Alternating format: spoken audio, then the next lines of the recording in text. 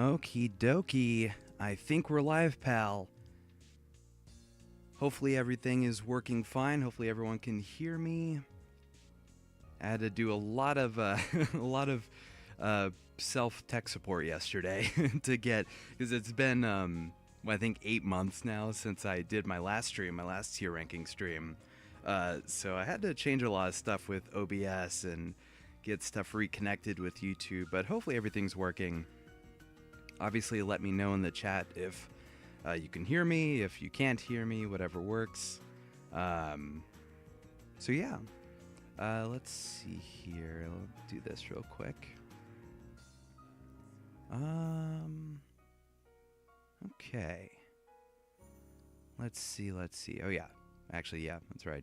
I already forgot that I have the stream up right now, so seems like I am coming through okay. But of course, let me know if I'm a little quiet, if I'm too quiet, if I need to be louder. I'll be more than happy to adjust that. But yeah, hello everybody. Hope you're all doing very well. For the people that are here for the first 10 seconds, or if you're catching the VOD, of course, you'll see I have a fun little starting screen. I don't think I have my microphone connected to that, so I'll be quiet for just a second, but here we have. There's my starting soon screen. I'm so happy about that. I made that last night. And I also have an end screen, which we'll see at the end of the stream. But yeah, hope everyone's doing well. I know it's been a very long time since I have streamed. I've been wanting to do it for a long time now. I just haven't had the time. I've been working on all kinds of different projects and all that. But I'm here to make up for it. I'm here to make up for those 8 months by doing a pretty hefty tier ranking stream here. As you can see, we are doing, and as the title of the stream suggests, and as the thumbnail suggests, we are ranking every Star Wars movie, show, and special, which is a lot. I don't think I realized when I first loaded up this tier list that it would have so much, but it does. And as you can see up here, quite a lot of it I have not watched. And also, before I continue, a shout out to this individual for making this tier list, VMA100 or Vima100, either one. But yeah, huge shout out to them for making this tier list. Yeah, it's a lot. This is a lot of stuff. It takes canon material, Legends material, and a bunch of in-between Lego stuff. Which, yeah, when I was going through and I was sorting all of this, I was pretty surprised that a few of these specials were included. So I'm pretty excited to talk about them and rank them. So yeah. Also, if you can hear music playing in the background, I have the Warriors Orochi music playing. Warriors Orochi is one of my favorite games growing up, and its soundtrack is undefeated, as is every Warriors game ever. So, but yeah, so I'll just kind of go through here and look at all these not watched projects. Let's zoom in here. We have all of the Young Jedi Adventures. I haven't watched them. I've heard really good things about them. I don't know what Star Wars Blips is. It seems like the art style is similar to Forces of Destiny, which I haven't seen either. Galaxy of Adventures, I've heard many, many good things about in regards to its art style. I've had my friend Riley send me videos every now and again of stuff from Galaxy of Adventures, and it looks very, very cool. Rollout, I don't know what this is either. Galaxy of Creatures, never heard of. Galactic Pals, never heard of. I did hear about this one, Grogu and Dust Bunny Zen. I think I saw that once on the Disney Plus homepage or something. But yeah, I never watched it. Fun with Nubs, which is a spin-off of Young Jedi Adventures, haven't seen.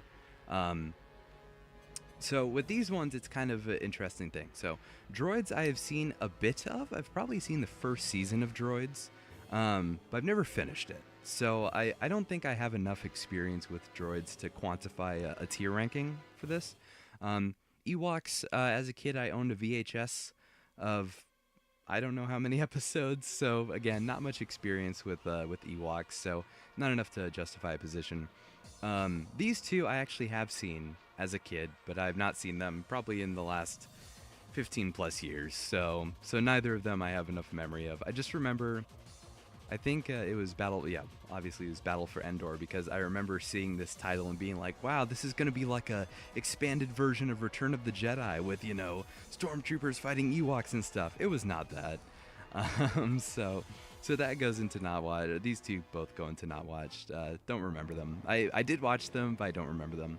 Um, Terrifying Tales, one of the Lego specials. Never saw Summer Vacation. Droid Tales, I don't know what year this came out. I feel like I remember seeing something about it, but I don't. It looks like based on the logo. Well, then again, Resistance Rises has the same logo. I don't know.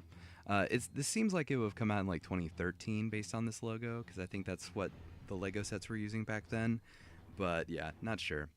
Um, Resistance Rises never saw. All Stars never saw. Rebuild the Galaxy, I've heard amazing things. My brother watched it. He really enjoyed it.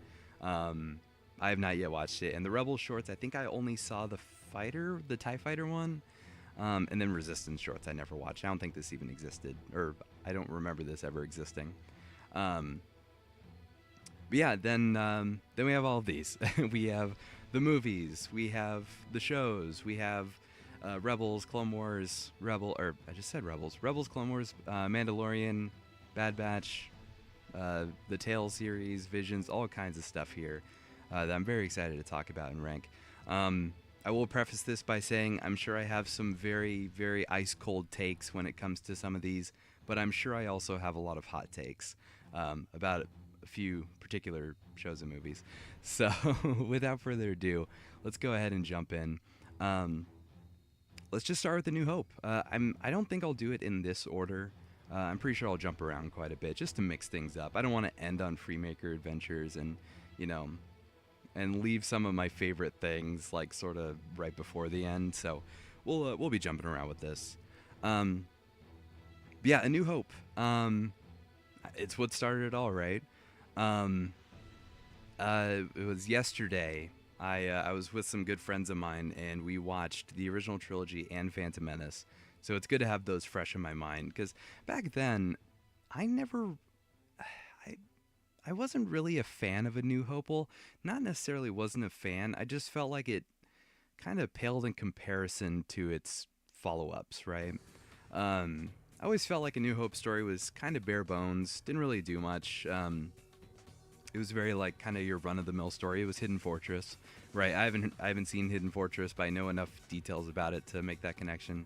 But after watching it, especially with friends, where that enhances the experience, great question. Disney Plus or original 77? I will say, well, in terms of which one I prefer the 77 one, I think. If only just to see what unique things they did instead of going with the CGI route that they did for the later special edition releases. But yeah, I think I'd prefer the original. And in terms of this, I'll rank it as the Disney Plus one because that was the one that I just saw. But yeah, there's a lot of fun stuff in this movie, and especially stuff that going through again, watching with friends, it really enhances the experience of like you're having fun with it, you're making jokes at stuff that happens. And there are a few things about this movie that were changed that I don't like.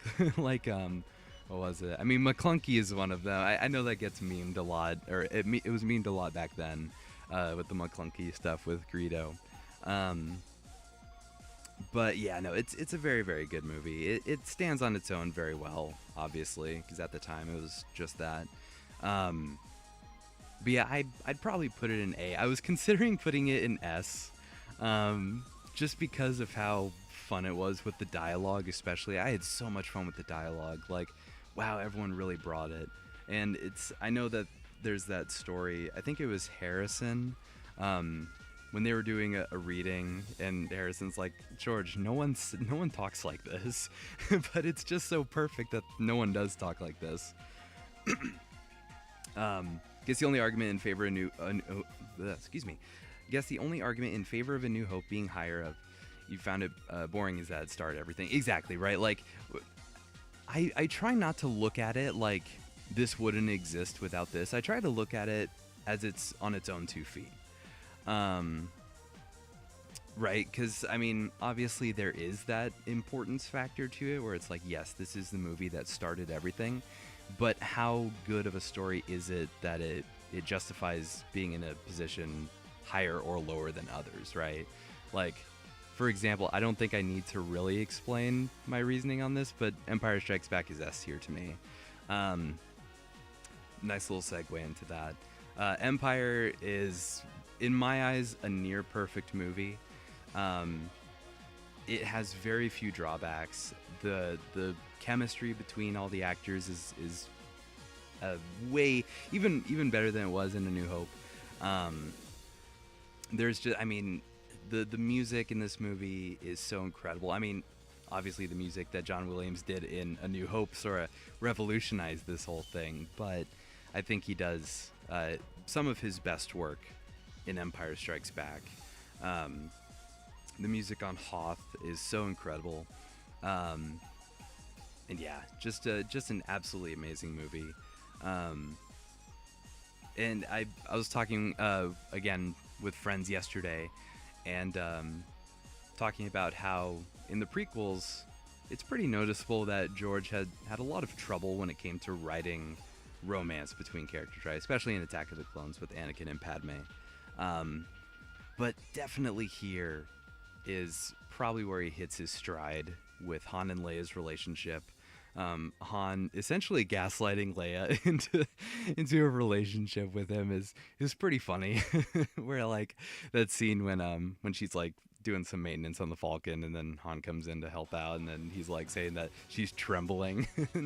He's like, wow, Han just gaslit Leia into loving him, which is so funny. But yeah, I really enjoy all the little details, especially in this film, where you're seeing Chewie with the Ugnaughts, and you see IG-88 back there, and it's like, wow, there's lore to that. Where obviously back then there was no lore to that, but it helps with later on stuff with later on media, where it's like, wow, okay, IG-88's theirs because Boba Fett killed him, and at the time they're just using random props and stuff that they just had around. So yeah, very, very, very excellent movie.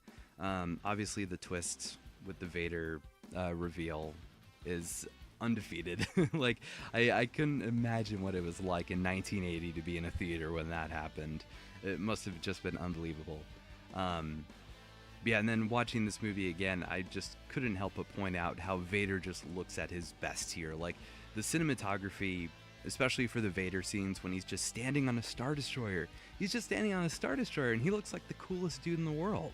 It's just, there was something so special about the lighting and the cinematography, especially when it came to the Empire stuff, that was just so well done here. So yeah, Empire Strikes Back, definitely out of the original trilogy, it is undoubtedly my favorite movie. Oh yeah, that's right. Yeah, Obi-Wan killed your father. Of course, I'm sure like how they do nowadays, where like scripts or plot details or whatever get leaked so often. And like what they did with The Mandalorian with the Luke thing, how to have a Plo Koon head like CGI'd over. It's a great way to subvert that. So yeah, just an absolutely outstanding movie is Empire Strikes Back. And then we have Return of the Jedi, which is also amazing. I'm having such a hard time deciding with this one, because I think probably as a kid this would have been my favorite. Just because I love all the different things that you kind of go through. I'll just put it right here for now, just so I can use my hands to talk. I use my hands to talk a lot. Even though I don't have a webcam on or anything like that, just use my hands. But like as a kid, I don't think I was ever really into the Jabba the Hutt stuff. But of course now as an adult looking at it, it's like, wow, yeah, this is actually kind of a big deal. Where it's like, you look at, or you would kind of expect Jabba to just be like this sort of run-of-the-mill villain, and in many ways he is, but they really do nail him being a vile gangster, like it says in the opening crawl, which I appreciate now that they really took the time to make this villain in what's basically the first act of the movie. seem like a big deal, which he was.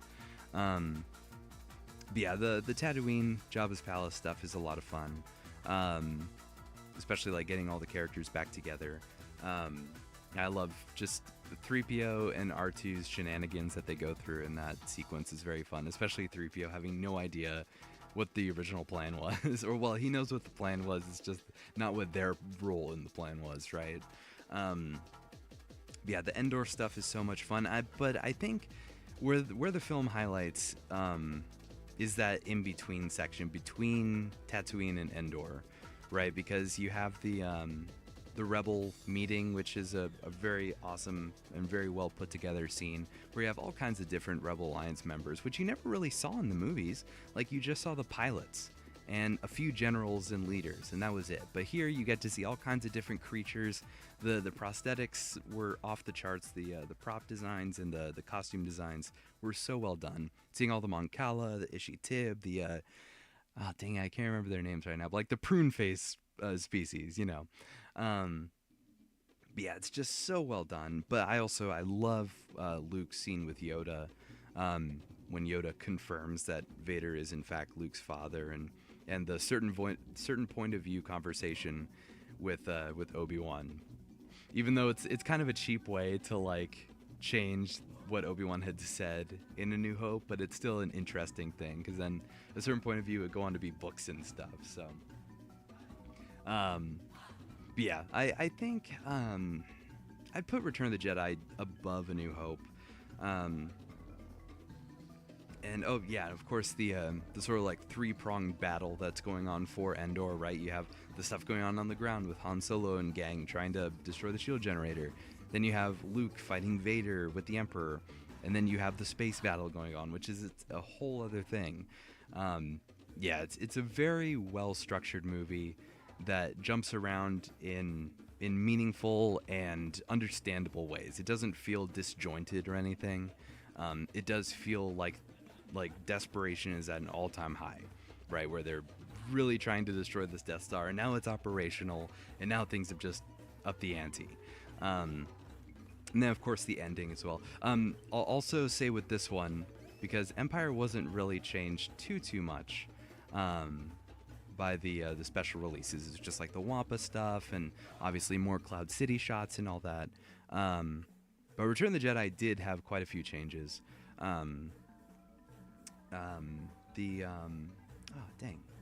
Of course, the ending scene with the celebration, right, where the prequels had already come out, so this was well after the prequels, where they added in Coruscant and Naboo and Tatooine and another shot of Tatooine.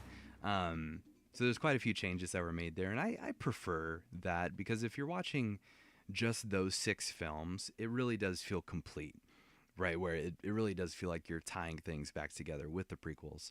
I'm not a fan of the Hayden stuff at the end. I think as a kid I was,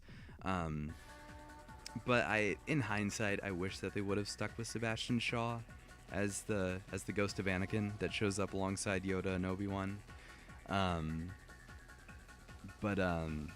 And then, of course, I most certainly prefer the celebration music that they use in the later release than Yub Nub. I'm not really a fan of Yub Nub. It doesn't really fit the tone of the scene. Well, it fits. I think it fits the tone. It just doesn't really fit the importance of the scene, or of the moment, right? Because yeah, the ending music that I don't know the title of the song that they use. It might just be like Ewok Celebration or something. Yeah, what they use for the end of Return of the Jedi for the later releases, I think is much better. So yeah, Return of the Jedi, excellent movie. Oh my gosh, of course, and the Vader thing, the Vader thing that I absolutely hate, when the Emperor is electrocuting Luke, and Vader's having his decision, and the no thing, and then he picks up the Emperor and throws him down the shaft. I hate the nose. I hate the nose so much. I don't know if that's a hot take or not, but I really hate the nose. I think that when he's quiet and he's making that decision, it feels way more impactful. Yeah, it's just so bad. That ending is actually a rare time. The 97 version got a dub by the fans. Oh, yeah, that's right. Yeah, I do remember that was probably like 10 some years ago, and I remember reading about that. Um, yeah, definitely a um, preferable change in my opinion. Um, but yeah, no, the Vader nose I think are probably the worst part about the special edition change for Return of the Jedi. I hate the nose. I will die on that hill. I don't know what it is. Like I hate it so much. I love the scene so much more without Vader saying a word, because it feels much more powerful in my opinion. But yeah, so that is the original trilogy. I know I've been kind of flying through these just a little bit. Um, or maybe I'm not. Maybe I'm talking about them too much. I don't know. But I love to talk about these. It's my favorite thing is just being able to talk about Star Wars in any capacity. So, um, but some of these I'll probably talk more about than others. But we do have a lot to get through, as you can see. So let's jump to the Phantom Menace. Another film that I had a lot of fun watching with friends. It's really interesting when you have moments of just watching the film and like trying to figure stuff out. Like we were watching the scenes when Padme had gone to Coruscant, and we're like, okay, is that Natalie Portman or is that Keira Knightley? And we're like just watching very closely to see if we can see the change. And then by the end, when they go back to Naboo, we're like, or me, I have this realization that, oh, I think it was Natalie Portman the entire time on Coruscant. But it changed to Keira Knightley when they went back to Naboo. They did the handmaiden swap. I could be wrong about that. Maybe my eyes were deceiving me. But that was a lot of fun just watching that. And also quite a few times watching this movie especially, there were a few things that I hadn't noticed before, which is pretty rare at this stage because I've seen most of these projects many, many times. So yeah, being able to go through and watch stuff and see something new for the first time is always cool. But also pointing out the stuff that other people might not have seen is also awesome as well. Like saying like, oh hey, there's Quinlan Voss sitting there in the back. But one thing, it's not a big detail at all. But when the battle droids all deactivate, and I think it's when it's the shot of Jar Jar with a droid in front of him. I never knew that droid had a 1138 on his backpack. I don't know if it's in like Nemoidian or Arabesh or whatever, but it's like there's 2 lines and then kind of a 3 and then 2 dots to symbolize an 8. And I was like, oh my gosh, that is so clever. Because of course 1138 is something that shows up so many times in Star Wars. Of course, one of George's first films that he ever did was THX 1138. Yeah, I'm sure that's shown up in like Easter egg videos and stuff that I used to watch a lot, but I've just never noticed that before. So, but yeah, Phantom Menace I think is a film that does hold up pretty well, especially nowadays. A lot of the stuff that George was aiming for with these movies, with the messages he was trying to tell, were pretty way ahead of their time. Well, a lot of them in the case of the original trilogy were pretty topical. But for the prequels, I definitely feel like he was pretty ahead of his time. Yeah, really, oh my gosh, I love Liam Neeson as Qui-Gon. He does such an incredible job. He feels like the second coming of Alec Guinness in that role, where it's like he's the mentor figure that actually has a lot more presence in the movie, because it really is Qui-Gon's movie. And then then of course Maul is so awesome. Again, seeing stuff that I can only imagine what it was like in 1999 to be in a theater and he holds out the lightsaber and the second blade comes out. I imagine that people's lives were changed forever after that.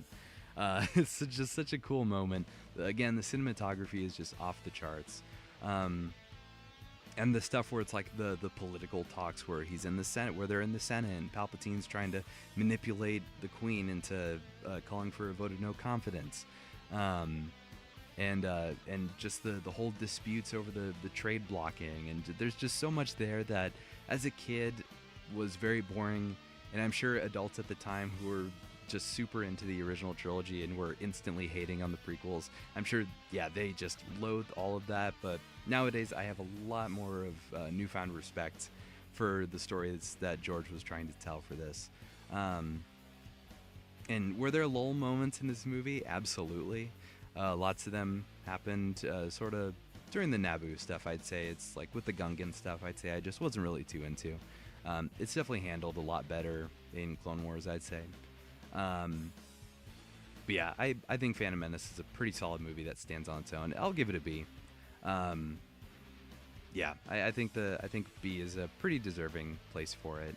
Um, of course, the actors that got just absolutely eviscerated online should never have never dealt with that. It's just so terrible, especially with Jake Lloyd. But I'm so happy to hear that he still enjoys Star Wars. I think it was back when Ahsoka was coming out. His mom had said something that like, "Yep, Jake's watching Ahsoka and he loves it," and that's just such a heartwarming thing. That's like, even though that this franchise was not kind, he's still able to love it, which is awesome. One thing I will say against the film, we don't truly get to see the repercussions the Trade Federation caused while they're occupying the planet. I absolutely agree with that. Absolutely agree. Yeah, because all you get is the perspective of the heroes, where they're trying to spin the idea that people are dying everywhere, because they're like forcing the governor to contact the queen and say like, "Oh, the death toll is catastrophic. You must contact me," to try and establish a trace. I think those are cool scenes, of course, like where Obi-Wan is there and he's like, "Yeah, no, that is a trick. Do not contact them." But so it's cool to get the perspective of the heroes with that, and especially Padme at the time when she was still disguised. But yeah, we don't really see what the Trade Federation is actually doing to the planet to be so catastrophic. Like, yeah, they're on the ground. They've taken over Theed, and we only hear about what they've done, right? Like, we've only heard that they've gone to the swamps. Did they kill all the Gungans? We don't know. Did they actually kill a ton of people, or are they just held in prison camps? We don't know. We only get like vague hints at that. So yeah, I definitely agree with that. But yeah, Phantom Menace I think is pretty deserving of B for the things that it does right, for sure.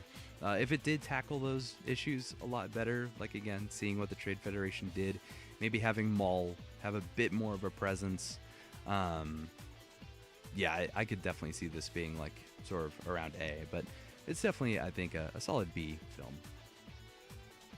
As far as we know, they're just moving in. Exactly. Right? Like, we see them arrive when they take the queen and all of her people hostage. And then that's kind of it. We just see Gunray walking around in his little spider chair. And that's it. So yeah, there's not really too much that we see there. Attack of the Clones is one of the films that I have not really seen too recently. Probably within the last couple of years. But I do remember enough of it, of course, to justify a tier position, of course. Again, it's the dialogue is kind of a mess in this movie, more than the other two, I'd say, for sure. Where yeah, again, it's Anakin and Padme. Their relationship is definitely the low point of the film, but that's something to not necessarily look past, but acknowledge that yeah, this wasn't great. But I think that the film has its highlights when it's trying to tell the story of what's happening in the galaxy. At the same time, I don't think it's doing the best of job doing that. Because in the opening crawl, right, it's saying, you know, thousands of systems are threatening to secede from the Republic. And there's, you know, treaties trying to be ratified and whatever. And Chancellor's trying to get emergency powers in case it comes to a war. And I feel like we barely get to the tip of the iceberg for that. Where, yeah, in the beginning, where it's just Padme showing up and then there's the assassination attempt. It's like, okay, what is happening here? Like, and now Padme's assassination attempt is like the focal point of the film going forward, at least for the like 2/3 of it, where it's like, wait a minute, what about all these systems that are threatening to split from the Republic? I want to see senators that are talking to the Chancellor and having all kinds of discussions and arguments about, you know, how they're being treated and all that. Like, I want to see that stuff, and we only see that at the end, where it's in the third act, and when the Separatist Council all gets together, right? But they're just like evil guys. There's no like real stakes, or not. There's not stakes, but there are stakes, but there's no like elaborating, I guess, right? Like, all we know is that these guys, all these corporations are separating, but not the senators themselves, which is another reason why I'm so grateful for Clone Wars, especially in season 3, where we get to see the separatist Senate and see how similar they are and how different they are from the Republic. So yeah, but the things that the movie does right, I love the Camino stuff. And the Geonosis stuff is obviously very awesome. When I see it's a good prequel to the Clone Wars saga, but as a standalone movie, it takes a long time before we get to build anything up past Jango Fett. Absolutely, yeah. Like I enjoy the intrigue of it, right? It's not a knock on the intrigue. Like, as much as I want to see more of just like the thousands of system stuff, it's cool like having Obi-Wan go to Dex's diner, which, I mean, obviously Dexter Jetster, one of the greatest characters in all of Star Wars, But I love all that stuff where he's going there, he's showing him the dart, Dex is giving him info, Obi-Wan goes to Camino. I think all that stuff is so awesome. And then also the stuff with the Jedi Council and Palpatine, where Palpatine's trying to vie for emergency powers. I think that's all really cool stuff. It just needed a bit more time, I think. It's the same thing with Revenge of the Sith, where there's so many deleted scenes that like probably would have enhanced the movie so much more. It would have been like a 4-hour movie, but it would have done a really good job telling that tale. I feel like Attack of the Clones is kind of in the same boat, where if they had maybe 30 more minutes of scenes that are really explaining what's happening in the galaxy 10 years later, after Phantom Menace, that'd be great. Where's Dexter's Clone Wars model, Dave, right? We have Krell. Let's just modify the Krell, make him a little bit shorter, and there you go. Give him a mustache, give him the diner's outfit. Oh, what a great Tales series that would be. Tales from Dexter's Diner. Man, I'm sure he's got some stories. But yeah, Attack of the Clones, then again, with the third act with the Geonosis stuff, I think is really solid. Just getting to see Obi-Wan and Anakin's banter is especially fun, because you never really see it at all, outside the beginning of the movie, where it's them bickering back and forth about Padme, and about, you know, Anakin and Padme agreeing to have her as bait, and Obi-Wan's having problems with that, and then the this weapon is your life stuff. Like, that's all awesome, but then we go most of the movie without more of that, which I think we should have had more of that. Like, at least them like talking to each other over the holo, especially. And then at the end, yeah, I love their bantering. They're so good. Hayden and Ewan have such good chemistry. And then yeah, obviously it's just a big a big CGI fest with the Geonosians and the clones and all kinds of stuff going on there, which is fun. It's a fun battle set piece, which I really appreciate.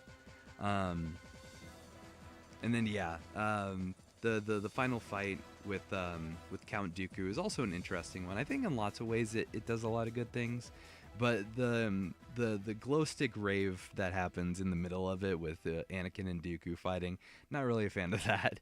Just show them clashing blades. We don't need to see the colors illuminating their faces. They're spinning them around. But no, I think that the final probably 30 minutes of the movie are pretty solid, but just the rest of it kind of struggles a lot. It has its hits and misses. Anakin getting pushed a bit more towards the dark side is a lot of fun, but again, it's just stuff that we need to see more of. So yeah, Attack of the Clones, it's serviceable. I'd give it a C, I'd say. It's decent. Imagine it was supposed to be a parallel of Luke being separated from the main group most of the film because poetry, of course. Yeah, right. It's like poetry, they rhyme. Yeah, that's a pretty solid reasoning for that. Is yeah, to have our heroes sort of in different situations, but I feel like in Empire it did a lot better of a job doing all of the desperation of it, because of course it's a different time, right? Like the rebels are on the run, and our main heroes on board the Falcon are on the run the entire time, whereas that's not the case here because there is no war yet. But yeah, I think AOTC does a decent job telling its stories, but it needed a little more substance to really benefit from it. Again, if the deleted scenes had been added, I'm sure that it would have been much better. Um, then we have Revenge of the Sith, which, of course, at the time, it's still a very great movie. But then once you watch Clone Wars, I think it's even better. Um, so I'll try to separate the two. Because again, Revenge of the Sith, it's been a number of months since I've watched that. So I'll try to pull what I can without allowing the Clone Wars stuff to sort of seep into it. But again, it's the Hayden and Ewan stuff is again just off the charts. They have just such good chemistry with each other, especially during the flight scene. Where yeah, it's just Anakin is so confident, Obi-Wan is so cautious of everything that Anakin is doing. It's so well done, and yeah, just that whole set piece is very good. A few months ago, before the end of the year, I think it was November, I started reading the Revenge of the Sith novel, and I didn't realize how long this sequence, the sequence with them in space, was. Like, it's still pretty long in this movie. It's, you know, counting all of the invisible hand stuff, that's like almost a third of the whole movie. Very similar to the stuff in Return of the Jedi, where it's they're going to rescue a person of importance to them, and that's like the third of the movie right there. But yeah, it's a pretty long sequence, but it really is highlighted by Ewan and Hayden, and of course all kinds of battle stuff going on. You see all these ships getting blown up. It's a very awesome set piece. And then yeah, just the introduction of Grievous as well. Of course, people who had at the time watched the Clone Wars micro series before would have seen Grievous at the time and probably were disappointed at how different he was with George's view of him compared to Tartakovsky's view. But yeah, it's a solid take on Grievous all the same. I think I like it. I like how just conniving he is, I guess. I think Clone Wars, obviously, again, does a better job with Grievous, but getting just a little taste of Grievous in this film, getting a better taste of Grievous in this film, getting a little taste of Grievous in this film was fine. I did notice during a recent rewatch that droids don't exactly give our protagonists much trouble at all in this film. I don't mind it because the clones essentially take over their role. Exactly, yeah. That's kind of how it is for most of the prequels, I'd say, right? Like, even in Phantom Menace, where the droids are there, but they are just constantly just getting cut down left and right. And I know a common criticism for Clone Wars has been like, oh, they took the droids and turned them into jokes. But while I was watching Phantom Menace, I couldn't help but laugh at how goofy the droids were in that movie.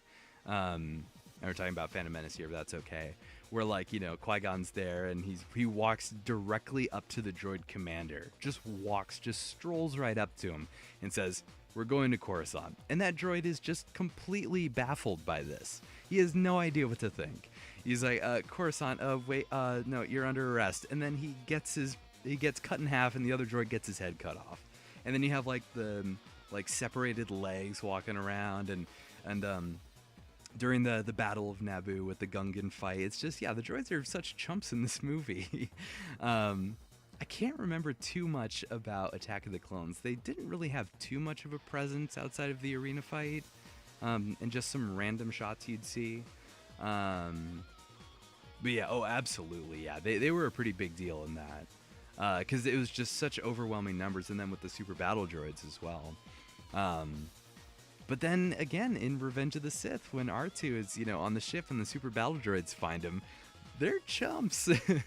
they're not great, because R2 just spills oil on one and lights them both on fire, without much effort at all. So yeah, no, I definitely think the droids were always meant to be just overwhelming numbers, but in small clumps, they are very not great at their jobs. But yeah, the invisible hand stuff for Revenge of the Sith is so much fun. The fight with Dooku is very, very great, very great. Despite what some folks say, you can easily find evidence of the droid showing fear in all three movies. Yeah, and even then, at the beginning, like your first interaction with the battle droids on the Narmoidian, on the Lucrehulk, he's like, all right, you go in. Where they're like, when the Jedi are trapped in there with the toxic gas, we're like, all right, you go in. It's just, yeah, they're so easily cut down and just very, very clumsy. Um, but yeah, the invisible hand stuff is so much fun. The fight with Count Dooku is a lot of fun. It's very interesting how different it is across the different iterations. Where like, you look at the books version of the fight, and the Revenge of the Sith game, that version of the fight, which are very similar, which sort of takes the fight and expands on it a lot. But I think for what we got here, it was pretty entertaining, especially once Obi-Wan gets taken out of the fight, and that sort of leaves Anakin to really show off his skills, and also his rage. But yeah, then of course just the stuff that I really wish that we got more in Attack of the Clones. We see quite a bit of here with Palpatine, his emergency powers, or he was saying that he was going to give up his emergency powers after Grievous was killed, and all kinds of stuff. A lot of intrigue there that's really fun. If anything, the EU contradicts the movie droids. They're technically stronger antagonists. Yeah, right? Because yeah, you see a lot more of what they can do there as opposed to what you see on screen with the films. Like not even counting Clone Wars, with just the films, you can see a lot of just goofiness from the droids. But yeah, then of course you have the tragedy of Darth Plagueis the Wise. It's really good stuff. I'm sure at the time people were like, all right, what is this? What are we doing here? But it's such cool intrigue and just such expansion to the lore that is so fun. And Palpatine just slowly manipulating Anakin, because that's the big tragedy of this film. It's all about the manipulation of Anakin finally coming full circle. Which is, yeah, I love how well it's done, and I appreciate Clone Wars as well, with the Siege of Mandalore kind of telling you what it is. If you didn't get it with Revenge of the Sith, here it is with the finale of Clone Wars, where it's like, okay, Republic forces are pushed to the brink. The Jedi are scattered all across the Outer Rim. So there are hardly anyone left on Coruscant. There are plenty of Jedi, but not your like main ones, right? Like your Aylas and your Plo Koons and your Quinlans and all of them, right? So all you have is really a skeleton crew, no pun intended. I just realized that as I was saying it. Of like, yeah, you just have Mace and Anakin and a few other Jedi who are still on Coruscant, and Mace, who is one of Anakin's biggest detractors. So it made it so much easier for Palpatine to just completely manipulate Anakin and finally turn him to the dark side. And having Obi-Wan gone, and of course with the knowledge of Clone Wars, having Ahsoka gone, there's all these things that they're all little puzzle pieces that lead to Anakin's fall, which I think is so well done. And that's not even with that like hindsight of Clone Wars. It's at the time, again, like all you see is Mace on Coruscant, Mace and Anakin, and that's it. So yeah, very cool stuff. I love the Utapau stuff. The battle on Utapau is so good. It's very well done, and all the details that they put into the animation, like I know there are a few YouTube channels that have gone like frame by frame analyzing different battles or different movies, where it's, you see a clone that's just like a droid that's goofing around and a clone doing whatever, and this is really cool stuff. No fairness, all 4 Jedi that go to Palpatine's office were on the council before they found stuff. Yeah, right. Kit Fisto was there and Stacey Tin were there. They're very competent. But again, it's these are Jedi that don't really have the most connections with Anakin. It's stuff that makes it very easy for Palpatine to kill them, and for Anakin to be like, okay, yeah, whatever, I'm turning. I love the Battle of Utapau stuff. I wish that the Grievous fight lasted just a little bit longer. I think it was pretty good in that opening bit where he does the forearm reveal.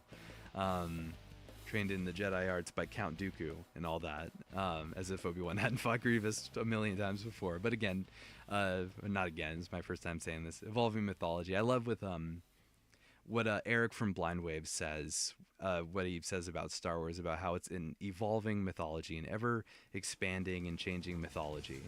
And so yeah, it's like Grievous talking to Obi-Wan there might seem like this is their first time fighting one-on-one, but that's fine, because there's some leeway there.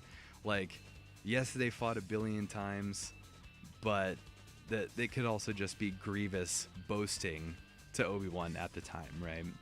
What a coincidence! I trained the man who killed him. Exactly, right?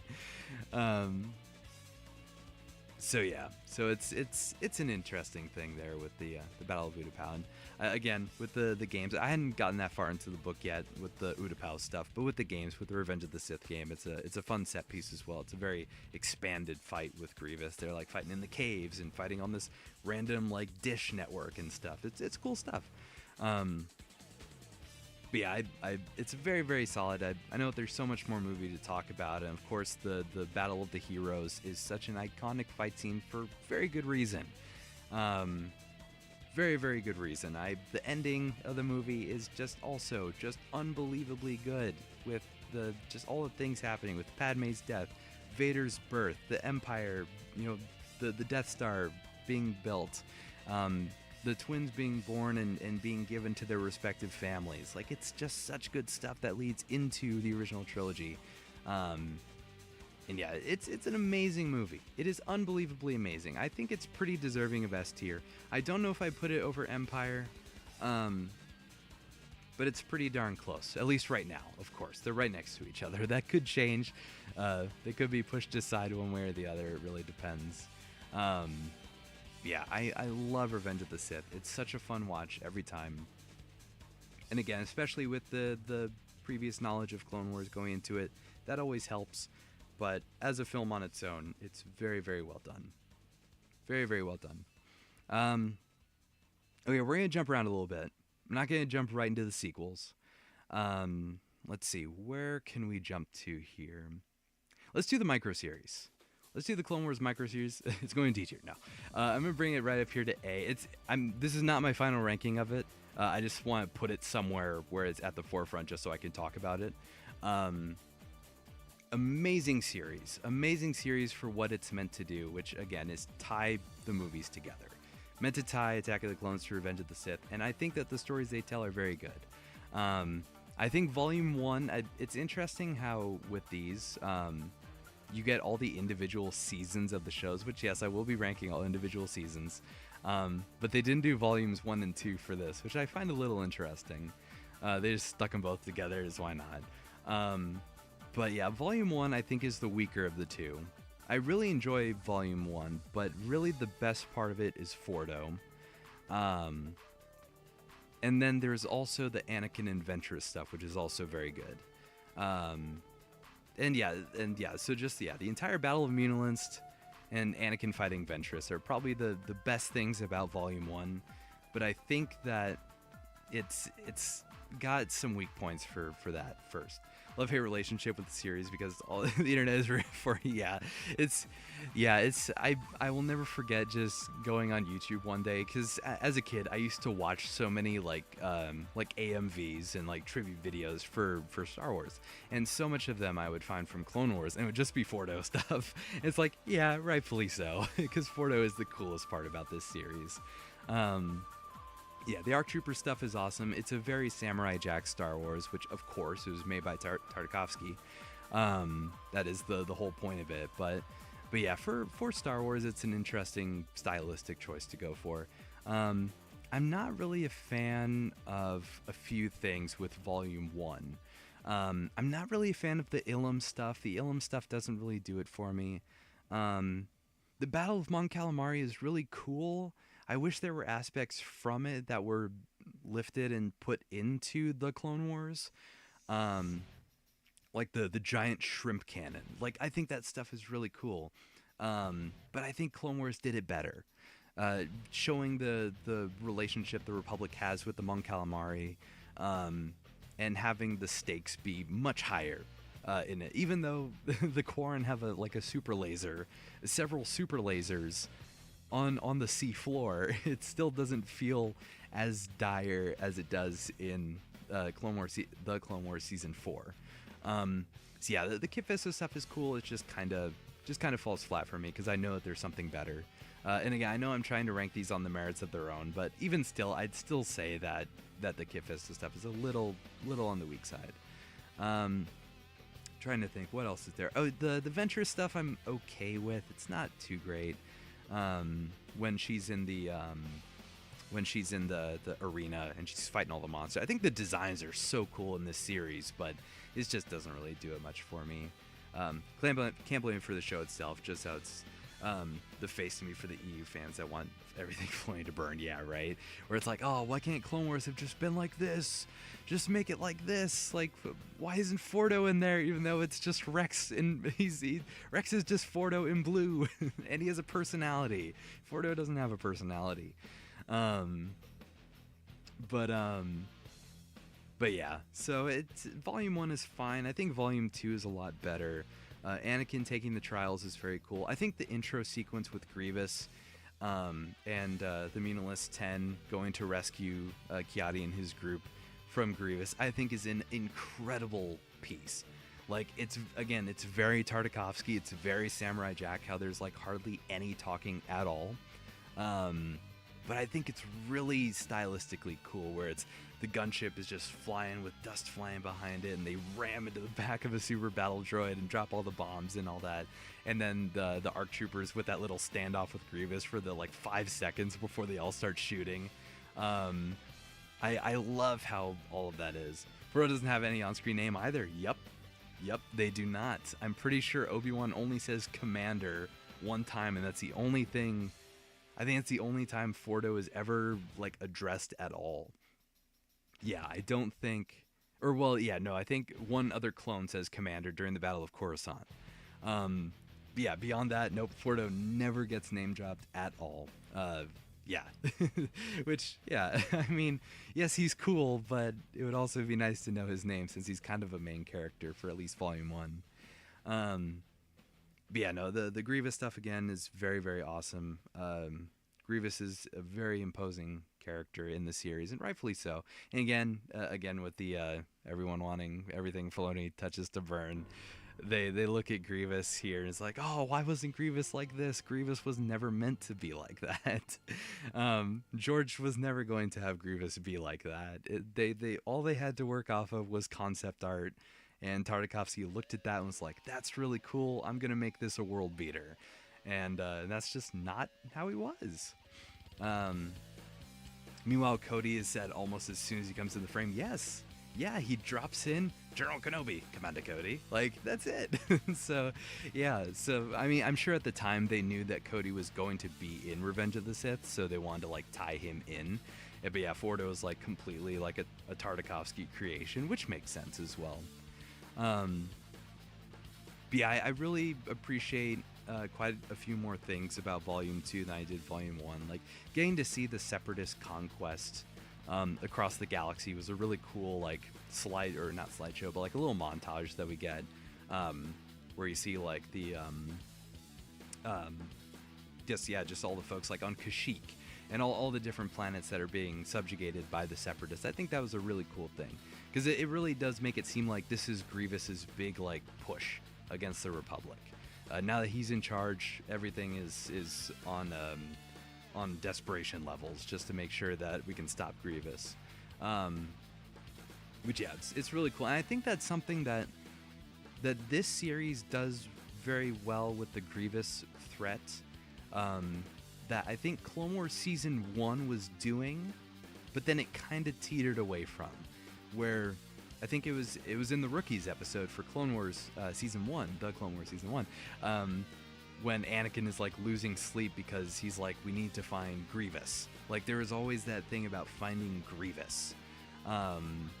But in later seasons, it doesn't really tackle just finding Grievous and stopping him. It's sort of just finding Dooku, Grievous, Sidious, whoever's a commander, and stopping them.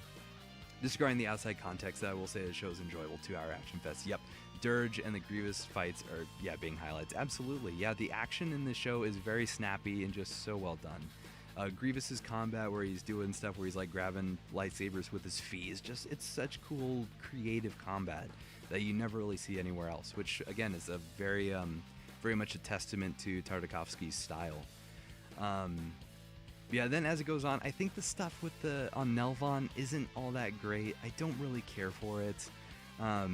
sadly, that's the B plot of this because Coruscant is being attacked, right? So you're supposed to care a lot about the Obi-Wan Anakin stuff, finding, the kidnapped men of the village, but it plays second fiddle to the attack on the Capitol, which is a lot more interesting. So yeah, whenever I go back and rewatch Clone Wars, I would often just kind of skip through the Nelvon stuff, just because I want to get to the part where Anakin has his vision in the cave, and then him really embracing the dark side to kill all the Skakoans.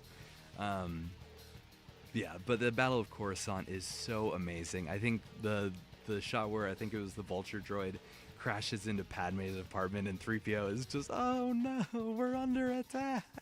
And his voice is in the background even though he's in the forefront. Because Typho is talking to Padme and 3PO is just losing his mind. It's such a fun sequence. Also Anakin being knighted is very awesome.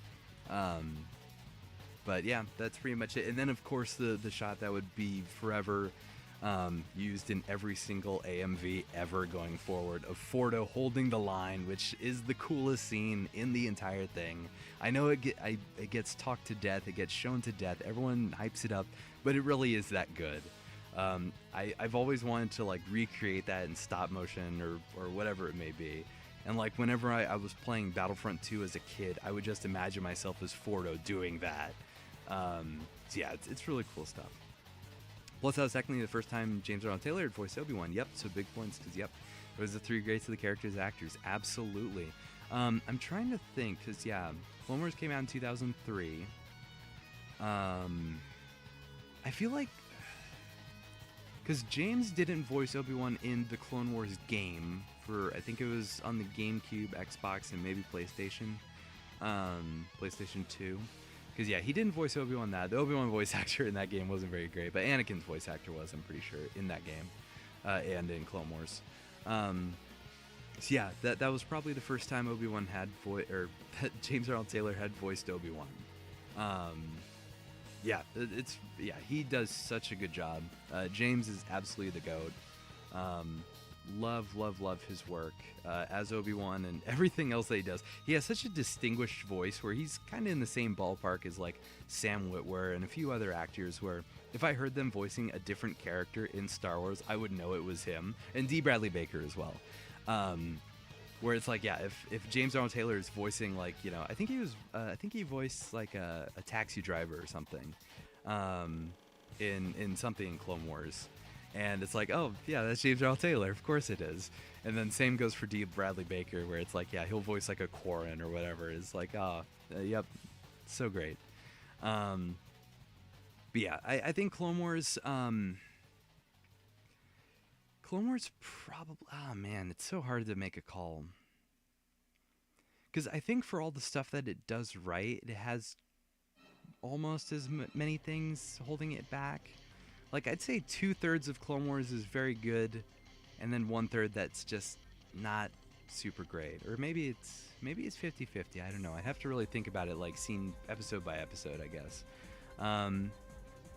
It's either a very low A or a high B. I know for many that's probably blasphemy to say that, but again, that's just how it goes. I think there's a few things that people really latch onto with the Fordo stuff, and the Grievous stuff, obviously. But beyond that, it's there. B for burn, like they want. Yeah, right. For right now, I'll keep it at a very low A, very very low A. It might end up in B. Still haven't really decided yet, but we'll get there. I'll figure that out by the end. It's definitely below A New Hope for me, I think. Again, it's a solid entry into the Star Wars mythos, but it was going off of what they knew, which wasn't much. They knew that they had to bridge the gap between Attack of the Clones and Revenge of the Sith. They knew that they had this concept art for something called General Grievous, and there's Commander Cody, and here's the Clone Wars armor. But that's about it. Okay, so that is the micro series.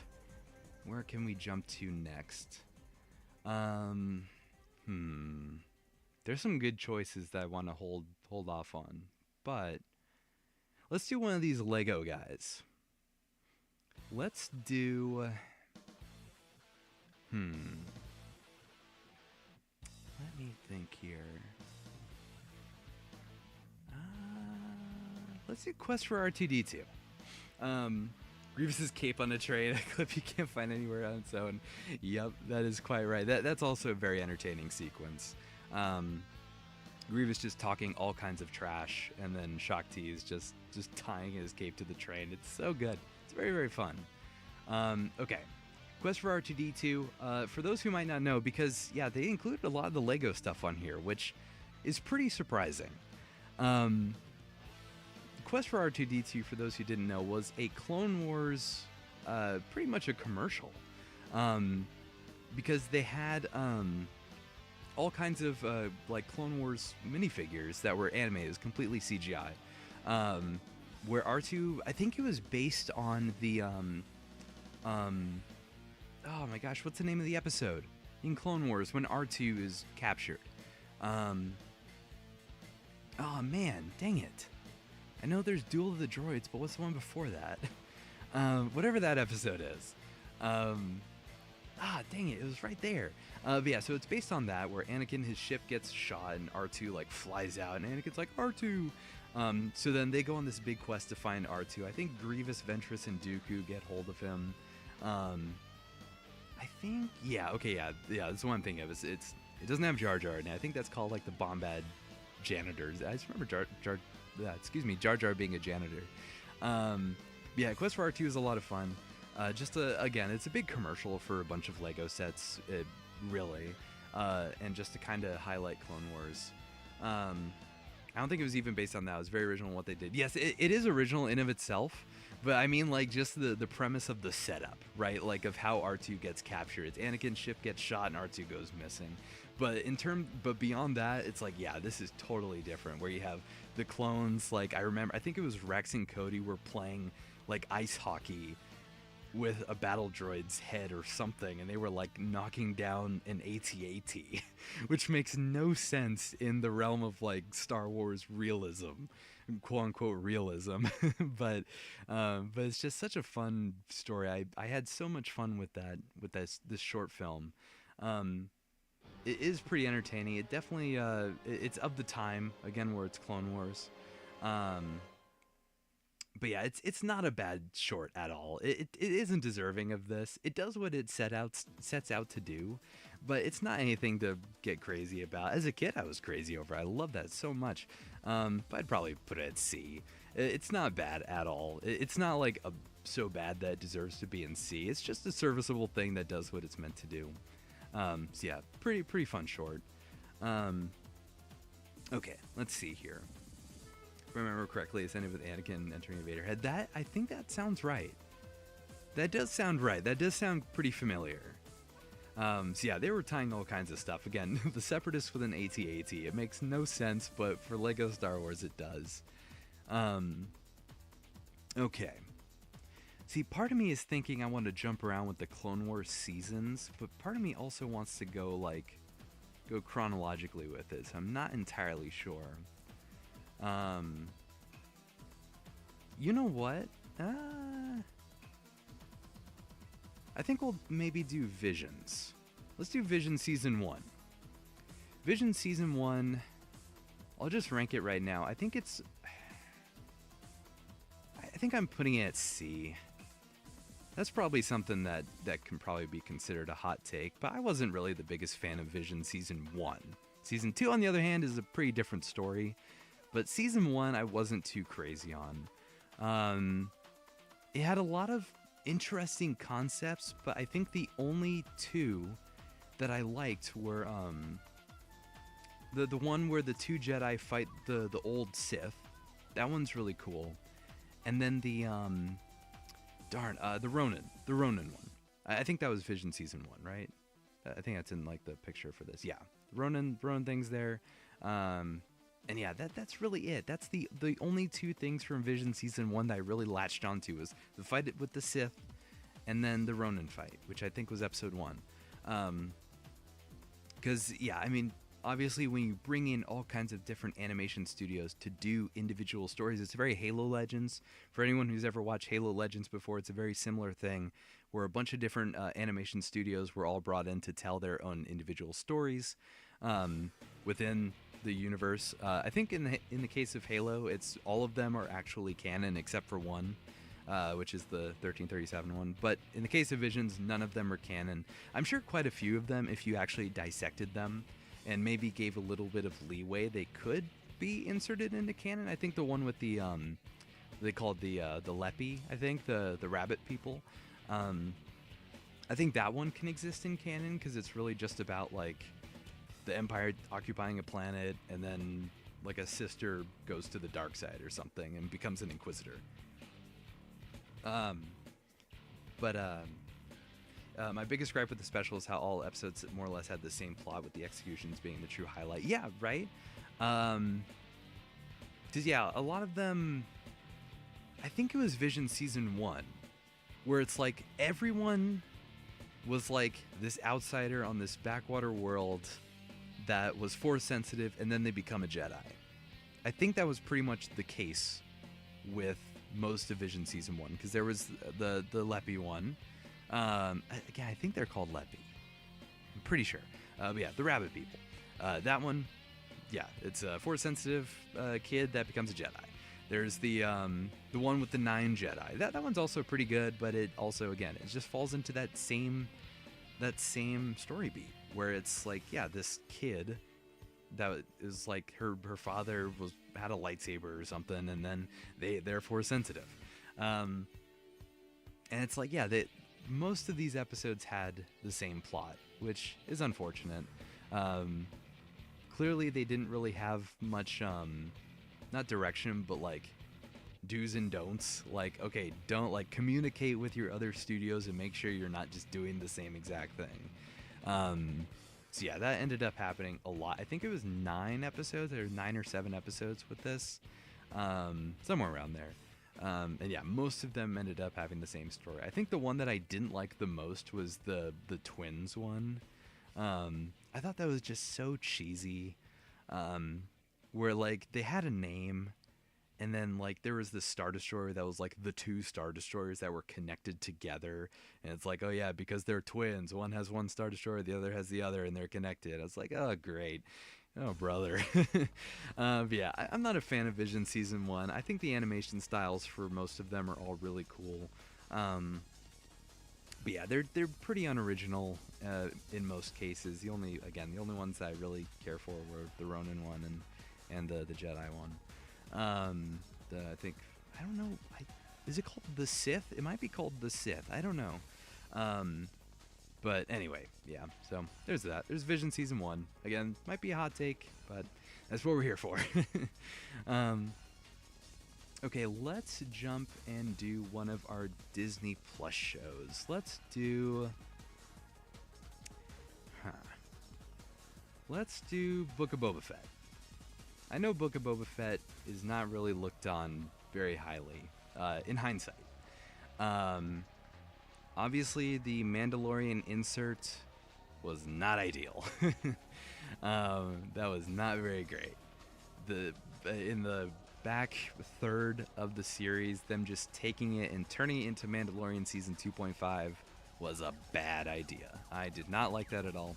I think the episodes themselves are very good, but they do not belong in this show. There should have just been an epilogue special that took those 2 episodes and put them together, but have the Pike plot be resolved early on. Daring today, aren't we? But yeah, so yeah, taking the Mandalorian stuff and inserting that into the Book of Boba Fett story, was not a good idea. But I think all the stuff before that is actually pretty serviceable. I think the first 2 episodes are very good. I really like Boba getting back on his feet, and sort of taking things over, and I love the flashback sequences. So Years ago, I was watching Arrow, and I hated how they always did the flashback stuff. I hated that so much. I hate it because it happened every season, and there was always some new story to tell. But with Book of Boba Fett, I think it did the flashback telling so well, where like Boba would go into the Bacta tank, and then we continue that story of how we got to where we were. I really like that plot device. I think that was very well done. I think episode 2, I think it was episode 2 with the train heist. That is an incredible set piece. I love that set piece. The Tusken stuff, the Tuskens getting a renaissance of their culture, I think is so cool. Excuse me. Because the only things that we really had before were in Knights of the Old Republic, and that was pretty much the biggest thing that the Tuskens had in a long time, if ever. I don't know if the Tuskens ever actually got like crazy amounts of expansion in Legends and like maybe in the comics maybe, but yeah, I really love what they did with the Tuskens in this. I thought that was so cool. Having the Pikes be the main antagonist of this felt very real for the story that they were telling, with it being Boba's new criminal empire having to contend with these other syndicates that have a lot of staying power. So yeah, I think that's all amazing, excellent stuff. And then introducing Chrysanthemum into the story as well was really cool. I got really excited when I saw him for the first time, when he made his first appearance. I was like, what? They have Chrysanthemum in here? That is so cool. What a great tie-in.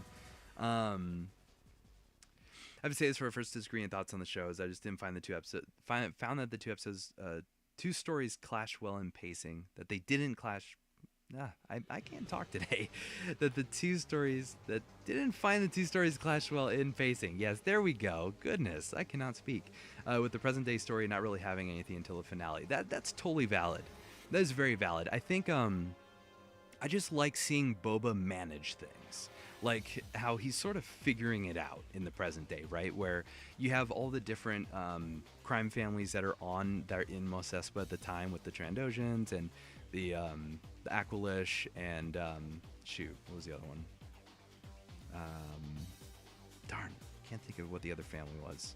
But anyway, you get the idea, right? Where it's I like him having to contend with all these things where he's like the person who's asking for this and he's like, all right, whatever, and then having to go to the Ithorian mayor's place to like really solidify his rule. I think that stuff is interesting for Boba, getting to see him sort of enter this new role. I'm having a hard time remembering most of like the finer details, because I can't remember if it was like if it was in those first two episodes where he went to the dude with the dispute over the water, right? I think it was the kids who like stole the water and stuff. I'll get that out of the way right now. The Vespa stuff, I don't care for it. Obviously the race was like slowed down to like 0.25 for whatever reason. It was very silly. But I appreciate what they were trying with it. I don't think they executed it very well, but I appreciate what they were trying. But yeah, again, I liked Boba in this role. I know a lot of people wish that he kind of did more of what he did in Legends and went on to become Mandalore and all that. I think that would have been awesome as well. That would have been really cool, but I'm satisfied with what we got. I do wish again that the Mandalorian stuff was saved for later. I wish that we got a bit more of the Pike disputing. I think Cad Bane being the enforcer for the Pikes was a great choice. I wish that there was a bit more of a connection between the two, because what it feels like what this show did with Cad Bane was to more or less have a bounty hunter on Boba's level that was available. I will say, having rewatched the Boba vs. Cad Bane deleted scene, I do see that Boba's character was planned like this for a while, but still without that arc, it came out of nowhere. Absolutely, right? The Clone Wars arc, right?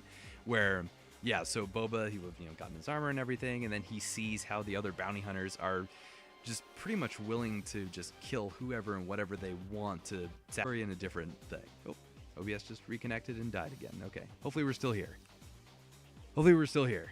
Go away, notification. Yeah, okay. Hopefully we're still here.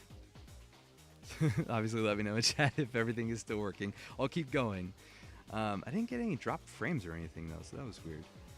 Um, but yeah. So let me just check real quick here. Just make sure that everything's still running. I think everything's still good. Should be anyway. Let me go ahead. Yeah, it seems like everything's okay. There's just a little hiccup with OBS, I think. Let me just try. Sorry for the delay here. Just want to make sure everything's still running. Okay. Yeah, seems like everything's good. Let me check out the YouTube stuff here. Yeah, that's not working. I have the YouTube Studio live streaming thing open. For whatever reason, that's not working, but whatever. Let's see here. Okay, yeah, I think we're good. Hopefully we're good. All right, back to it. So, yes. Anyways, where was I? Yeah, so I appreciate what they were trying to do with Boba's character to try to turn him into this humane individual. But yeah, if they did have the Clone Wars arc, it certainly would have been a better story told for him. But that's, yeah, it's just unfortunately what we had to work with since they weren't able to finish that arc. Yeah, I remember shortly after Obi-Wan had come out, after Kenobi had come out, I remember seeing someone say, and I definitely agree with this, where it's like, okay, we should have swapped our positions here, where Book of Boba Fett was entirely on Tatooine, and Kenobi went to a bunch of different places, including Tatooine, and it's like, our roles should have been reversed here. Kenobi should have been entirely on Tatooine, and Boba Fett should have been a bunch of different other places, which I do kind of agree with. It would have been nice to see Boba maybe go to Nar Shaddaa or all these other, like, Hutt and Syndicate type planets and try to establish his positioning on Tatooine from other places, right? Like meeting the Hutt cartels on Nar Shaddaa or Nal Hutta and being like, hey, Jabba's dead, Bib Fortuna is dead, I'm in charge now. That would have been a cool dynamic to see. But unfortunately, we just didn't get that. We had to be on Tatooine because we had to use the soundstage, which is neither here nor there. But again, I think the Mandalorian episodes do hold the show back because of what they were doing, but I do like those episodes. I think they're good. They just sideline Boba for no reason. Yeah, we shouldn't have had these episodes in another show. It should have just been Mandalorian epilogue or something. So yeah, I think Book of Boba can actually stay here. Probably, yeah, I like it more than all of these. Definitely more than the Lego Star Wars thing. It's probably a very low B for me. I still appreciate this show. Obviously, just getting Temuera Morrison as Boba Fett is so cool. And him pairing up with Fennec Shand, Ming-Na Wen does such a good job. Getting a few spikes, but they're links of a blip. Okay, sure. Okay, let me try something here. I'm going to go ahead and close out the live streaming thing on YouTube Studio. And maybe I'll also see about dropping the quality on this. So this is at 360p. Okay, that's fine. Okay. Hopefully that'll be okay. Make sure nothing's taking up unnecessary bandwidth or whatever on here. Okay. But yeah, Book of Boba, I think is probably going to stay here at a low B. It's a fine, serviceable show. It has quite a few drawbacks, but I don't think enough as Visions or Attack of the Clones for me to put this one below these two. So yeah, it'll probably be like towards the bottom of B as we put more stuff into here. All right. Moving on now. Let's do... I don't know if I want to go from another hot take to another. Let's see. Let's just go ahead and finish out Visions with Vision Season 2, Volume 2, whatever you want to call it. I think Visions Volume 2 is awesome. I think that this If anyone had any criticisms about Vision season 1, I think they fixed them in season 2. At least most of them. Um I'm just trying to look here so I can remember all the different stories that were in the in volume 2. Um I think it was the first episode. I loved the first episode with the paint, uh, because this show or this season or volume, it says volume 2 right there. There we go. This volume does a very good job at expressing the Force in different ways, which is a really cool thing to do in Star Wars because for a long time it was, well, of course, we had just the Force, but there were also very few and far between a few different interpretations of it, right? And there were still things that connected to the Force that made us sort of question what it really was. Like in with the Mortis stuff, it's like, okay, are the father, the daughter, and the son, are they the Force? They're just conduits of the Force. Okay, but what does that mean? Um, so yeah, so it takes the Force and sort of gives little bits and details to make you really question what it is. But this volume really takes the Force and dumps it on its head because there are so many different interpretations of what it is. That is so awesome. This volume left Japan. Okay. Actually, yeah, I didn't really look much into the behind the scenes stuff on what they did with Visions. So that's good to know. That was, yeah. Oh, actually, no, I think I do remember hearing because it was, this one that was outsourced to a studio in Ireland. Actually, I do remember that.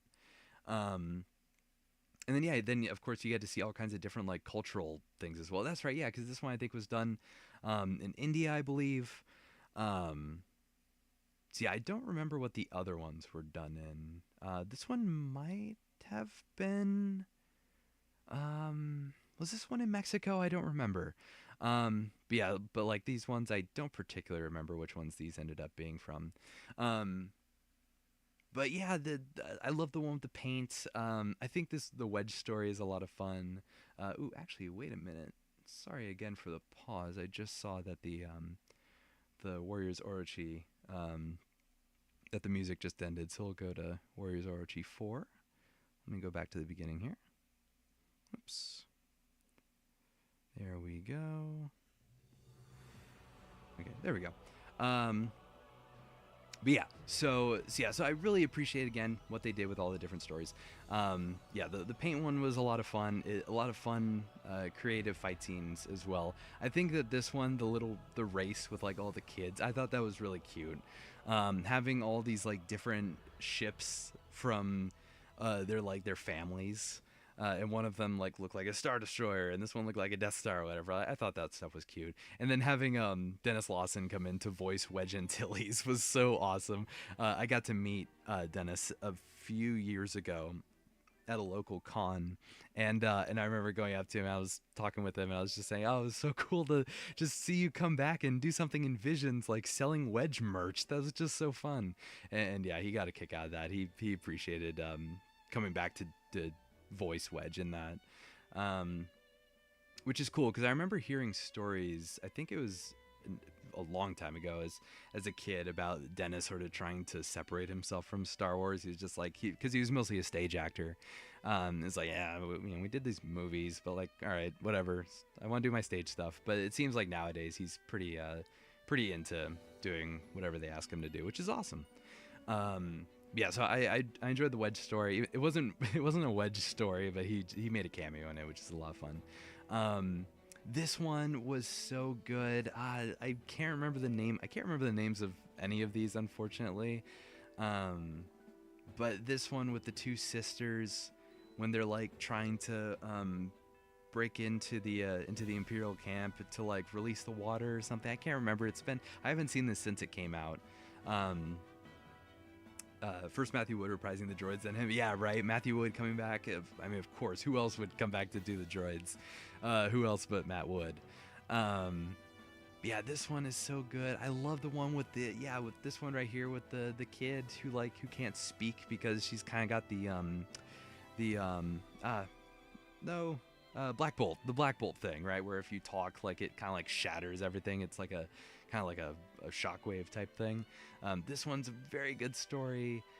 This one I don't remember too much about. Was this the one with like the people that were stuck in the pit, maybe?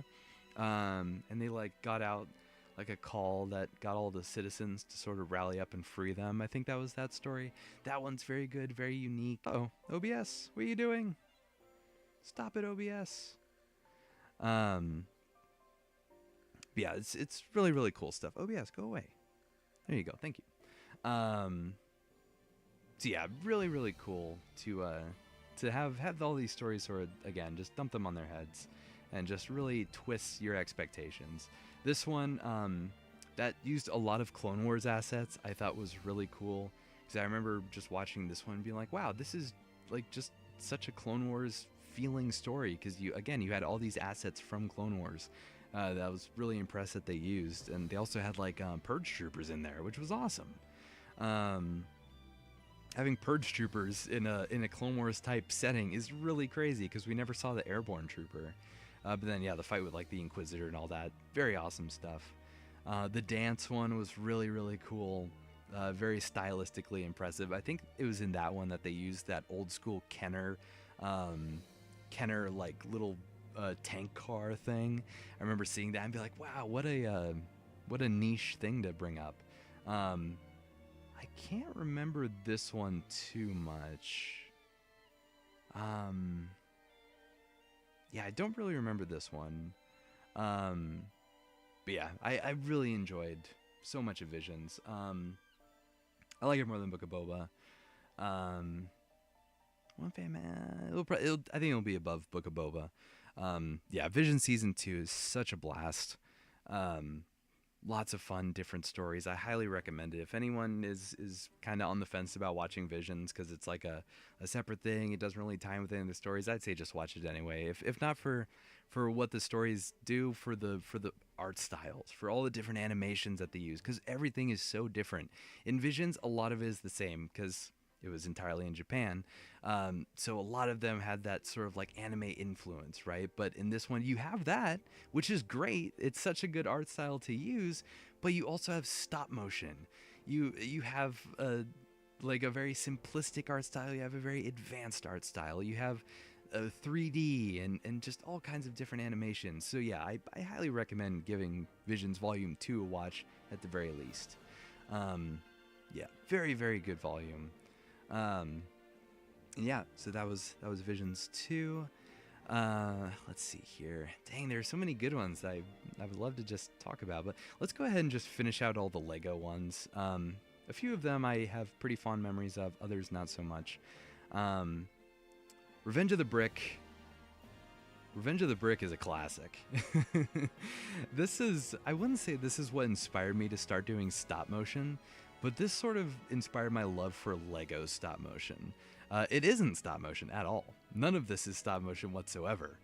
But it uses a very interesting 3D animation, which you can tell here, and zoom in quite a bit. You can tell by the looks on some of our characters here. It's a pretty interesting art style. This was made, as you can tell, right around the time that Revenge of the Sith came out. And had a lot of creative animation, sort of similar to what the Quest for R2-D2 did. But this one, again, it's a lot more Revenge of the Sith focused. Only Lego short you haven't seen. Yeah, this. I would say this is the original, like, because I think this is the first one that they ever made. I don't know. I don't think it's the same studio.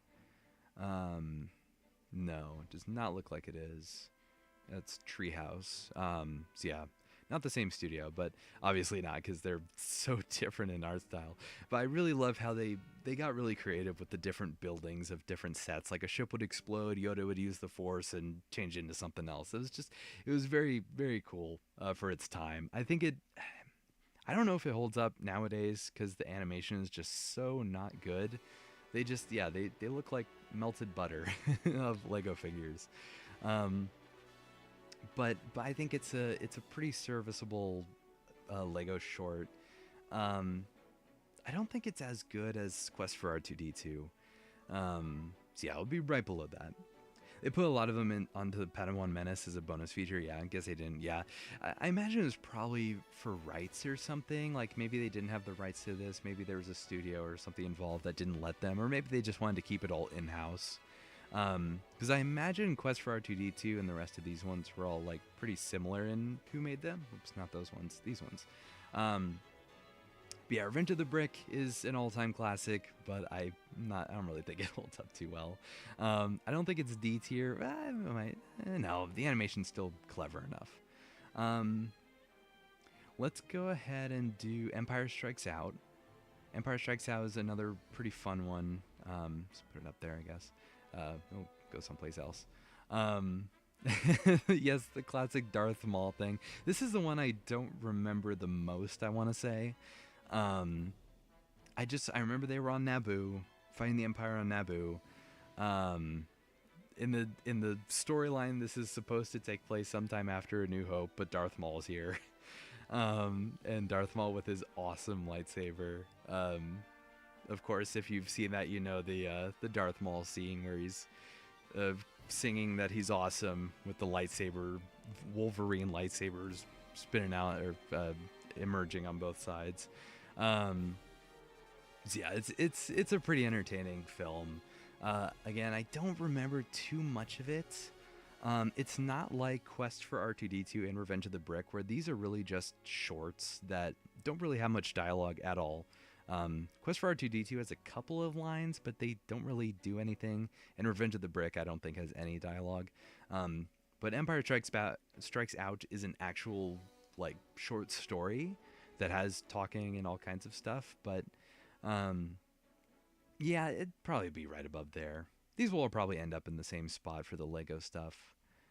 I know they got Boss Nass and General Veer's OG voice actors to return. Wow, I actually didn't know that.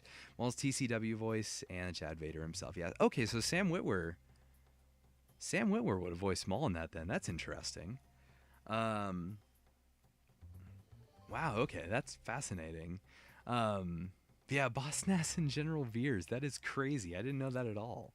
Because, yeah, I probably haven't seen this since it aired on Cartoon Network back whenever it did, 2011 or something maybe.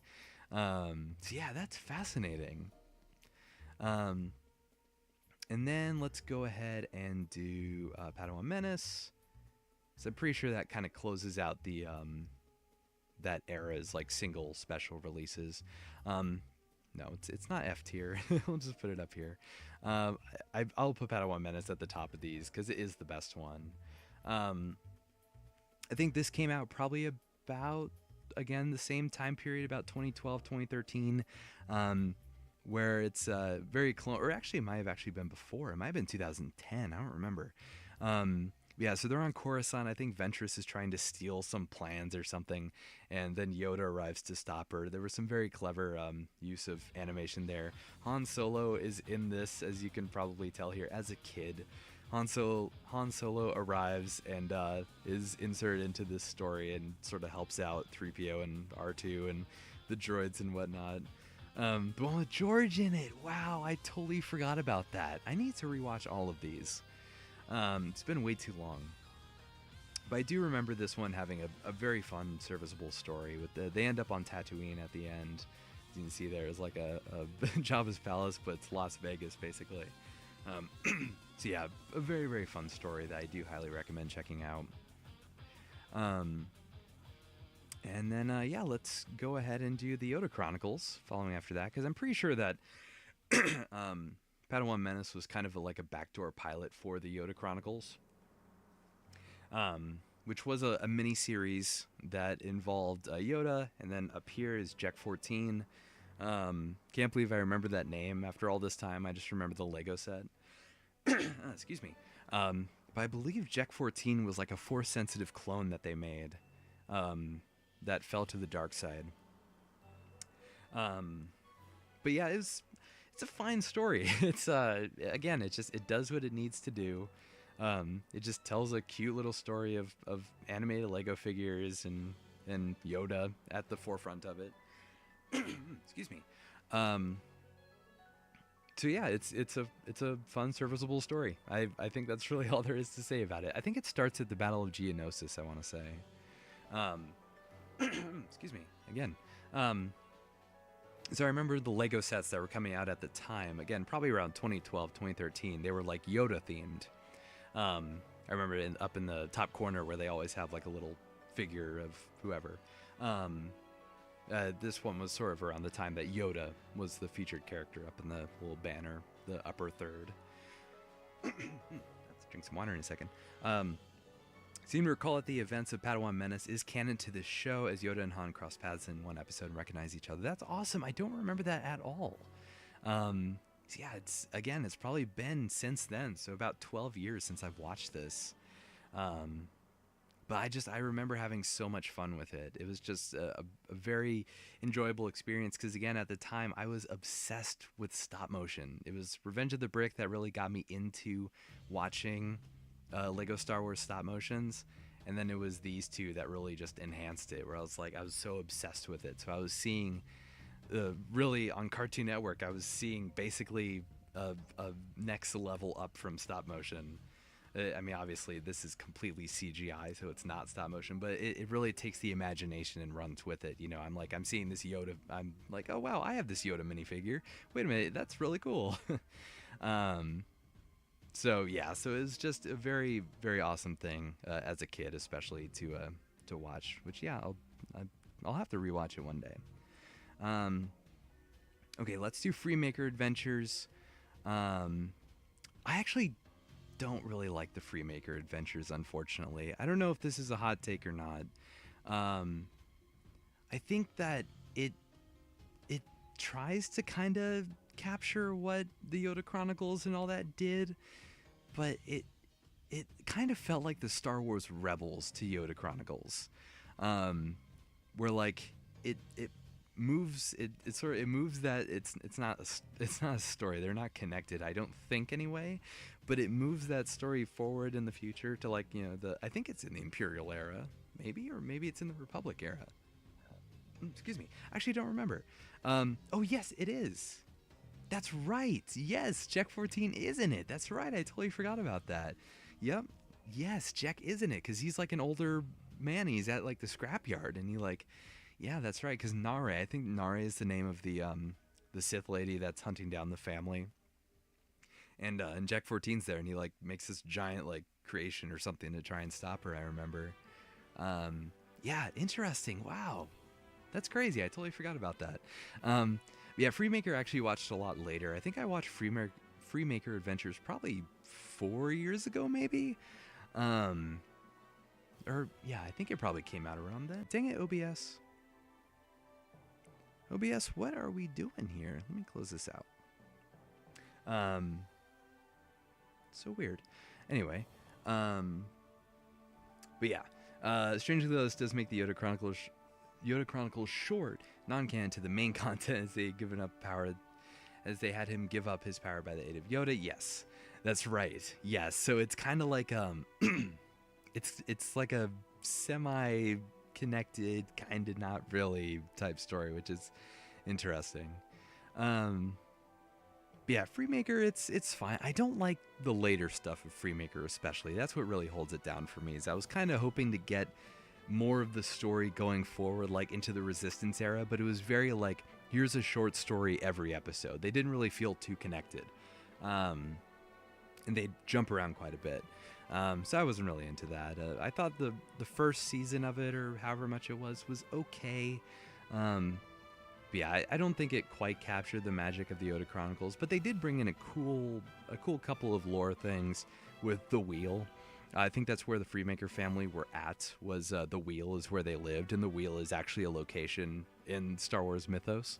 So that was a really cool way to tie that into the story, because there's not really any other purpose for it besides just being a space station where people live and all that.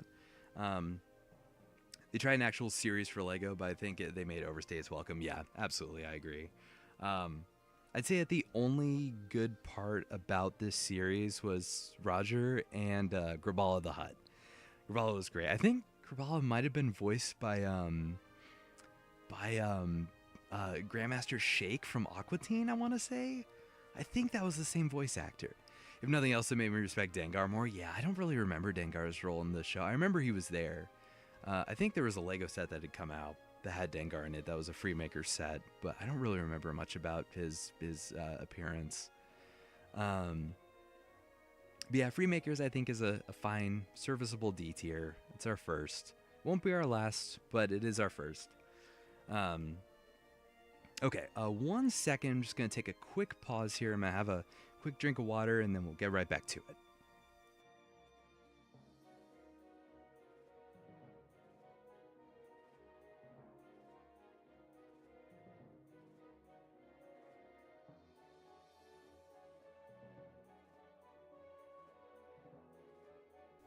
All right, I am back with water flowing in my body now. He was essentially Gorella's main bounty hunter for. Okay, that does sound right. Yeah, I just can't really remember for the life of me. I feel like Graballa was sort of like the main like kind of stole the show, you know, which is fine, of course. I mean, you want a Hut character to sort of be the main like bad person in the show. Which yeah, I really did enjoy Graballa, but that was about it. And Roger, but Roger, it's just Matt Wood, so of course I'd enjoy a Matt Wood performance. Anyway, so there we go, and then we will finish out with the Lego Holiday Special, which I actually love. I love this holiday special. This is very good. This is surprisingly really, really good. Dang, I'm actually having kind of a hard time if I want to put it in low B or high C. I think I'll put it in high C for now, but it might end up in low B. I really, really like the holiday special for this. I think they tell a really fun, endearing story with the Resistance team when they're on the Falcon and they're just trying to gear up for celebrating the holidays. And Rey's kind of focused on her Jedi stuff, I believe, and then goes through like a time vortex where she's going through all the different eras of Star Wars, and Kylo Ren's fighting her, and everyone gets involved. Luke gets involved, as you can see down here. I'm pretty sure this was the one where Luke is just obsessed with drinking blue milk. and they like go through, oh yeah, that's right, yeah, because they go on with the Obi-Wan thing. James Arnold Taylor voices Obi-Wan in this. I think Matt Lanter also voices Anakin, which is awesome.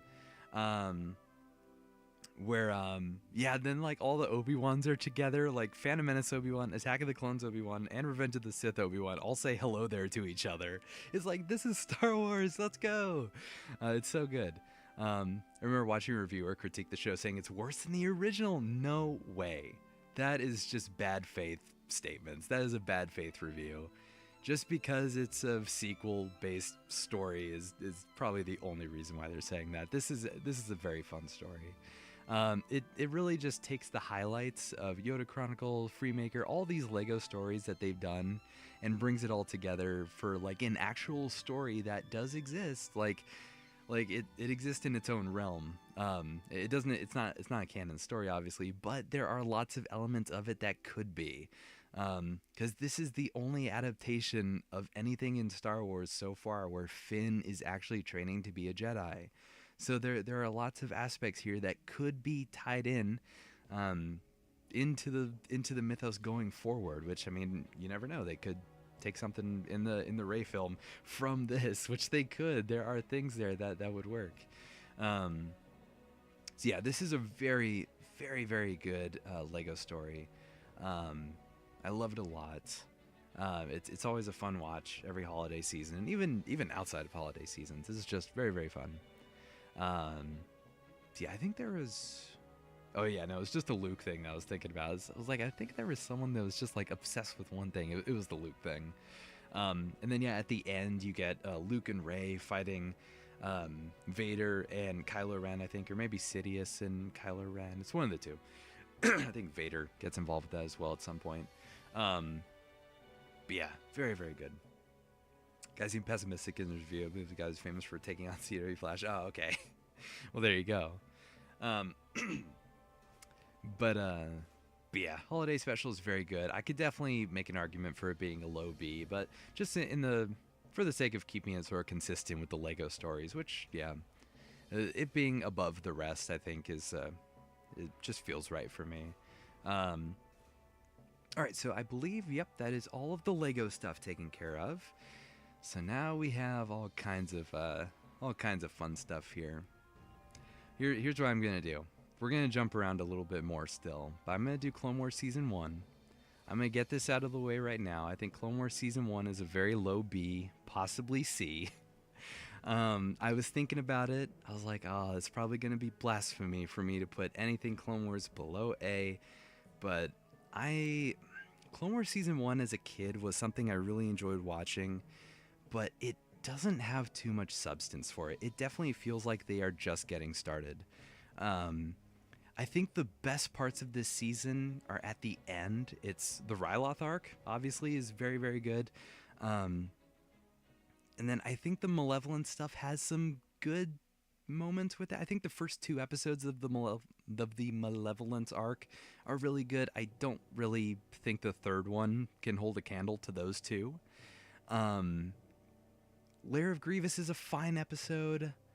Um, it's got a lot of misses, I feel like, and it's the things that it does really well are very individual. Like I really enjoy the Pantoran episode, the Ordo Plutonia episode. I think that's a really, really good episode, but it kind of stands on its own in for the rest of the season because Bombad Jedi is kind of whatever. It's a fun story, but it's kind of whatever. No, not Lair of Grievous. Cloak of Deception is fine. It's a serviceable story. We get Ventress fighting Ahsoka for the first time. That's interesting, but as an episode, it's just kind of whatever. It kind of gets dragged down by Nute Gunray, I feel like. Suggest getting the Halloween special whenever I get the chance. Yeah, it brought back Grabala. That's awesome. Yeah, I think I just remember seeing something with the Bad Batch in it, which is cool. So yeah, I'll definitely have to watch that at some point. But yeah, Clone Wars Season 1, it just feels like all of its best moments are few and far between. And yeah, its biggest highlight, of course, is the Ryloth arc, which is so good. Every episode is so different and just adds so much to, I think, just the conflict itself, right? Where it's in the first episode, you have Wat Tambor and them, they've blockaded the planet, and then you have this interpersonal relationship with Anakin and Ahsoka, and it gives some depth to Yularen. Oh, and Rookies as well. Rookies is also just, it very much stands out on its own. It feels like a season 3 episode that's stuck in season 1, if that makes sense. Where, yeah, you have stories like, yeah, again, where it's Anakin and Ahsoka's interpersonal relationship, and they're building on that. You have the Obi-Wan episode on Ryloth with Cody and Waxer and Boyle. That is such good stuff. And then the Mace Windu episode. It's all so well put together. For each individual episode that could exist on their own, they tell this broader story that I really appreciate. And then, yeah, Hostage Crisis, also a very, very solid episode. I don't think it really lives up to what the other ones do because it's the first episode we see Cad Bane. It's not the first chronological appearance of Cad Bane, but in terms of the audience viewing for the first time, this is our first appearance of Cad Bane, and I think it's okay because he has to work with a bunch of other bounty hunters, even though he's very, very capable on his own. So yeah, I think Clone Wars Season 1 is a B. It could be a very high C, but yeah, I think low B is fair for it. All right, so then I'm gonna do some jumping around as well. Maybe another hot take, maybe not. I'm not sure. Rebel Season 1, I think is C. I think it is very C. I'll probably put it beneath the holiday special. It's definitely had to get its footing season. Definitely when the show focused more on episodic than serialized. Absolutely, yeah. When it got more arc focused, that was definitely when it hit its stride. Yeah, Rebel Season 1, I think, is a chore. It's only, 15 episodes, which is good, or maybe 13 episodes, possibly, I can't remember. But I think Rebel Season 1 is very much a chore. Whenever I'm talking with someone who's like, oh yeah, I'm thinking about getting into Rebels, but it just looks like so much of a kid show, I'm like, okay, you just have to get past Season 1. Just get past Season 1, and it's smooth sailing for the rest of the entire show. Yeah, hard for me to get into Rebels because of Season 1, just like Clone Wars. Absolutely. Absolutely, yeah. I think Rebels season 1 is great in that it's only a few, like, it's like 7 episodes shorter than a full season. Um but yeah, it's just those episodes are so hard to get past. Yep, absolutely. Chopper. Chopper, yeah, again, Chopper is the highlight of every season of Rebels. But yeah, it's just Ezra is just kind of a goof. Ezra definitely feels like they were just doing the Star Wars Aladdin thing, but he breaks out of that in season 2, like immediately. I was again when I was watching the original trilogy with my friends yesterday, and we were talking about Rebels. I was like, yeah, just get out of season 1, the end of season 1, the last episode of season 1, and then season 2 onward is just great. It's so good, but you just have to get past season 1. Um, but season 1 has fine moments. I think the Grand Inquisitor is awesome. Grand Inquisitor is great. Um, I like a few of the stories, and I like a few of the references that they have to the Clone Wars, like the Luminara stuff. I think that's cool. Um, the Anaxis thing. I think that Anaxis bringing in, because the Bad Batch arc hadn't officially been released yet, so bringing in Anaxis, um, already destroyed after the fact, but before the Bad Batch arc came out, was a really cool way of tying those generations together. Vision C tier, just Vision season 1. Just Vision season 1. Season 2 is much, much higher. Yeah, you'll have to check out earlier in the stream when I was talking about what my issues with that one were, which I think are pretty reasonable. Um, but anyway, yeah. So Rebels, it it takes quite a bit, even though again it's only however many episodes it is. It's in the teen episodes. It's early teen. It's like 13 or 15, somewhere around there. Um, yeah, but once it gets out of that, it's very good. Okay, so now we're gonna ping pong back. I believe this is the only season that has connections to the shorts for it. Not many. Yeah, not that many. Yeah, because it was Ezra with the this one with the TIE pilot stuff and all that. With the because yeah, it was the dude, right? Baron. What's his favorite? Was that in the shorts or was that in something else? Whatever, yeah, whoever that TIE pilot guy was that shows up again in season 4, I believe, is one of the bigger connections. Okay, then we're gonna go back to Clone Wars season 2. Excuse me. Clone Wars season 2 is infinitely better than season 1. I think it's still not perfect, but it's better. I'll put it. It's probably top of B for right now. Yeah, Clone Wars season 2 does so many things that season 1 did, but better. It tells. I think Grievous is handled a lot better in this season. I love the Grievous intrigue episode, and then right after that with the deserter episode. The Geonosis arc is so good. I think it's one of the very rare instances in Clone Wars where there's a five episode arc.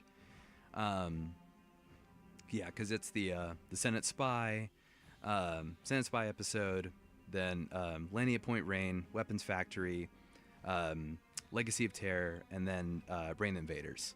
So it's a very rare 5 episode arc for the Clone Wars, which I think lends itself very much to this season. The Boba Fett stuff at the end of the season is very well done. R.I.P. Commander Pons, the GOAT. I loved Commander Pons as a kid. Everyone loved Rex and Cody and them. I love Commander Pons. And Commander Fox, which we know what would happen with that later on. Yeah, I don't know if people typically include the Clovis episodes when looking at the arc, but it definitely is 5. Yeah, absolutely, yeah, because yeah, it ends up tying in with it because Poggle's there.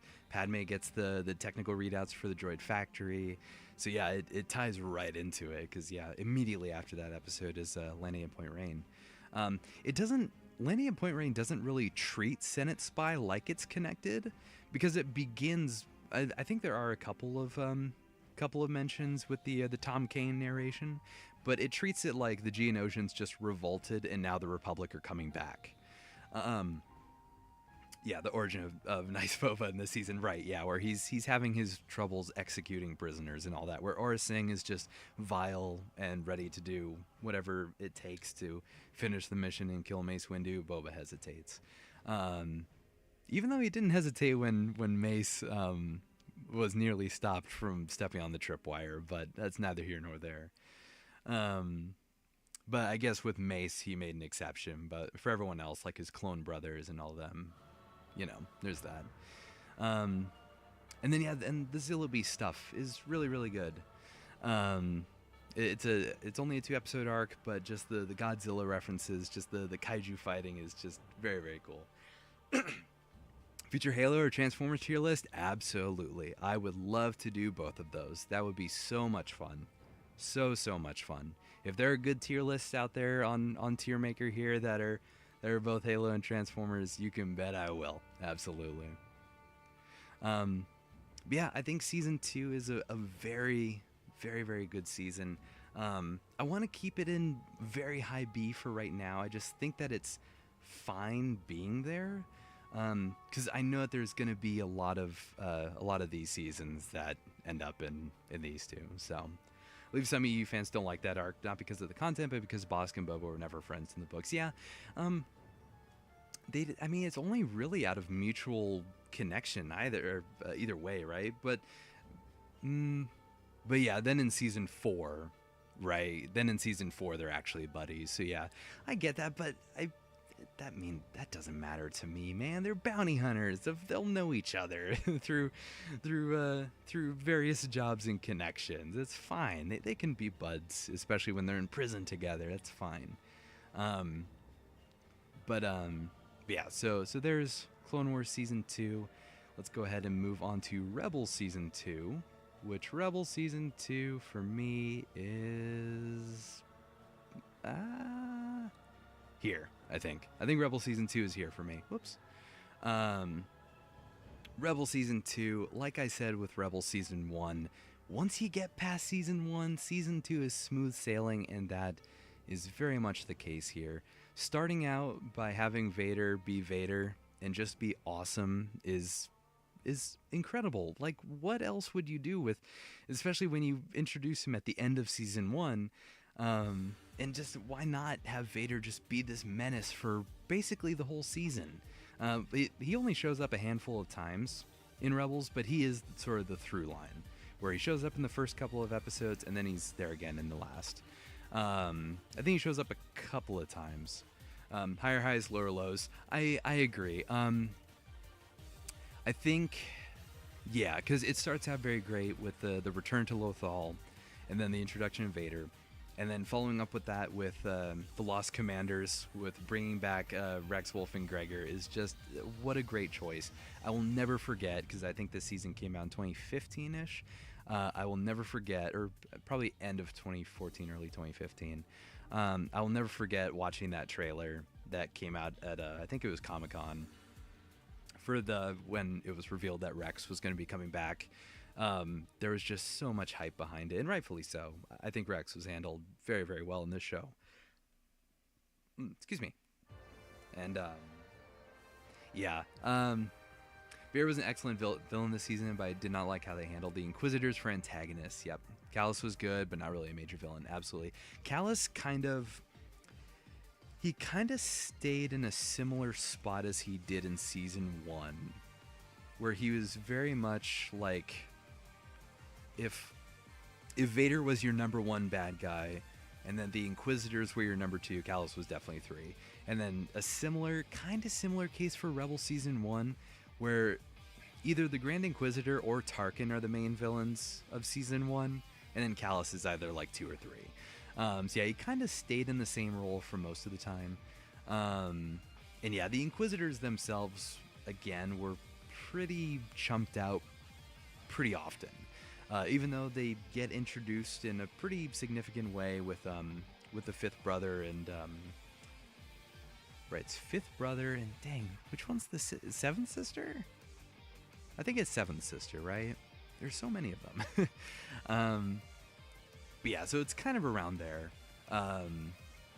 Difference between season 1 and 2 is that there wasn't a number 2 in season 1, so Callus had the role as secondary player. Yeah, yeah, it's kind of, yeah, because the Grand Inquisitor obviously was the main villain of that season, and then Tarkin was sort of like the government official that was the villain, right? Because Tarkin was the one that was kind of pulling the strings in a way, but Grand Inquisitor was the actual enforcer of the season, sort of like how Vader and later on the Inquisitors would be. But yeah, then Ahsoka getting this role in this season, just in this season, because then she goes away until season 4. It was very, very awesome. Just the Ghost Crew getting to sort of learn from Ahsoka, who's been through everything that they would go on to go through, just in a different setting, where she's like, trying to urge Kanan to trust her contact, and sort of being this guiding star for them, was a great dynamic for the whole team. I mean, after all, I think it's so perfect that Ahsoka fits here so well, because that was the original plan for Clone Wars, having Clone Wars be an ensemble cast. An ensemble cast of characters who have this character named Ahsoka. Well, originally she was Ashla. Having that, it just fits so well. So I feel like that was sort of like an external thing as to why Ahsoka fits so well within the Ghost Crew. And yeah, I think, is it this season or season 3 that's the AP5 stuff? I think that's season 3, right? I think so. Trying to think if Kanan was blind then.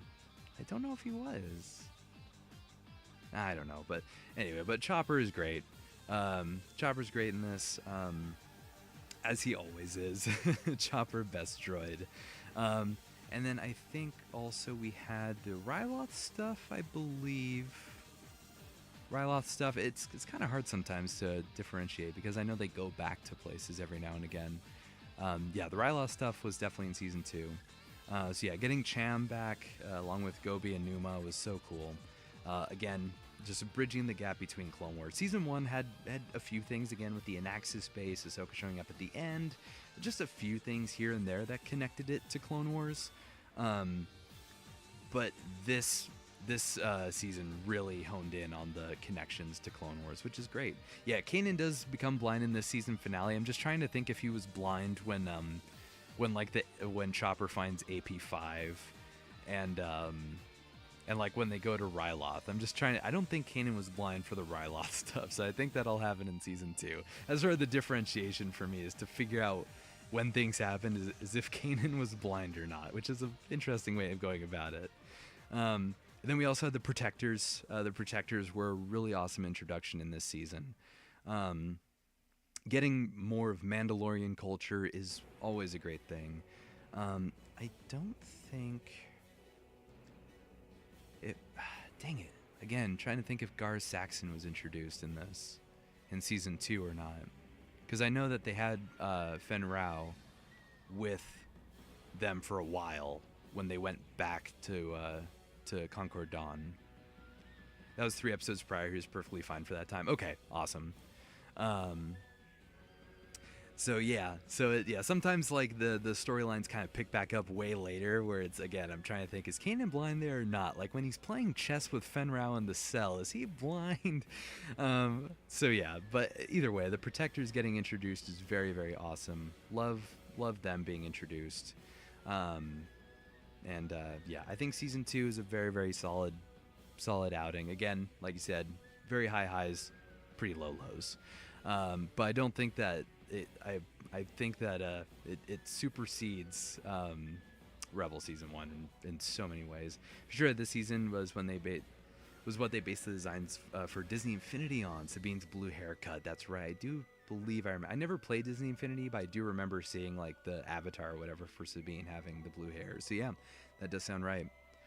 And then of course the ending of season 2 is unbelievably good.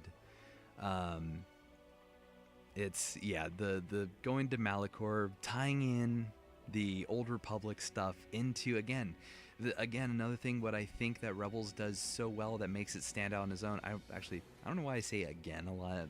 Sorry about that, but because I never bring it up before. I'm just thinking it in my brain, so I'm thinking that I'd say it. But I will say now, this show, not only does it connect very well into Clone Wars to sort of bridge the generational gap, but it does so many great things to tie in a lot of other Star Wars media that Clone Wars couldn't do or just didn't need to do.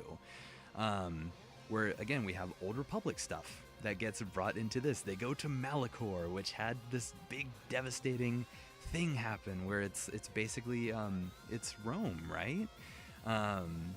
So yeah, it's very cool to have these generational things come together where people who played Knights of the Old Republic 2 who know of Malachor are like, oh wait, Malachor, okay, yes, this is cool. It's not the same Malachor. It's not like just a destroyed planet with that's barely held together by its gravitational pull. It's still a planet. It's just like another layer on top of it. No, it's more relevant to relevant. Yes, there we go. I'm having tough times with words. To season 3, but my hot take is that I prefer Maul and Rebels to TCW. No, I think Maul has some of his best outings ever in Rebels season 3. It's just so good. Like he really takes after Sidious for that. Where I'll go ahead. I'll wrap up here and then I'll go to season 3 and immediately talk about Maul. So yeah, Twilight of the Apprentice, one of the greatest episodes in Rebels without question. The parallels that they do later on with the Clone Wars stuff, with Anakin and Ahsoka, the mask thing. I'll talk about it more when I get to Obi-Wan Kenobi, hopefully if I remember. But the mask cutting thing is just so poetic for future Star Wars stuff. But even then, for in the moment when it was only Rebels and we didn't have the Clone Wars finale and we didn't have Obi-Wan, it was still so symbolic for Ahsoka to basically just barely crack through the mask at Anakin's personality. We just barely get to him, but he still remains as Vader. So yeah, I think that it was a perfect ending, introducing Maul and Malachor, having Vader come together. The Inquisitors all die, thank goodness. It was time to just get rid of the Inquisitor thing. Yeah, it's just a perfect storm, if you will. Yeah, Rebel Season 2, absolutely amazing. The ending of Season 2 is heartbreaking, rightfully so, because yeah, Kanan's blind, Ahsoka's lost, we didn't really get anywhere, we just stopped the Sith from activating a super weapon temple, so, and then Ezra is falling to the dark side, so there's that. Yeah, so I know I said I was going to ping pong around with this, but we're just going to jump right to Season 3, just so I can, again, just keep talking about Maul. Season 3, I think, is much higher, it might be S. Top of A. Matt with James Modulator was awesome. Yes, it was. My goodness. So yes, another bridging the gap of generations with James Earl Jones is voicing Darth Vader in Rebels. Like, that is insane. And then when the mask gets cracked, having Matt Lanter. I'll just talk about it right now with the Obi-Wan thing, but Sam Witwer, I think it was on his Twitch stream when Obi-Wan Kenobi had finished, he had talked about it, and it's so right. Where it's in this, yeah, I know I said I was going to talk about an Obi-Wan, but I need to just remember it right now, so I'll just bring it up now. In Obi-Wan Kenobi, Ahsoka cuts one half of the mask. In Obi-Wan Kenobi's show, Obi-Wan cuts the other half of the mask. And both Jedi in those situations encounter their versions, right? It's Ewan McGregor playing Obi-Wan Kenobi in the show, so who else but Hayden Christensen is the one that Ewan is talking to? In Rebels, it's Ashley Eckstein as Ahsoka who cuts the other side of the mask, and it's Matt Lanter that she's talking to because that's her Anakin. So it's such like symbolic stuff that just makes everything, it's all external. Like it's not in the show they're saying, oh yeah, that's Anakin Skywalker from the Clone Wars. It's all external. So if you're an audience member watching this show, you get that connection. But it's just so poetic on all fronts to have that work the way that it did. So yeah, that's just more of the genius of Star Wars I just love so much, that I know lots of people, have their hims and haws about the state of Star Wars nowadays. Personally, I love the state of Star Wars. I'm really enjoying a lot of the content that comes out, and this is a big thing for it. It's the poetic connections between it. Yeah, Obi-Wan walks off, Ahsoka chooses death by master, exactly, right?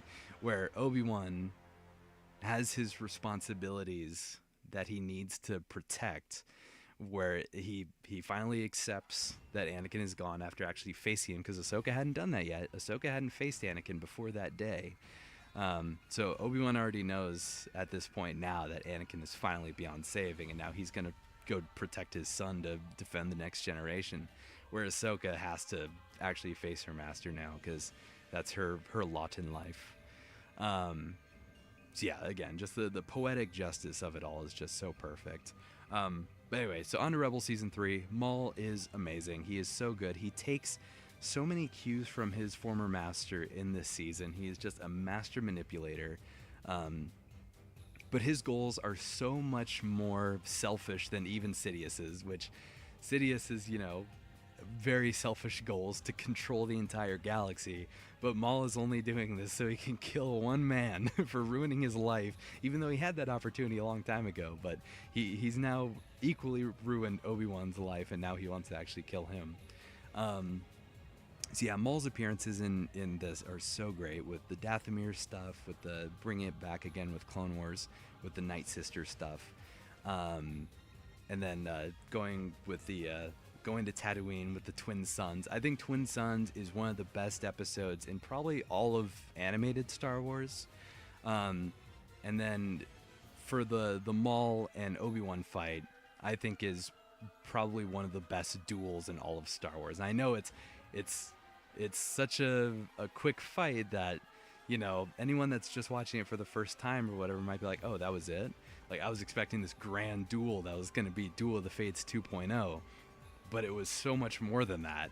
And it hit every cylinder that it needed to with every single strike. And it told such a perfect story in the most subtle of moves, which, again, another Sam Witwer thing. I'll just talk about Twin Suns right now. Maul has such an impact for the episodes he's in. It's totally irrelevant to Thrawn's A-plot, but it's so good anyway. Exactly. It just shows that the Rebel crew are having to contend with so many different things at the time. They have a plot that's a Sith Lord from 30 years ago is wanting revenge for getting cut in half, and then you have Thrawn, who is at the forefront controlling this Imperial fleet. So, yeah, again, another Sam Witwer thing.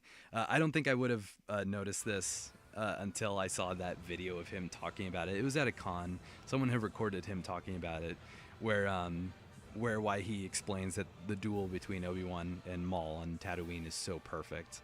Where it's, Maul is there, he doesn't fully understand. All he sees is Obi-Wan, all he sees is his rage, and he just wants to kill Obi-Wan, that's it. But Obi-Wan, Maul, yeah, so Maul believes that, Obi-Wan's there, he's a desert rat, he's got nothing going for him, he's on his last limb. And whereas Obi-Wan is very, he's very Alec Guinness at this point, which is fantastic. Steven Stanton did such a good job with Alec Guinness Obi-Wan in this show, I loved it. Yeah, so Maul is expecting to find this washed-up Jedi Master who's going to be an easy breezy kill, and so gets ready to go for the kill. Obi-Wan brings out his lightsaber. His first stance is the Alec Guinness stance, where his lightsaber is held out in front of him. He's a Jedi Guardian. Then he brings up the lightsaber to do the Clone Wars Obi-Wan stance, which is, hard feelings as Sam describes it, because that's Clone Wars Obi-Wan, his grief with Maul. Old hard feelings, where he goes to the General Kenobi stance, and then he goes to the Qui-Gon Jinn stance. And Maul, you see in Maul's face where it's like, oh, I just realized you just made a mistake because I've killed Qui-Gon Jinn using that exact same stance. And so Maul thinks he has a read on the situation. He goes in for the kill, but Obi-Wan's been waiting like 40 years for this moment. So Maul goes, slat at 30 years. Maul goes for the exact same move to kill Qui-Gon. He does the boom boom, goes for the headbutt, but Obi-Wan, again, 30 years of thinking about that fight, he knows how to counter it, so slices Maul right down the middle. So yeah, that's why I think that that scene is just that fight is one of the best fights probably in all of Star Wars, because it doesn't need the flashiness, it just needs the story. And it tells that story in spades. So yeah, I'm sure Sam Witwer does a much better job at explaining that fight than I did. So yeah, if anyone has the time, go find that video where Sam Witwer is talking about that duel from Rebels. It's so good. He does such a good job explaining it. He's just such a super fan. But yeah, Thrawn's introduction in Rebel Season 3 is so good. Love Thrawn, love everything about Thrawn. Everything. I know people had their grievances with him because I know that there's a common criticism that Thrawn doesn't actually do anything. Like, a lot of the battles end up with the rebels getting away and Thrawn letting them leave so he can analyze them, blah, blah, blah. But that's just Thrawn. That is just such a great Thrawn thing to do that just, it feels so in line. It doesn't make him feel as overpowered as he was in Legends, because in the Thrawn trilogy, he was quite overpowered when he had Jorah Sabaoth with him. That episode crossed over Obi-Wan's TCW voice lines with his Legends. Yes, absolutely. Yep. Absolutely does. Yeah, it was a very, very great, very symbolic, very thematic. Yeah, and Steven Stan, who also does Tarkin, did an amazing job. Yeah, Thrawn, I love Thrawn, especially in season 3. I think it's when he really starts getting going and figures out the Fulcrum stuff is definitely Thrawn at his best for at least visual media that we've seen him in. I enjoy a lot of the stuff that Timothy Zahn did in the Thrawn trilogy, but I really appreciate kind of dialing it back a little bit and making it a little more believable with Thrawn's character. He doesn't feel as overpowered as he does in the Thrawn trilogy, which Thrawn still has a level of overpoweredness in this, but there's, a little bit of dialing it back. The Mandalore stuff I think is really cool. Going all in with Gar Saxon. Ray Stevenson did an amazing job. He will be missed, absolutely. Did an amazing job with Gar Saxon. Did an amazing job with Baylan Skoll. In all fairness, Thrawn in the Legends trilogy was the underdog. This shows he's got the backing of the Empire and the element of control. Exactly, yeah. Because then it's just the Imperial, what's left of the Empire that he's in command of, right? Like, he's got Pelion, and that's it. Pelion is the only competent guy that he's working with, and he's having to deal with everything else. But here, the Empire is at full power, and so he's able to really maximize his resources there. And does a very good job. Again, I know that there's that criticism. He always lets them go, but he always learns from it. And at the end, when it matters, in the finale of Season 3, he wins. Just because the Rebels get away doesn't mean that Thrawn lost this time. He actually did win. But yeah, again, I love the Thrawn stuff. I love the Kallus stuff. I think Kallus had a really great character renaissance in Season 3. Again, the Maul stuff is just so good. And again, another Maul thing with the Clone Wars connection. The base that they go to, where he and Ezra unlock the holocron, is the same base in Son of Dathomir, where Maul and the Shadow Collective are hiding out. So another really cool connection. They did it with the Naxxus. They did it here. Very, very cool. And yeah, then the Bendu stuff. Because again, I was talking about it before. I think I was talking about it with Visions, Season 2, where Star Wars media before this was really just talking about the Force in different ways.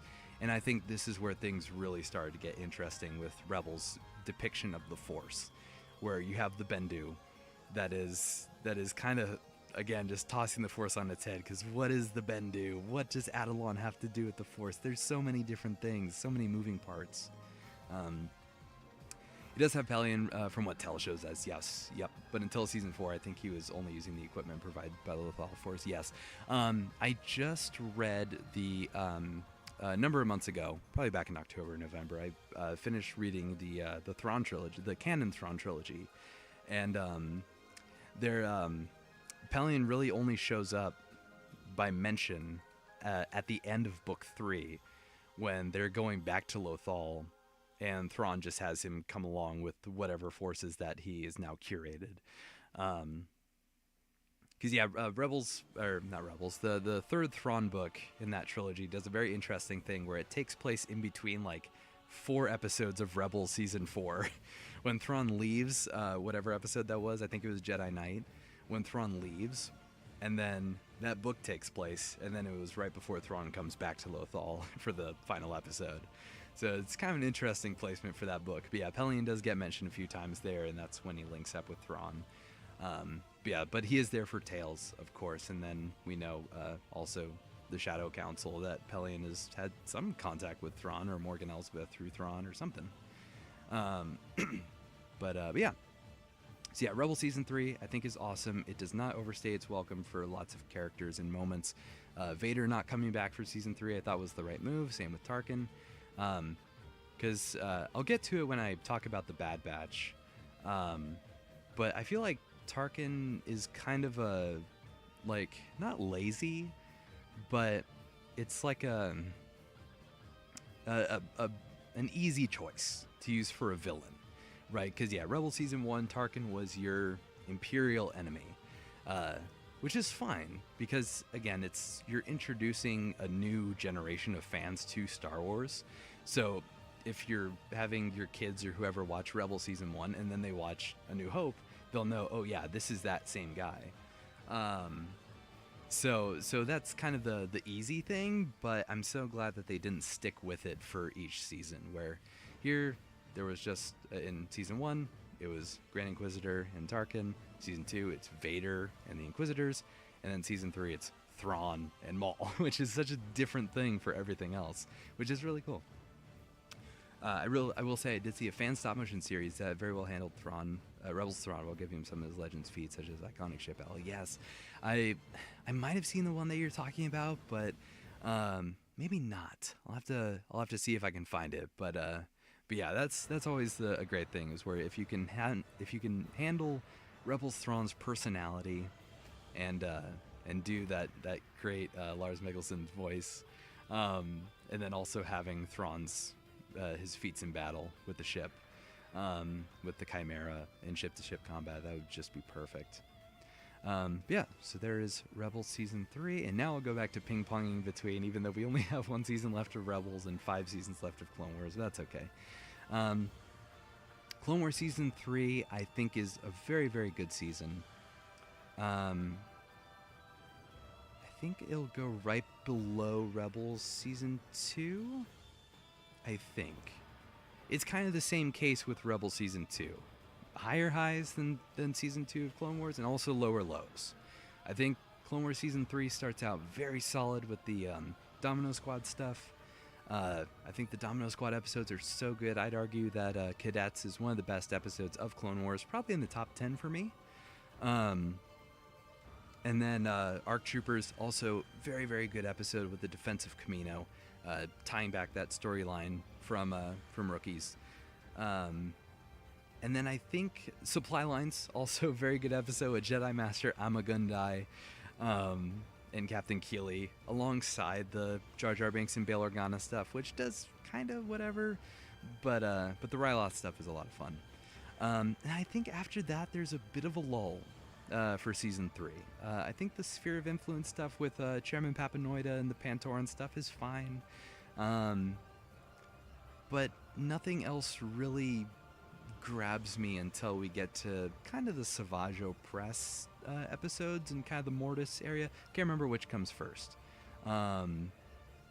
It's either Mortis or or Savage. I can't remember which comes first, but it's kind of around there where it's Season 3 starts to pick back up. People have their reasons for other arcs, but I have to say the Citadel arc this season was my favorite of the show. Yeah, plenty of iconic characters all together for a major mission. Absolutely. The Citadel feels like it's such massive stakes. Yeah, I'd argue that the Citadel feels like it has much bigger stakes than even Umbara, because there is no backup, right? This team that you have, that is all you have. So when a clone dies in this mission, you're like, oh no, they're one dude less. But with Umbara, it's like you kind of have an infinite supply of 501st Troopers. But yeah, everyone feels important in the mission, even though there are clones like Longshot or Charger, Dodger, whoever his name was that fell into the mine. Like, even though they don't have a big role, when the clones are like, no, this person's name, it still feels like there are stakes to it. So yeah, the Citadel arc does such a good job of making it feel like a desperate situation. And also giving lots of highlight moments to lots of characters, especially Ahsoka, Tarkin getting his big moment there in his big Clone Wars debut, and then having Evan Peel. So yeah, lots of really, really good moments for the Citadel arc. The Savage arc I think is fine. I'm not the biggest fan of the episode that starts it. I think the first battle is cool, with the space battle with Ventress and then Anakin and Obi-Wan. It was cool to have Ventress's ship from the micro series, have her use that for one time only. That was very cool. And also her outfit that she uses at the start of that, her like Season 3 outfit is the micro series outfit, which is really cool. Nice little tie-in. And that's also when we first see Obi-Wan's new outfit. I think we see Anakin's first in the Separatists in the Mina Bonteri stuff, which is also good. Yeah, that was when everyone sort of gets their updated looks. At least all the Jedi, anyway, or Jedi 3. Yeah, I think the Savage arc really takes off from the second episode onward. So those 2 episodes are good. The Mortis arc is very good. Sometimes I'll think about it. I'll be like, is the Mortis arc overrated? And then I'll watch it and be like, no, I don't think it is. Because everyone does a very, very good job with that. And again, just taking the Force and like what it does in Rebel Season 3 and other stories where it really takes the Force and turns it on its head, or it's like, okay, what is the Force now? Like, is it these 3 mystical beings? Do they control the balance of the Force? When they die, the Force goes out of whack, so what does that mean? Like, I know that I think it's the Father that says they are a conduit for which, or the planet, Mortis, is a conduit for which the Force flows. So it's like, okay, but what does that mean? That's crazy. So yeah, I really love the Mortis arc. Mortis arc is definitely a highlight. The Citadel arc is so good. And I enjoy the Trandoshan arc at the end. It's normally one that I skip. I enjoy the first episode. I think I still, whenever I think about that arc, I kind of have like me as a kid still sort of rooted when I watch it, where I'm like, I just wanted to be a clone battle. Where I really like the wolf pack, you know, I'm like, I want to see more of the wolf pack. but no, sometimes I'll sit through watching and be like, this is actually a really great moment for Ahsoka, for her to really come into her own and use her skills, to put her skills to the test.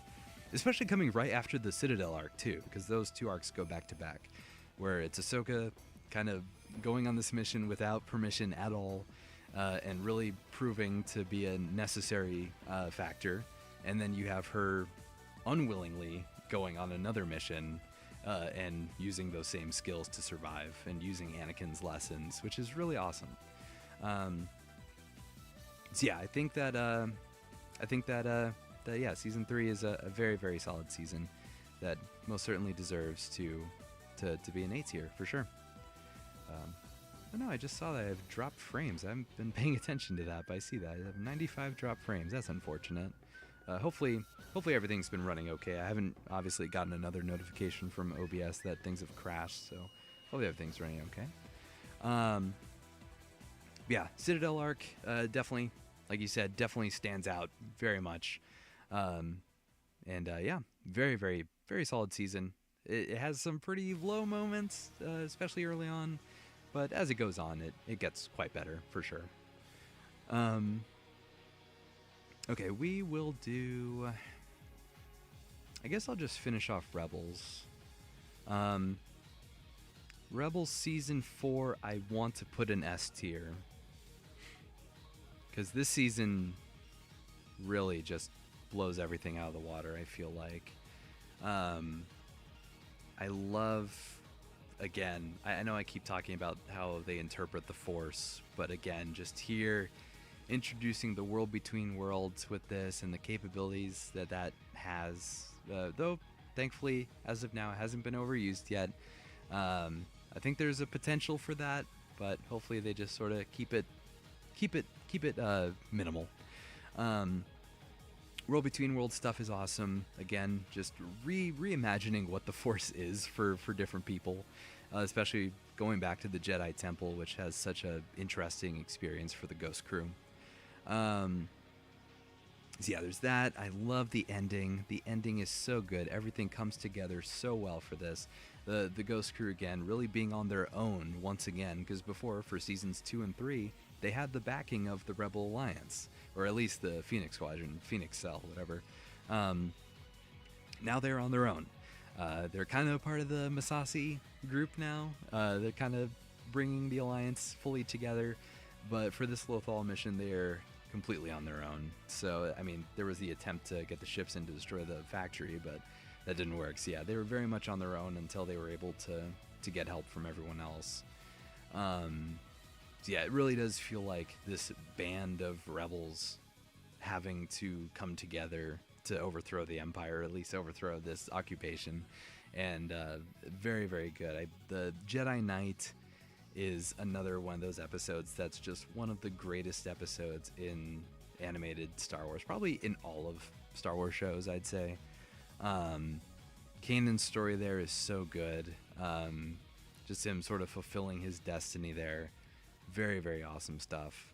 And the ramifications that has for the episodes going forward. The episode right after that, like, the heroes just have no idea what to do. Like, Ezra has no idea what to do.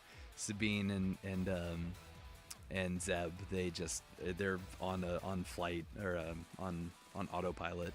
And yeah, just a extremely good season, especially for how many episodes it is, because it is short. I think it's 13 episodes, I want to say. And then yeah, the finale, unbelievable finale with the Palpatine appearance in there.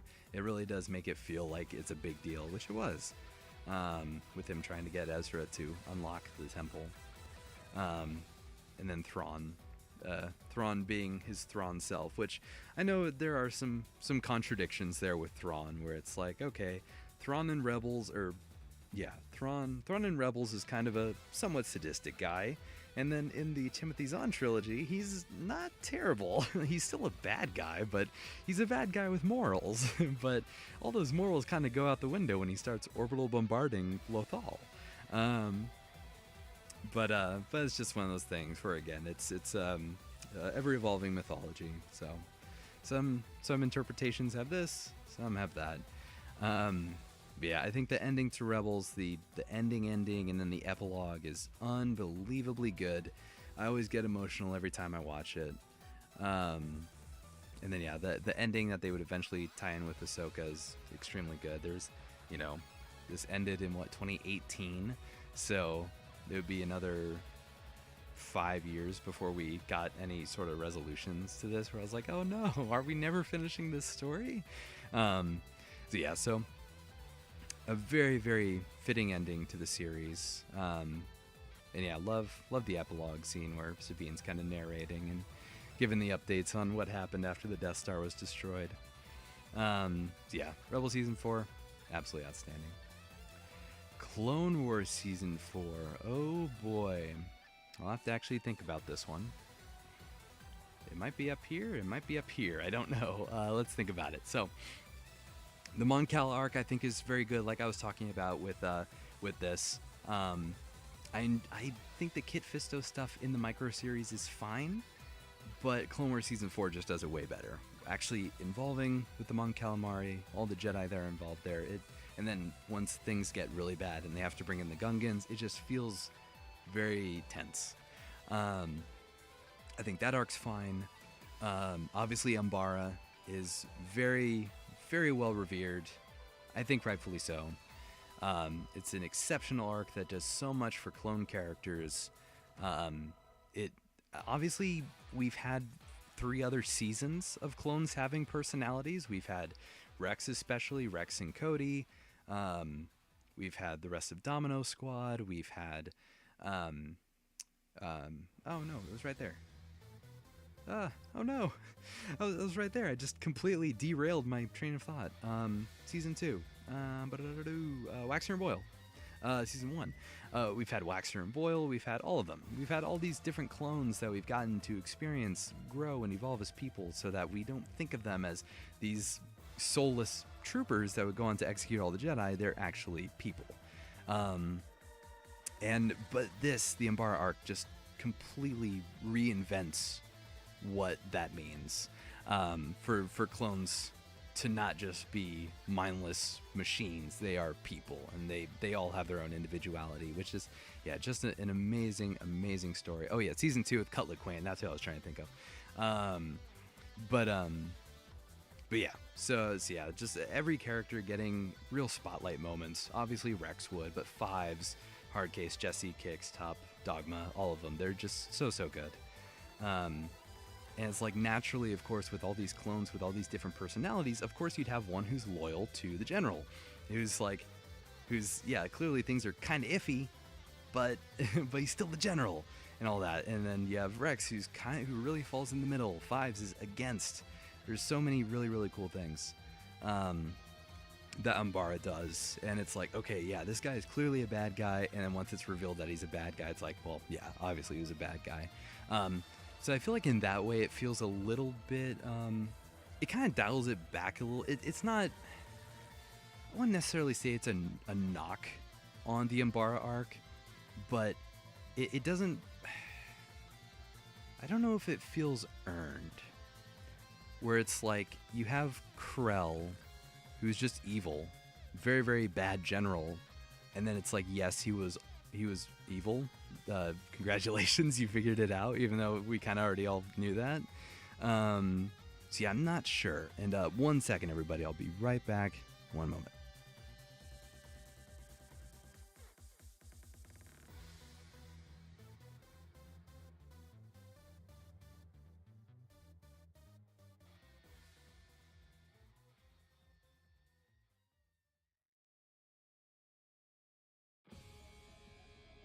All right, we're back. Sorry about that.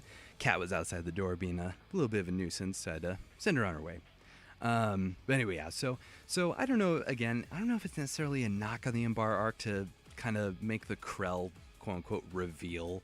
Like, yes, he was the bad guy. But I don't know what other direction it could have gone. Like, I don't know if the arc would have had a satisfying conclusion if it was just, no, he's just a bad general. Like, he's just inherently bad. Like, maybe it could have had some lesson at the end, like Krell actually respects clones now and doesn't view them as machines, but I don't know if that would have fit with the tone of what this arc was trying to go for. Because it was very much about the clones learning about, not learning about themselves, but it was about the clones really just, figuring out amongst one another what to do. 1 second, and just accidentally unplugged my headphones. There we go. I had to I had to make sure that the music kept going. Anyway, so yeah, so Umbara, very very rightfully so, very very rightfully, very well revered, and yeah, all that. Book of Boba above Attack of the Clones. I know I've got some hot takes with this. I talked about it quite a bit earlier. So much earlier in the stream. I think it's one of the earliest things that I did rank. So yeah, once the stream's done, or I think ongoing, you can go back. Yeah, I got reasoning for it. I don't talk about it directly with AOTC, but I don't compare them directly. But yeah, anyway. Potentially, you could have just had it be Krell generally messes up in incorrect order, and that'd be the clone's breaking point to cause a silent mutiny. Yeah, I don't know. It's just with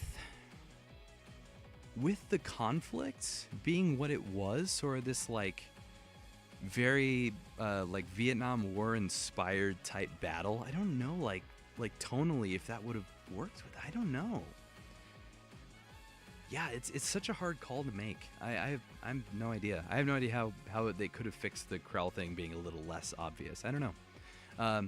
But anyway, moving on with that, I think that the Slaves of the Republic arc is very very good. I love the adaptation of the comic, because I have the comic. I still have it, but I had it as a kid. I would read it, the Slaves of the Republic arc, and I used to love it a lot. It was a very very fun arc. A very fun comic, and so for them to turn that into an actual arc for Clone Wars was really really cool. And I think they did it very well. I really appreciated it. Did I rank the Clone Wars movie? Not yet. I probably should have done that before I did Rebels, so my bad. We have been jumping around quite a bit, but you know what? I'll go ahead and I'll do the Clone Wars movie right after I do season 4 here. I think Umbara is kind of overrated. That's fair. That's totally fair. Like I just said earlier, like I think what it does for the clones is a very special thing to look at in like the history of Star Wars. I know it might be kind of like an exaggerated thing to say, but it is important because the clones went from, in Revenge of the Sith, they went from just dudes in armor to, over the course of these 4 seasons, to be something way more than just that, So it definitely does a lot for the clones, but I think for an arc that it's very much an interpersonal arc than it is like a battle. It's much less about the fight with the Umbarans and like liberating that planet from the Separatists or whatever than it is about just the clones figuring out amongst one another what to do. But anyway, yeah. So the Kyros arc, the Slaves of the Republic arc, I think is a very, very solid arc. Really appreciate what they did for Ahsoka's character, especially because it's her people that are the concern here. So with her sort of being not fully there, mentally is a really cool thing. I think that first episode, what's the dang it, I hate when I forget names of the Clone Wars episodes. I did such a good job with it before. Like I try to remember them. Whatever the name of the first episode is, Kidnapped. Is it Kidnapped? I think it's Kidnapped. I think Kidnapped is the name of the first episode of the Kyros arc. Yeah, that first episode is extremely good with the battle against the droids there and the disarming the bombs and Anakin really losing his cool with the Zygerian because of his past. So yeah, it's not even about Ahsoka at that point, right? Obviously it's her people that are concerned, so she's very emotionally involved in this, but Anakin as well. So they kind of have to balance each other out in terms of their turmoil. And then of course Obi-Wan and Rex's role in is very cool as well. As a kid watching the Clone Wars, Season 4 was where I really thought, wow, Rex might die. Because I was just a kid. So I didn't really realize that Rex was sort of a mainstay, that like he was kind of untouchable. So I would go through where it's like, okay, Rex isn't in Revenge of the Sith, so he could die in any of these. It was a very interesting time being a kid growing up watching this show, every Friday night or whatever on Cartoon Network, thinking, this favorite character might die. The only time Kix turned up on a non-clone centric story, yeah.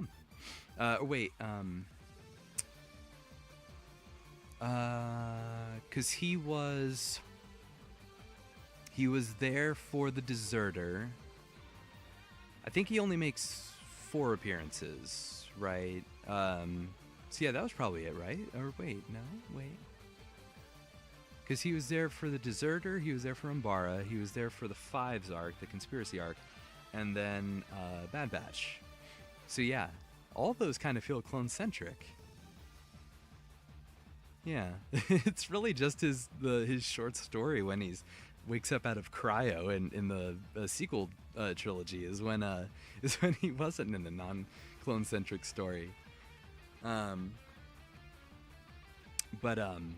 yeah, Kyros arc, very good. I love the first episode and I love the last episode. I think the middle episode is kind of whatever. I wasn't really a fan of the Zygerian Queen plotline with Anakin. It was just kind of him being a womanizer and all that. Just Anakin doing Anakin stuff. Yeah,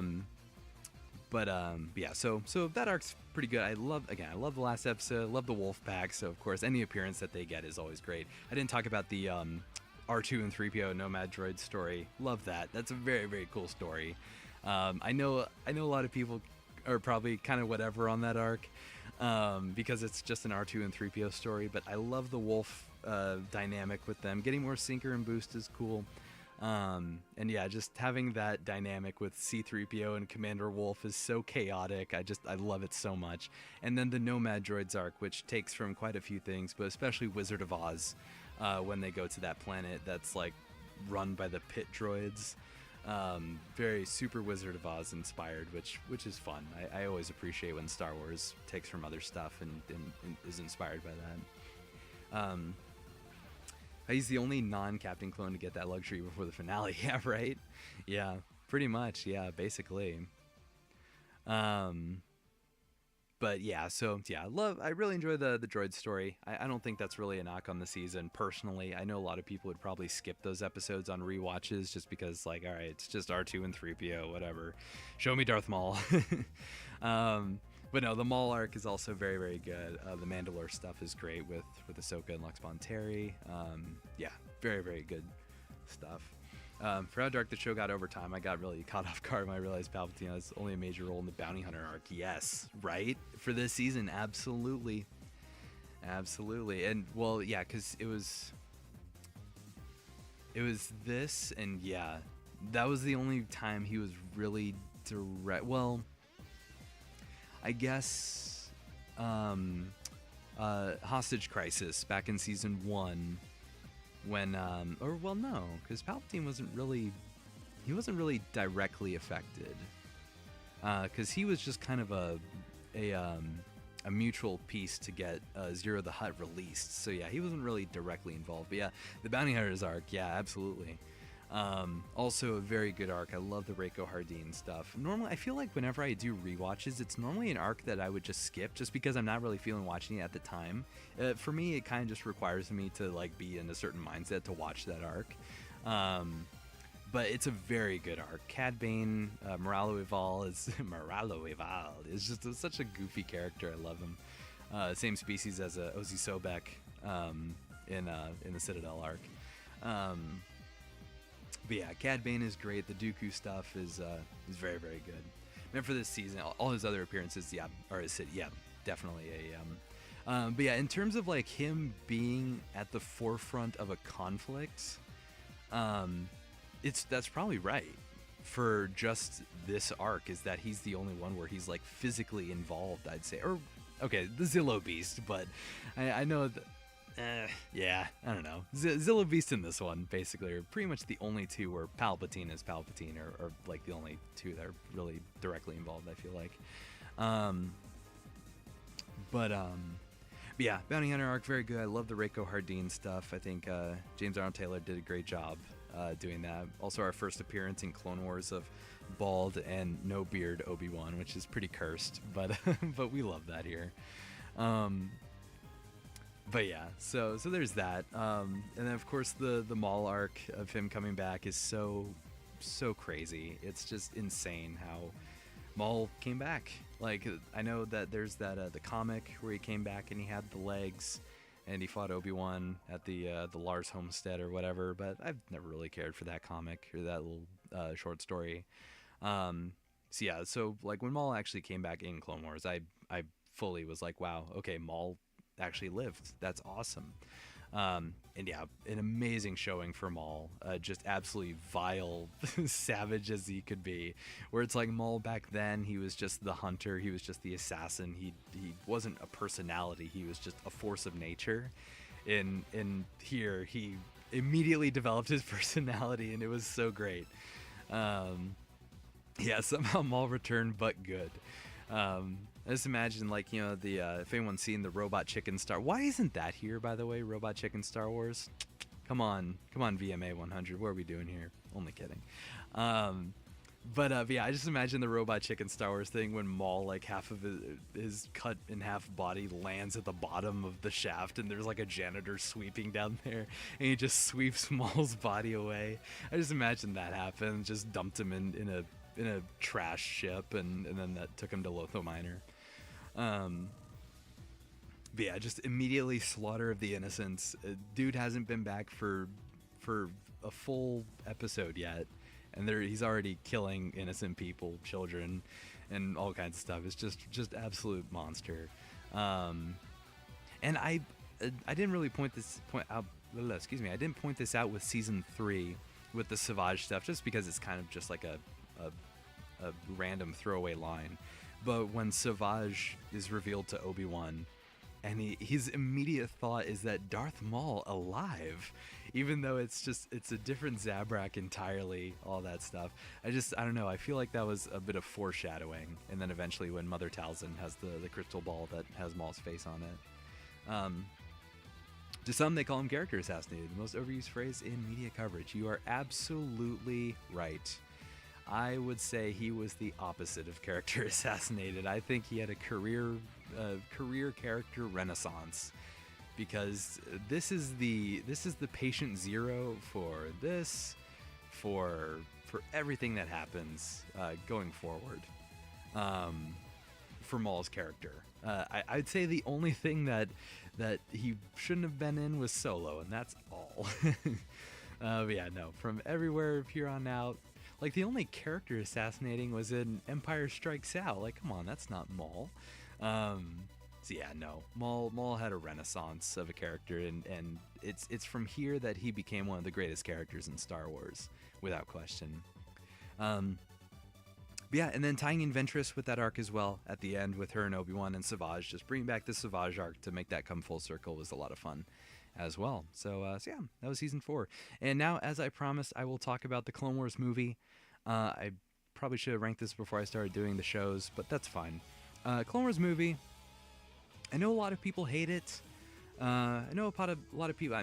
This isn't where it's going. I'm just playing it right here, just to talk about it. I know a lot of people don't really look fondly on the Clone Wars movie. I think it's fine. It's not. It's definitely not an A tier for me. But it does what it needs to do. It's what it was originally meant to be, which is 3 or 4 episodes that got turned into a movie. It was originally going to be 3 or 4 episodes of an arc to start off the Clone Wars, but they just bumped it into a movie, just to hype up the release and get a theatrical release in before the show starts. So yeah, I really like the Battle of Christophsis at the beginning. The introduction of Ahsoka is great. Of course, at the time, the world rejoiced in a new character to hate after Jar Jar Binks, but of course we'd see how that turned out. But no, I think that the introduction of Ahsoka was a great job. She immediately gels with these characters like in such a improper way, with like her and Anakin butting heads and Obi-Wan just sort of off to the side smirking, and the Rex dynamic with them. It's all a lot of fun. Yeah, the Christophsis stuff is great. I think that it's after that where things get a little more tumultuous. I'm not the biggest. I like the Teth stuff. The Teth stuff is very cool, but I feel like it's the Tatooine stuff that I really don't care about. A lot of people know Christopher Lee came in to voice Count Dooku. What people don't know, is that Samuel L. Jackson did the same for Windu. He has 2 lines maybe. There's the beginning part where it's him and Yoda talking, or when they're in Palpatine's office. And then when Mace is talking to the ARF troopers on the comm, I think those might be his only 2, or maybe he has another line after that, or sometime around that. But yeah, Sam Jackson, they did get him in to voice Mace. It's very, very cool.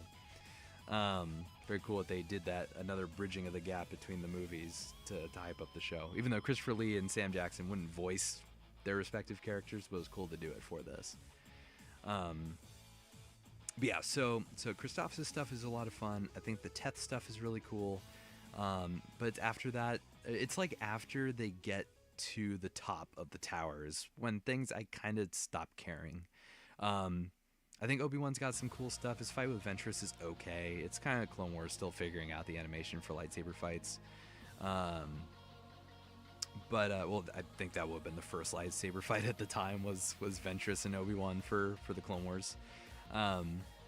But yeah, no, it's serviceable. I think the ending is okay. I like the kind of the fake out when Anakin gets there and it's revealed that Ahsoka hadn't arrived yet. I think that's all cool stuff. But in between that, like, I'm not a fan of the Dooku Anakin confrontation, and just sort of them arriving on Tatooine. Part of me wishes that Anakin would have just stayed away from Tatooine. I kind of wish he never would have gone back after Attack of the Clones, but oh well. I think it helps his bonding with Ahsoka for her to know what it was like, or at least get a glimpse. So yeah, this is in B tier. It's actually probably right here. Yeah, I think it's probably right there. Yeah. I think I like Clone Wars Season 1 stuff more, because if this is 4 episodes of the Clone Wars put into one, I like the Ryloth episodes and Rookies and, a couple of the Malevolence episodes way more. So yeah, I think this is above for sure. There we go. So, excuse me. So yeah, so there we have the Clone Wars movie.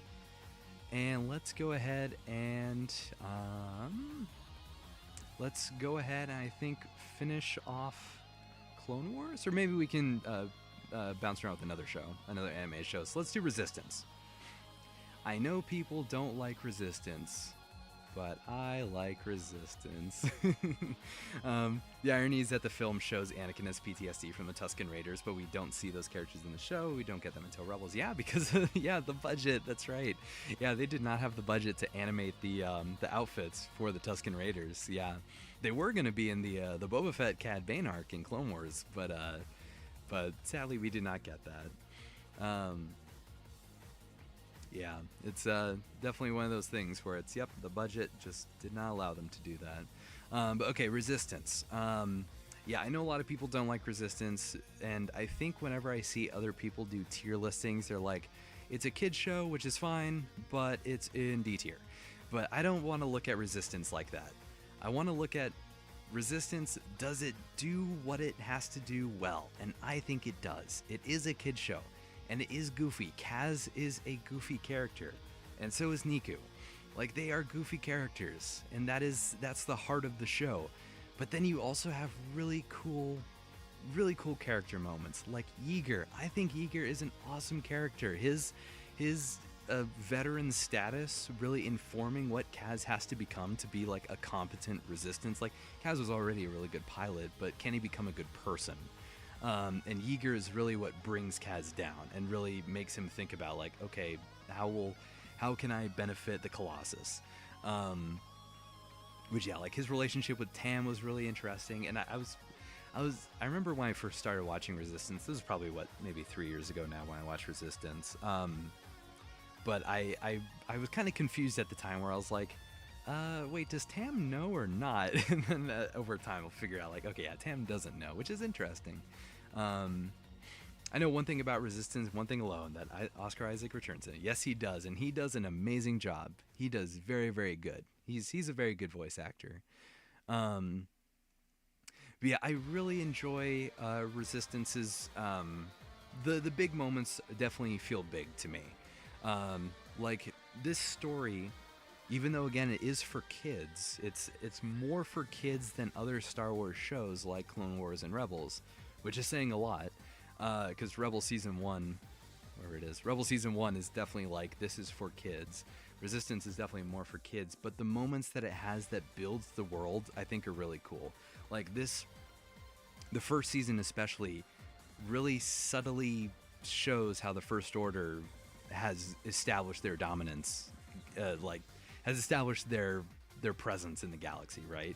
Because there are pirates that are attacking the Colossus. And so the captain of the Colossus is like, ah, man, I have these fighter pilots who can kind of defend, but they're outnumbered against these raiders. And so then the First Order come in. They're like, hey, we can help. You can enlist us, and we can help protect the Colossus. And then they slowly creep their way in and fully take over. And it's really, really cool how they tell that story. And that's how it is across the galaxy. So yeah. Call me crazy, but the animation kind of looks like a prototype for What If. Yeah, it's like the cell shaded kind of animation. If anyone's ever watched Transformers: Robots in Disguise, very similar to that as well. I think this looks better.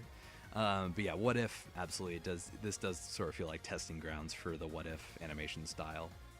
But yeah, so I think the first season is a very good showing for what this early sequel trilogy era looks like, because the Resistance are kind of doing their thing, but the New Republic is still like, because Kaz is a flyer for the New Republic, but then he gets enlisted to be in the Resistance, which again is a different thing.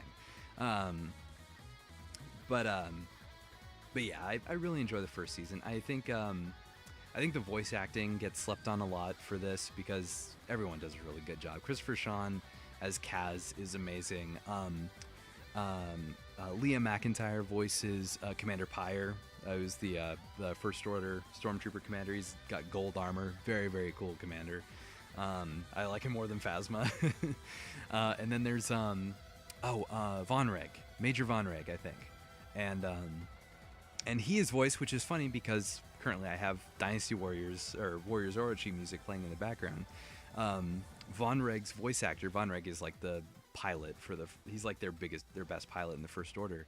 Vonreg is voiced by the voice actor who plays Zhuge Liang in the Warriors games, for anyone who has played the Warriors games. So yeah, it's kind of interesting connections for me personally. When I listen, I'm like, wait a minute, Vonreg sounds like Zhuge Liang. Why am I hearing this? But yeah, no, I think Resistance voice acting is very, very good. I love the heart of this show, which is, it's this crew. And then yeah, so I really enjoy Resistance. I don't think it's definitely not deserving of C or D tier. I think the best of Resistance is better than the best of Rebel Season 1. And I like Resistance Season 1 more than the Clone Wars movie for sure. Resistance Season 2, kind of around the same. loophole that they got D into voice stormtroopers because they have fans after they connected his voice to the clones for Rebels. Yes, yes, absolutely. Because yeah, I remember when the Rebels finale had come out, and when the wolves were attacking the stormtroopers, and D had done voice work for that. And they're like, oh my gosh, are the wolves killing the last clone troopers that are stormtroopers? It's like, no, it's just D voice acting, but I appreciate the thought. Yeah, but yeah, getting in D to do the voices for that, it's always fun. It's always fun when he's on hand to get him in to cause chaos for people trying to figure out the lore of if they're clones or not. Which we know that the First Order doesn't have clones in it because that's what Kylo Ren says in Force Awakens. Like, perhaps Leader Snoke should consider using a clone army. But yeah, Resistance Season 2 is very much in the same vein as Season 1, but except this time, instead of only being on one planet and on the Colossus, well, there are a couple episodes where they go to different places. But Season 2 is pretty much always on different planets. Oh yeah, there's a Commander Pyre up there. Very cool.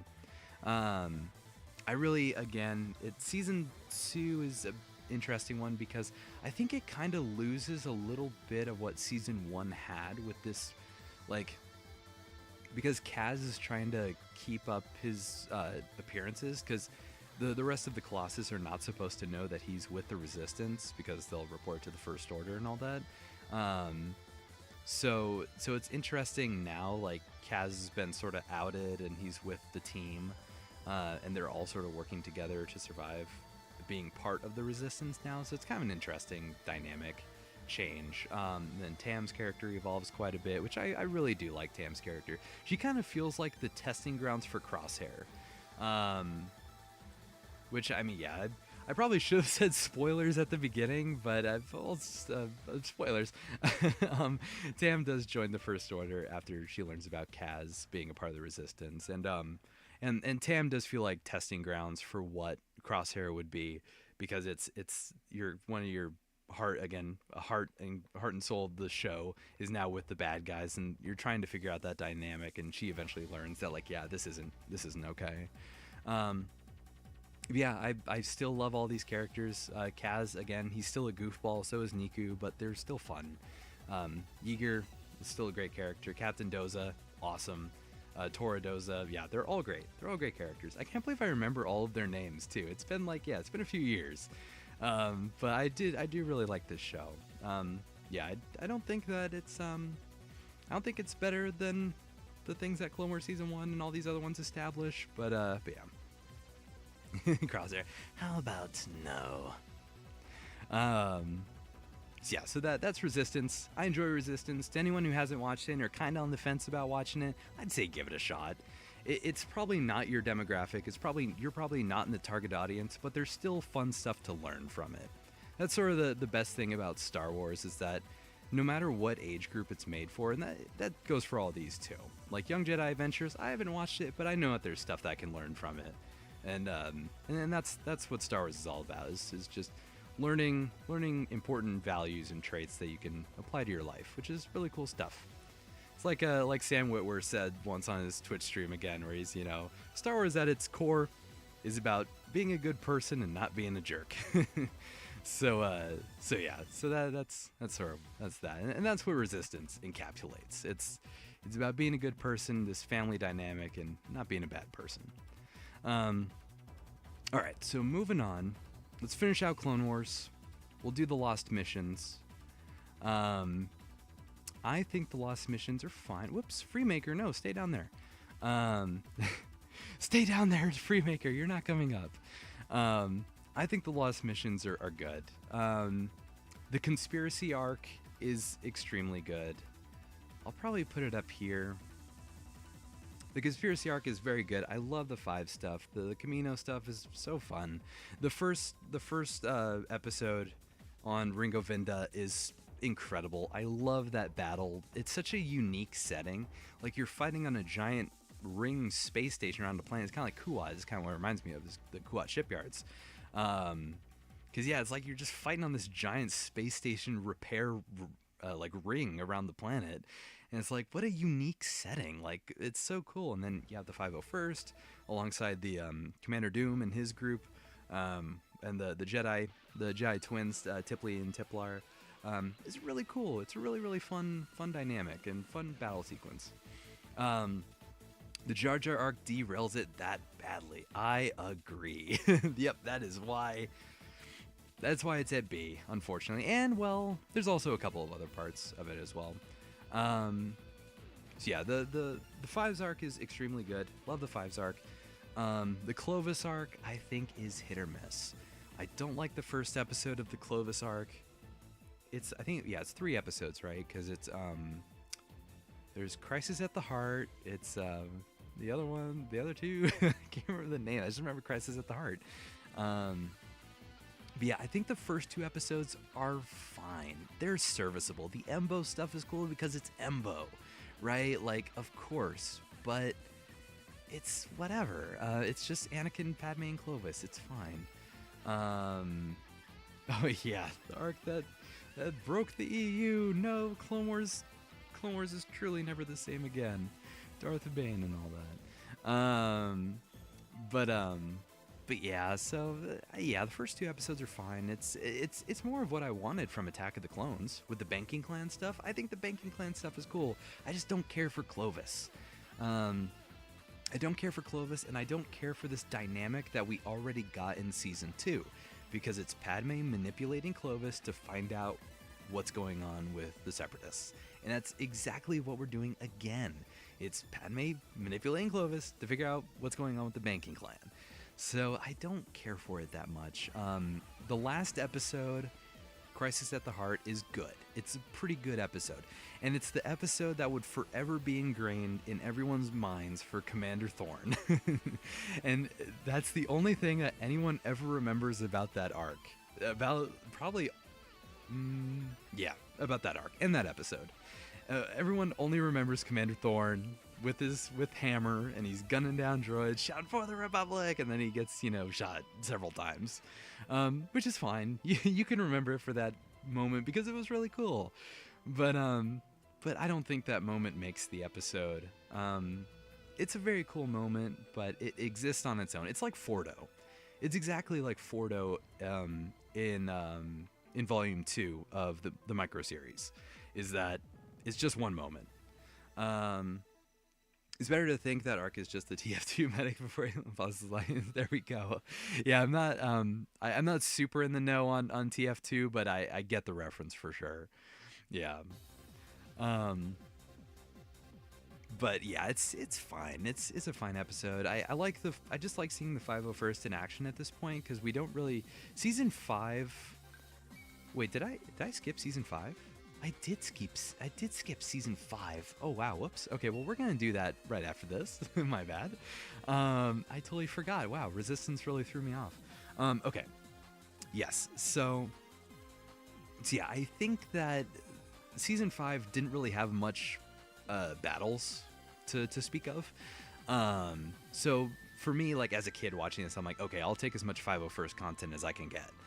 So seeing like Anakin and Rex and Hawk, being a cool pilot, like that was all fun. It kind of reminded me of Kyros at the end when the Wolf Pack shows up to like save them at the thing at the Zygerian camp. It's very similar to that. Chopper Blast from afar. Yeah, there we go. I didn't miss anything from Rebels, did I? Oh, thank goodness. But yeah, so that arc's fine. Clovis arc is fine. Jar Jar arc is not great. I think Jar Jar and Mace's dynamic is fine, but nothing else about this arc is interesting. Like, it's very Temple of Doom inspired for most of it, which is whatever. I don't care. Like, I don't need that. And yeah, it's like the buddy cop thing is cool. Like, we get Mace again, like, having good moments, because Mace does have good moments, so we get Mace having, I guess, highlighting his comedic chops, or lack thereof. And then involving Mother Talzin at the end is just, why? I don't need this. Just go to Son of Dathomir, please. So yeah, don't really care for that arc. Then the Yoda arc. The Lost Ones is another episode that I'd say is probably one of the best episodes of Clone Wars. I really like the Wolf Pack again showing up in the Desert Storm and finding the crashed shuttle. And then the mystery. I love the mystery. I think the Lost Ones is my favorite episode of the Yoda arc because of how much it ties into Attack of the Clones. Because Attack of the Clones left quite a few open-ended things that we would never get answered if it wasn't for this show. Like, we never knew about the Sifo-Dyas stuff, what actually happened.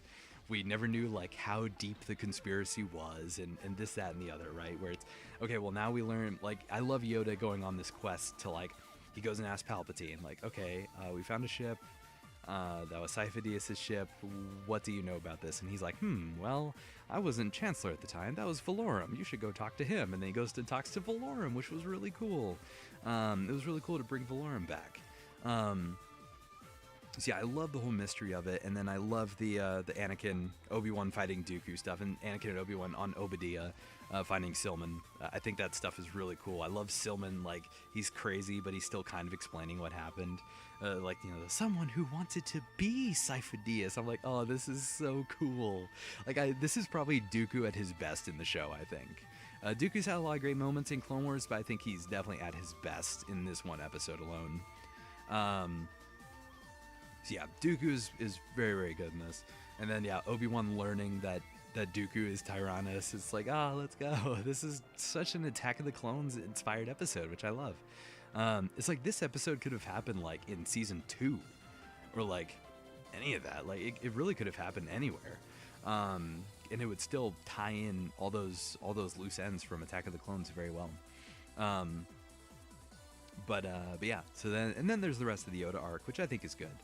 I don't really know what the opinion is on the arc, on that arc.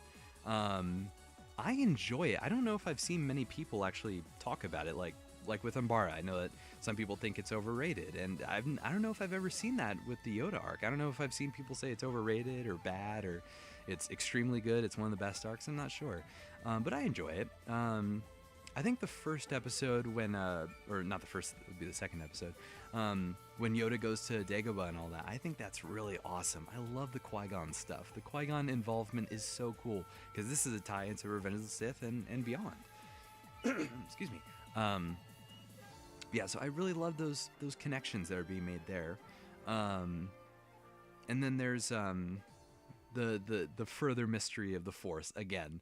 I love when Clone Wars and Rebels does that. I love when it takes the Force and makes you ask what it actually is, because you have all the masks, the Guardians. No, not Guardians of the Wills. That's Rogue One. The Wills, right? They're the Wills. I really like that. That's really cool stuff, because then again, it's more questions. What are the Wills? Are they related to the Mortis stuff, or what's happening? So yeah, I think that stuff is really cool. And then Yoda sort of facing the dark Yoda was pretty fun. And I think it's the next episode it's a 4-episode arc, right? It's Lost Ones, Dagobah. When Yoda sees the vision of Order 66 happening and all the other things, that's really, really cool. And then there's the arc with the episode with the Wills, I think, right? I think that was 3. And then 4 would have been him going to Moraband. Sorry. Moraband. And then him facing Darth Bane and the stuff with Sidious and the Sith magic with Dooku. I don't know why Dooku looked like that in that episode with the shoulder pads. I wasn't really a fan of that. I don't know what they were trying with that, but I don't think it worked. It was like his sparring outfit or something, even though he was just meditating with it. Yeah, I think that stuff was fun. I really enjoyed that. And that was kind of a mind, it sort of like messed with my mind a little bit when they did the thing on Coruscant, when they quote unquote find Sidious's hideout in the vision, and then like Rex is there, and then like when Dooku electrocutes him, I'm like, oh wait, is Rex dead? But this isn't real. But is Rex dead? Because he's not in Revenge of the Sith. Wait, what happened? Because this had come out, shortly before Rebels did. So, but Rex's fate was still up in the air at this point. But yeah, this arc's very solid. I like the end of it. I like the end of it quite a bit. The sort of, again, the mystery of Sidious is still at the forefront, which is great. Yoda being able to confront him mentally, but still confronting him is always a fun thing to sort of lead into their fight with Revenge of the Sith. And yeah, I think the ending is just like in season 5, which we'll get to right after this. Just like in season 5's ending, I think it's a very serviceable ending to the show. If season 7 never happened, it's a serviceable ending. All right, now we're doing season 5.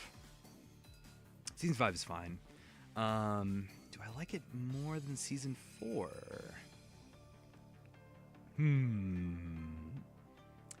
They might be tied. They could be tied. I'm not sure. Season 5, starting out with the Onderon stuff, I think is really fun.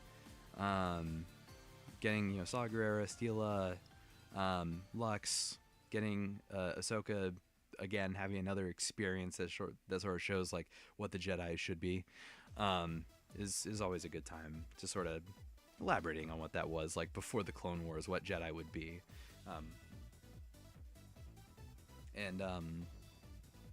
Yeah, Onderon arc's pretty good. Not the best arc, but it's a fun arc. I think the last episode's a lot of fun. Bringing in Hondo with Anakin and and ending like with Steela's death, and having Lux take up being senator. That's always lots of fun stuff. And General Kalani, the droid. Very cool character. I freaking love that droid. I love how he shows up again in Rebels. That's a lot of fun. Very cool. I love the super tactical droid design. I love all the tactical droid designs, but especially the super tactical is very, very cool. But yeah, so Onderon arc's good. The Padawan arc I think is fine. It's an okay arc. It doesn't really exceed in too many places. It's just a fun story. I think the first episode and the last one are the two best episodes of that arc. Whichever one has Obi-Wan and them fighting in space against Grievous. I think that's just such a cool battle, especially when we get moments with him and Cody, because we don't really get too many of those. Then maybe what happens after that? Season 5 is kind of a hard one to remember, like when things happen, in what order. But obviously the Maul taking over Mandalore stuff is unbelievable. Definitely one of the best arcs in the show, without question.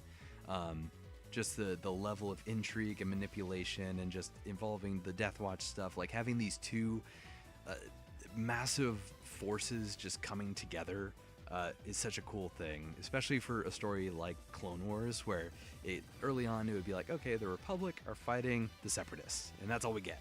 But now it's like this dynamic with stuff that isn't even remotely involved with the Republic or the Separatists are coming together to overthrow a neutral government. It's just very fascinating stuff.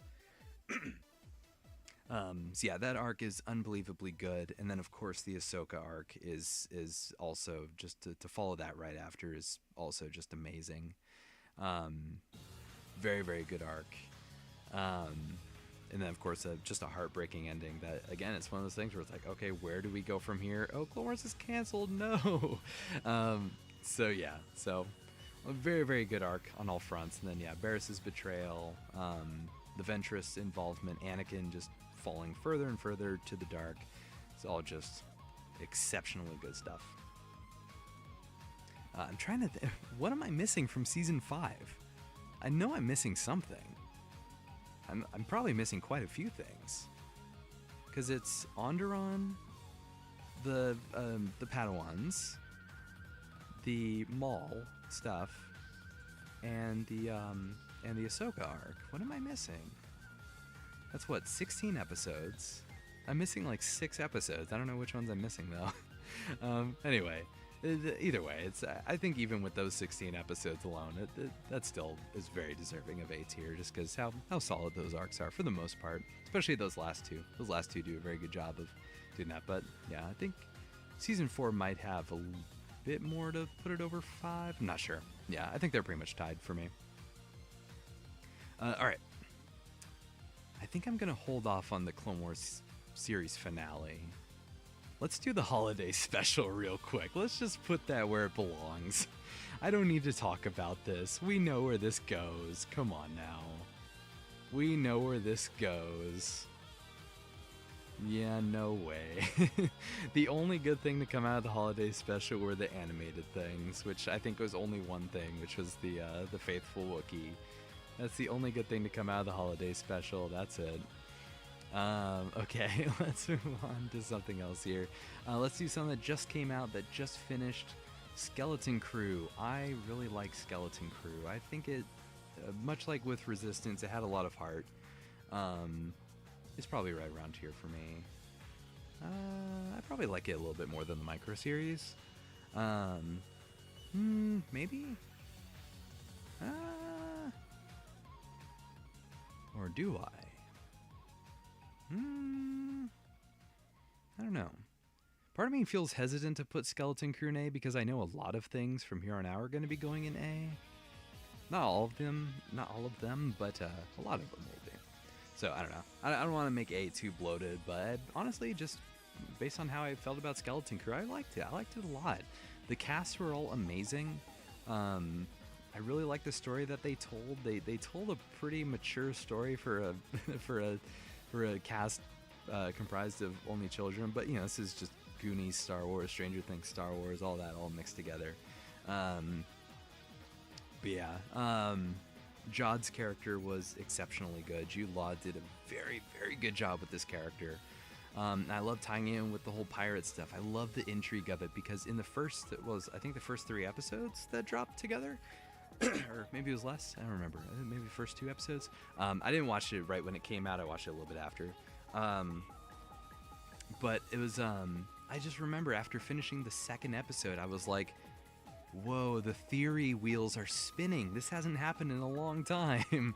Where like, I'll be thinking like, okay, what is At-Aten? Is it like a social experiment? That's what I was thinking it was, honestly, at first. I thought At-Aten was a social experiment from the Old Republic.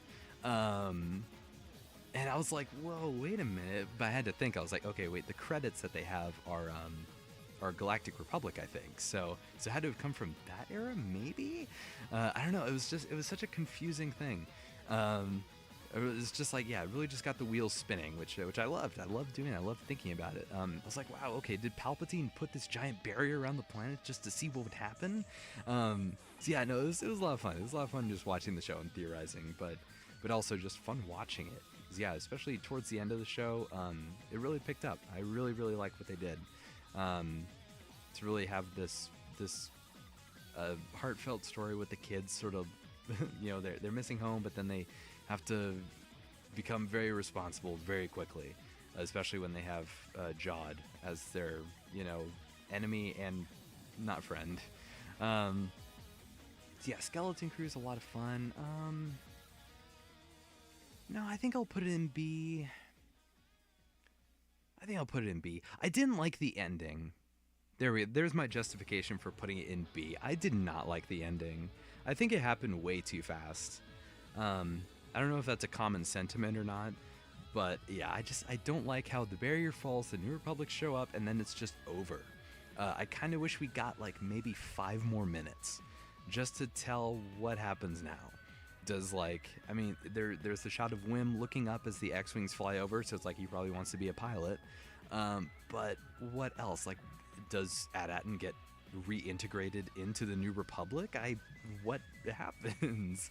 What is Jod gonna do? Because so Skeleton Crew does not feel like a show to me that would get a 2nd season.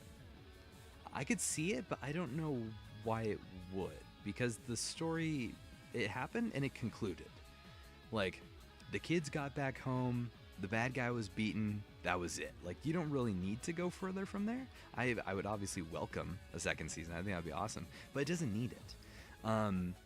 So yeah, so I don't know where they go from there. So I think I needed a few more questions being answered. Like, Jod could have just been locked in the vault or something. I don't know. But okay. Anyway, so that's Skeleton Crew. I think it's a very high B. I think I enjoy it more than these things mostly.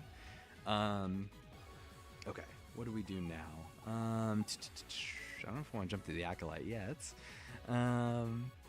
Let's do Solo. I'm not really a fan of Solo. It's do I like Solo less than these things? Oh boy. I think Solo's probably here. I don't really like Solo. I appreciate the things that it tries to do. I do wish it would have gotten a sequel, but it's so tough for me because I don't like how it just tells Han's entire origin story from like one adventure. Like, oh, here's how he gets his jacket. Here's how he gets the blaster. Here's how he gets the ship. I don't like that at all. I wish that there was a second movie to really explain a couple of these things, how it's not just so convenient that he magically gets all of these things all at once. And I also do not like in the slightest how it discredits Han as a pilot. Because L3 is hooked into the computer, into the Navi computer, which means that Han doesn't really need to show off his flying chops to be good. He just has L3 manning the ship. So it really discredits Han as a pilot. I mean, with the Bad Batch, I don't even think Han's the best pilot in the galaxy anyway. But it lowers him. It realistically lowers him because he has a computer that can do the work for him. That probably does now with L3 in the computer. So yeah, I don't really like how it discredits Han as a pilot. It's kind of a bummer. I don't like how everything gets answered all at once for Han, how he got this, that, and the other. How he met Chewie as well. That probably could have been saved for movie 2, possibly. Yeah, but I think that people do really well with their acting. I think Woody Harrelson does a really good job as Beckett. I think Emilia Clarke is good as Kira. I think she's in Outlaws, right? I was gonna say I wish that Kira would come back at least because she's a cool Syndicate character. But yeah, I think she does. Oh, and Maul. Why is Maul in this movie? Maul makes no sense to be in this movie. Because Han, again, watching A New Hope yesterday. I mean, I already knew about this quote, but it comes to the forefront when Han doesn't believe in the Force. So in Solo 2, if there was ever a Solo 2, Han could never encounter Maul. So why would you bring Maul into this? Yeah, I don't know. That's just I don't know why many choices were made in this movie. Probably because they had a feeling that there might not be a second one, so they wanted to tell everything that they could all out in one go. That's probably the reason, but I don't like that. So yeah, this movie is definitely hurt a lot by it's very convenient storytelling and unnecessary things like involving Maul. Yeah, it's just a fine movie. It's not bad. It's definitely not D or F tier. It's a movie.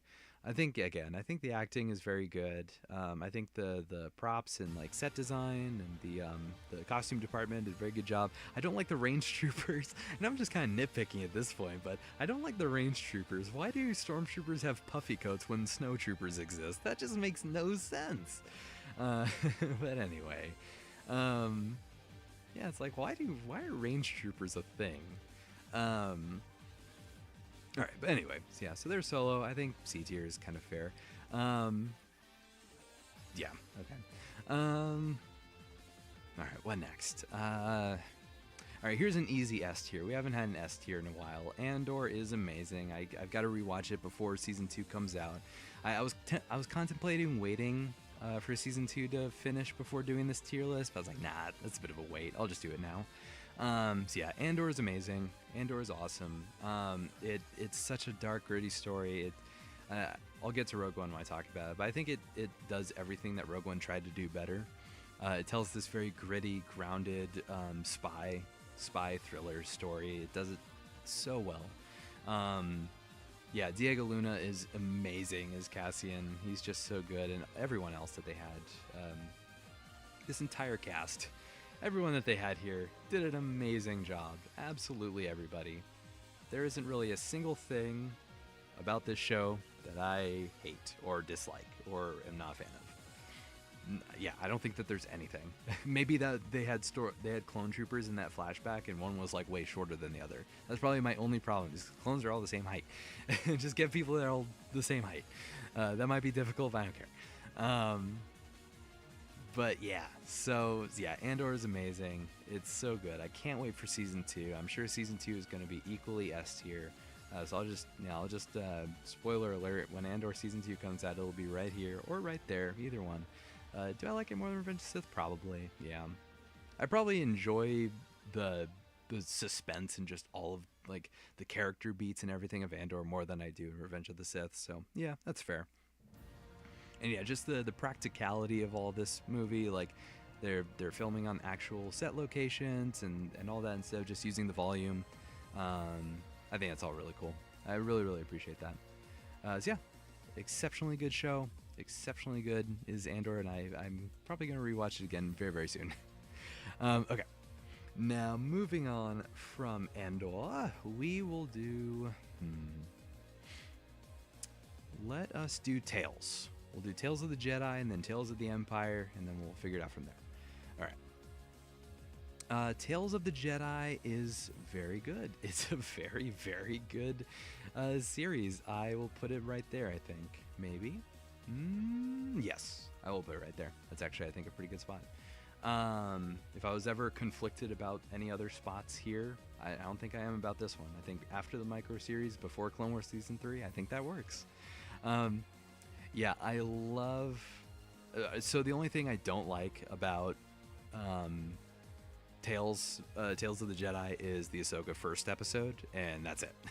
I think Ahsoka's second episode, when it's Clone Wars, like early Clone Wars, Anakin and Rex, just that art style. The Tales, like, because Tales is a slightly different art style from Clone Wars. They just, it's I don't know if it's the same budget. It might actually be way less, but it feels like it's more because it's like the styles of a lot of these characters is quite different. But yeah, so it's the training episode with Ahsoka is incredible. And her last episode, I know a lot of people have issues with that because it contradicts the Ahsoka novel with the Inquisitor and the planet and the village and all that stuff. It kind of just does all of it away in like 15 minutes. I haven't read the Ahsoka novel yet, so I don't have a problem with that as of right now. But again, campfire tales, that's what Star Wars is. It's evolving mythology. So I'm okay with that. I'm okay with a different interpretation. Because if it wasn't done in a book, I'm sure someone would do it in a fan animation or a stop motion, and it wouldn't get as criticized, if that makes sense. Yeah, I really enjoy Tales of the Jedi. Oh yeah, I haven't talked about Dooku stuff yet, but I will.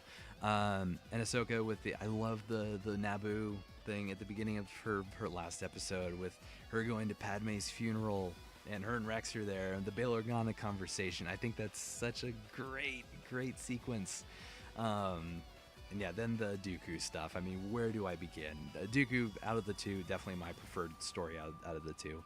I love him and Qui-Gon, young Qui-Gon together. The son of Liam Neeson voicing Qui-Gon is so cool. And then you have the story with him and Mace on Raxus. Very good story. It's probably the weakest one, I'd say, out of the three. And then, of course, the Sith Lord, I believe, is the name of his last episode, which is just unbelievably good. You have Liam Neeson back in voicing Qui-Gon. You have What Happened to Yaddle. You have pre-Emperor Palpatine. And you have all these different things that it's going on during Phantom Menace. It's so cool. Yeah, Dooku's fall to the dark side, and that is so well told. And also how Kamino got erased from the archives as well. I love how they tied that into it as well. So yeah, so Kamino was erased from the archives as Phantom Menace was going on. Like, that's really cool. I love this stuff. This is why I love Star Wars.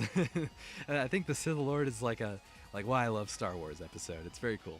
So yeah, there's Tales of the Jedi.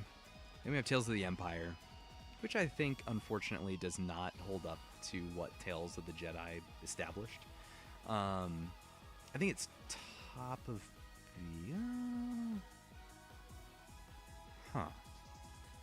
Ooh, this is tough. No, it's not above.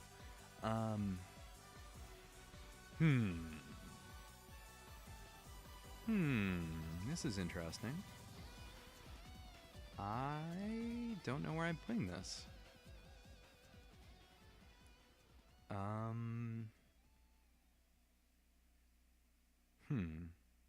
Maybe here? Ooh, I don't know. It might be there. This is probably like on the borderline between A and B, I'd say. Probably. I think Tails is okay.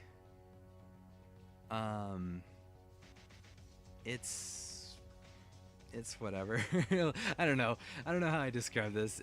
I kind of wish that they didn't go with these characters. I mean, obviously getting Barris's story post Clone Wars is awesome. That's really cool. I'm glad that, you know, she has some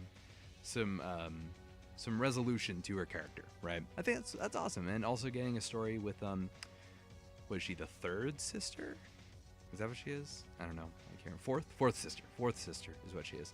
And getting that story with her, with the Inquisitorius, I think is cool.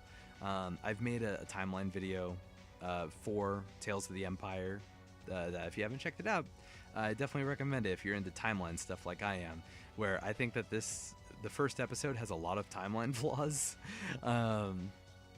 But regardless, I think Barris's story is fine. It's a fine story. I enjoy the first episode a lot. I think the second episode's really good. And then the third episode is kind of hit or miss. I think I like the Fourth Sister stuff quite a bit, but I don't really...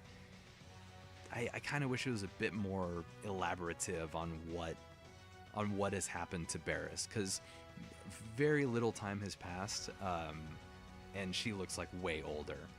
So that doesn't really make sense to me. So I kind of wish it would have explained that she's been using her life essence to heal people. Because it doesn't really do that at the end of the last episode when the Jedi gets stabbed and Barris puts her hand on them to help them back to life. So I kind of wish it would have explained that a little bit better. But oh well. And then Morgan Elsbeth's story I think is good.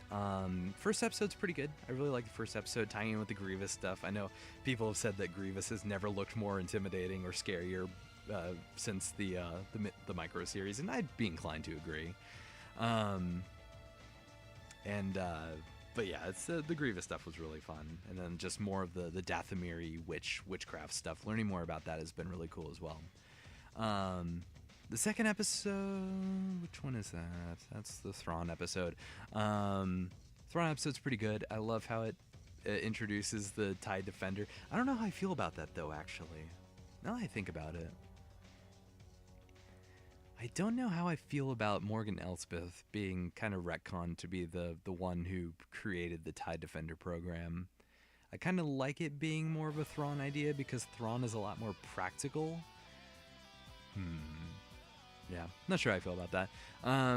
But I love the Pelion stuff. Bringing Pelion in there is very cool. Seeing Captain Pelion in that Clone Wars art style is really, really awesome. And getting Thrawn in that art style as well is really cool. It feels like a very proper gap between Clone Wars and Rebels. But yeah, that story's pretty good. It's just kind of a fine story. Just to introduce Thrawn, and the fight with Rook. And Morgan Elsbeth is very, very awesome. And then the last episode I don't really care for. I don't really care for the New Republic stuff and how she gets out the message to Ahsoka, how the representative gets her message out to Ahsoka to go to the planet. Not really caring much about that. It was just kind of a whatever. I'm kind of glad that her story happened first, because I would have been a bit disappointed if it ended there after Barris's story. I'm glad Barris's was second. At least I think it was. Yeah, it was. So yeah, Tails I think is high B. I want to like it. No. Probably below Skeleton Crew. Okay, there we go. That'll be my final placement for it. Okay, where do we go from here? Ooh, I don't know. We might go ahead and do the sequels. I'm sure I've got some hot takes for the sequels. Let's see. Force Awakens is B tier for me. I think I like it a little bit more than Resistance. No, it's right about there. Probably above the Clone Wars movie. I obviously its biggest criticism, I think, which I agree with, is that it's literally just a New Hope 2.0. They say that in the movie that, oh, so it's just another Death Star. Yes, it is. Um, there are some very interesting things that they tell in between that, in between it just being a New Hope 2.0. Um, I, I like the stuff on Takodana with like Rey with the lightsaber and her having that vision that went to nowhere. I think that's cool. Harrison did a really good job in this movie. Finn was really cool. Finn should have been more, but that's for later. Poe was cool. Kylo Ren was really cool. I know people just call them a Vader wannabe, but that was the point of his character. um, so yeah, Force Awakens is fine. It's a fine movie. Not terrible. I appreciate the experience that I had in the theater watching it more than anything else. So yeah, there's that. Everyone does a good job acting, and that's what counts. Music is also unbelievably good. I love the First Order theme. Last Jedi, oh boy, here we go. I'll just put it there. That's not where it's going. That's not where it's going. Bear with me. It's not where it's going for right now. It's not going to be here. I just want to look at it. So yeah, Last Jedi. I know it has its detractors. I know it has a lot of detractors. I had such a good time watching it in the theater. I loved watching it in the theater. I had such a good time with it. It's a very cinematically, like, visually appealing movie. It's, yeah. Is that right? Yes. Visually appealing, yes. I had to think about that, but yeah. It's a very, visually appealing movie. I think it's definitely the best looking movie out of all the sequels, without question. All the environments that they go to all just really stand out. And even in space it really stands out too. It's just, I don't know what they did with this movie, if they used some like special camera for this that they didn't use for Rise of Skywalker or a certain method or whatever, but this movie just looks unbelievably good. Maybe it's just like the color choices, because there is a lot of white and red in the movie, so very fitting that they use it for the poster.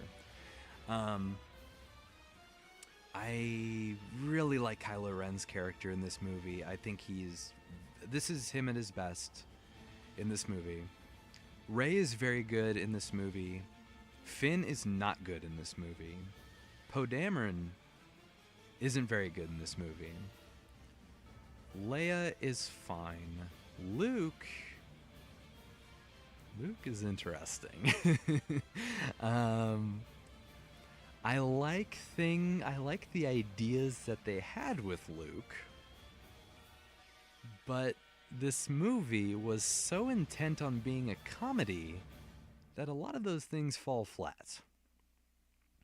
Again, like I was saying with Clone Wars and Rebels, it tells a very interesting tale about the Force. It's a very mystical kind of theme for this movie, with Luke and like him going to the first Jedi temple and on no, what was the name? No, what's the name of the island? Darn. Oh man, I just had it. Dang, alright, whatever. He's on the island. You know the island. And Luke is like, he's there, and he's, and when he's teaching Rey, but just like, why is he doing that thing with like the leaf when she's like reaching out and he's like, oh, do you feel it? That's the Force. And then he smacks her hand, like, why? And then like the like milking the cow scene, and it's like, why? I don't care for this. But like the Rey going to the dark side tunnel and like seeing herself, and like with the parents thing, like that was really cool. And then I love the thing with Kylo Ren revealing that her parents were nobodies. I think that's great. I think that's a great message that this movie is trying to tell. It's like, yes, you don't need to come from a lineage of Skywalkers or the greatest warriors in the universe to be a good warrior, to be a good person. That's a great message to tell that they fumbled in the next movie. But yeah, like, oh my gosh, and on rewatch again, like at the time watching in the theater, I was probably fine with the Canto Bite stuff. But now I can't stand it. I can't stand the Canto Bite stuff. I think like no, why was Rose so badly written? Why was Rose and Finn so badly written in this movie? They could have been so much better. Um, yeah, the Canto Bite stuff, I always skip it on rewatches now. That's like a third of the movie that I'm skipping too, which is kind of crazy. Um, so yeah, Last Jedi. Oh boy, I think the things that it does well, it does extremely well. But the things that it doesn't do well, they are very bad. So I think I'll put it right there. Right between Solo and Attack of the Clones, maybe? I still appreciate a lot of what this movie does. But I don't like completely dislike it like I do most of Solo. So yeah, I was one of this movie's biggest fans when it came out. Now, not so much, unfortunately. I think it was like my second favorite Star Wars movie when it came out, but that is not the case anymore. Alright, let's move on to Rise of Skywalker, which I don't think is worthy of F tier, but yeah. That's crazy that the Freemaker adventures I think are better than the Rise of Skywalker. But again, so very similarly to The Last Jedi, I think that the things that the Rise of Skywalker does well, it does very good. But that's not a lot of things. I know people like to poke fun at the somehow Palpatine return thing, but it was the exact same thing in Legends, so don't get on your high horse about Legends and say that Legends is better because they did the exact same thing and it was probably worse than it was in this movie. But yeah, no, it's, oh man. I know, I don't know if I've actually said this, like, I guess publicly before, but I know I have when I talk with my friends about like why the sequel trilogy failed. Is because it was just a big game of tug of war. Like J.J. Abrams did this thing with his stupid mystery box stuff, and then Rian Johnson came in and was like, "All right, this is going to be about an individualistic story about like picking up what's left." And then Rian Johnson's like, or J.J. Abrams is like, "No, we're going back to the mystery box and Palpatine, and Kylo Ren's going to put his mask back together." And this, that, and the other. I'm like, no. I think the mask looks cool with the red lines in it, but man, he should never have put the mask back together. The whole point of him destroying the mask was because he was separating his connection to Vader. It was killing the past and all that, you know? I thought that was a decent, I don't think it's a great line, but I think it's a decent message to like, for Kylo Ren's character. Poe is not good here. He's probably the best of the team, I think, maybe. Finn is still not great. He's pretty much like just a third wheel at this point, unfortunately. He gets, again, with Abrams' mystery box where Finn's like, "Rey, I need to tell you something," and then he never gets a chance to tell her anything. But I mean, Lando's great in this movie. 3PO is chumped out incredibly in this movie. I mean, he was always chumped out in pretty much all of Star Wars ever, especially in the original trilogy. But he gets like super jumped out here. Yeah, and then Palpatine. Again, it's one of those things where like Legends, like if you know the Dark Empire story, you probably knew that this is what they were doing when you knew that Palpatine was coming back in this movie, is that they were doing the Dark Empire cloning stuff.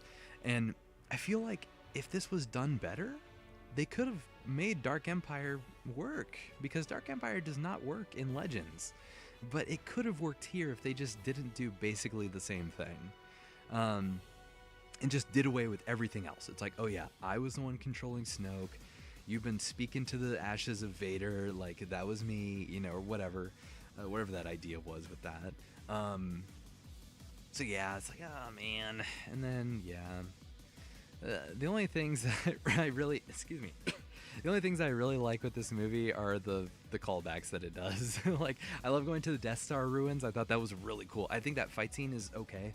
Again, it's kind of like what the criticisms that people have of the sequels, is that lightsabers feel like baseball bats more than swords, which I agree with. I think that the set piece is very cool. It's just the choreo isn't great. But I love the set piece of the Death Star ruins. And like when victory is won and they visit, like, you know, all the planets like Bespin and Endor and stuff. I think that's cool. But beyond that, yeah, it's fine. It's not fine, actually. I don't know why I said that. It's not fine. It's D tier is what it is. It's not fine. Again, I think the acting is good.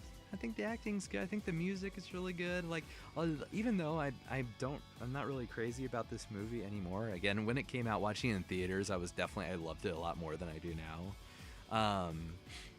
Yeah, I just, whenever I watch it, like when I get to the ending, I'm still like pretty emotional about it because it's still like a feel good ending. I think, like, the heroes, they've won, and like Chewie gets his medal, and Rey goes to the Lars homestead to bury the lightsabers. Like, that's really cool stuff. I actually like that quite a bit. And then the ending, I know, I'm Rey Skywalker. Oh, she didn't earn that. I don't care. I think that's cool. Again, it's yeah. Oh my gosh, not the Last Jedi again, where it's like, no, she came from nothing. I like that way more. Nope, she's a Palpatine. No, why? But then her like actually assuming the name of Rey Skywalker. I think that's a cool story. I like that. It's the found family story that Star Wars tells so well. You look at most of these, and you can find a found family story. Ahsoka with the Jedi, the Bad Batch with Omega and Clone Force 99. You have Luke with Han, Leia, Chewie, and all them. You have Ezra with the Ghost Crew. You have who else? Who else we have here? We have quite a few. Anakin with Qui-Gon and them, right? You have Rey with all of her crew. We have Kaz with the Colossus crew. Star Wars is all about found family. That's in every story of Star Wars, is there is some element of found family. So her taking the Rey Skywalker name, I think is fine. It's cool. But yeah, beyond that, beyond all the things I said were okay about the movie and all the things I said were not good, yes, it is D tier. I don't think it's the worst ever. I don't think it's deserving of F tier. I still think it has a few qualities that keep it out of F tier, but nah. This only has one quality keeping it in F tier, or it has one quality that's good, but the rest keeps it in F tier, and it's only the cartoon, the Faithful Wookiee. But this actually has a few things that are interesting and could have been done well. Also, Palpatine's message being in Fortnite was not fun. Just put that on like the internet or something, man. Put that on YouTube, please. I don't want to have to play Fortnite to hear the message. 2019 Fortnite, that is. I hear it's decent now, but that's neither here nor there. But I digress. Okay, so that's the sequels. Let's move on now. Let's do Rogue One, maybe. Yeah, I've got a hot take for Rogue One. I'm not the biggest fan of Rogue One. I think it's probably around here. I know a lot of people say it's their favorite Star Wars movie, which is awesome. If you know that that's your favorite Star Wars movie, that is amazing. I am so happy for you. I don't like the characters in this movie. I think none of the characters outside of maybe Jin have any connecting qualities to the audience. Like, no one else really, for the longest time after the movie came out, for like 5 years, I could not remember any of the characters' names until I was like, okay, if I'm going to be a Star Wars lore person, I need to know their names. But I didn't know any of their names except for Jin and Krennic. And Cassian, I think, maybe. But yeah, I didn't know, any of them. I'm now having a hard time remembering Bodhi. Bodhi's his name. There we go. But yeah, I think the visuals in this movie are very good. Like I said before about Andor, it's like Andor took the best things that Rogue One was trying to do and infinitely succeeded with them, which is telling that gritty thriller type story. Like, Andor is much more of a spy thriller than Rogue One is. Rogue One's a lot more in line with Star Wars, like combat and fighting and all that. But Andor is it's the next step up from Rogue One, I think. But I like the stuff but the Project Stardust and I think that's all really, really cool. I think the story on its own is very good. I don't think the characters are good, and that's probably the thing that's keeping it below these.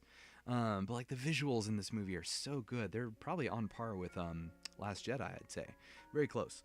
I think the Battle of Scarif on all fronts, in space and on the ground, are both very good. Obviously the Vader stuff is very cool. Vader, outside of probably Empire Strikes Back, has never looked more imposing, I don't think. And he makes jokes. Darth Vader makes jokes in this movie. Come on now, that's awesome. Be careful not to choke on your aspirations, director. That is so cool. And Mustafar, us getting to see Mustafar in this movie is really awesome. But yeah, I think The characters are not great in this movie.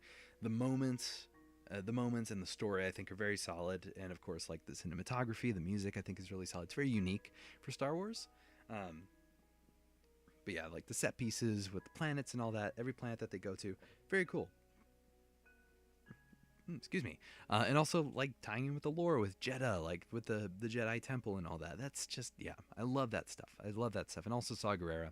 Saw Gerrera coming back from Clone Wars into Rogue One was a very nice transition piece. I don't know if that was ever like, I don't think that was the plan. They were just looking for someone to be like a partisan leader, and they're like, okay, well, do we have any list of characters that we can maybe draw from? And over in Clone Wars or people in Lucasfilm, Dave and whoever whatnot are like, yeah, we have Saw Gerrera, that could work. He could be alive in this time period, and then Saw would go on to show up in everything going forward, which is great. Um, so yeah, I think Rogue One is a solid A movie. It's definitely not one of my favorites of the Star Wars films. I wish it was, but yeah, it's just the characters just really hold it back for me.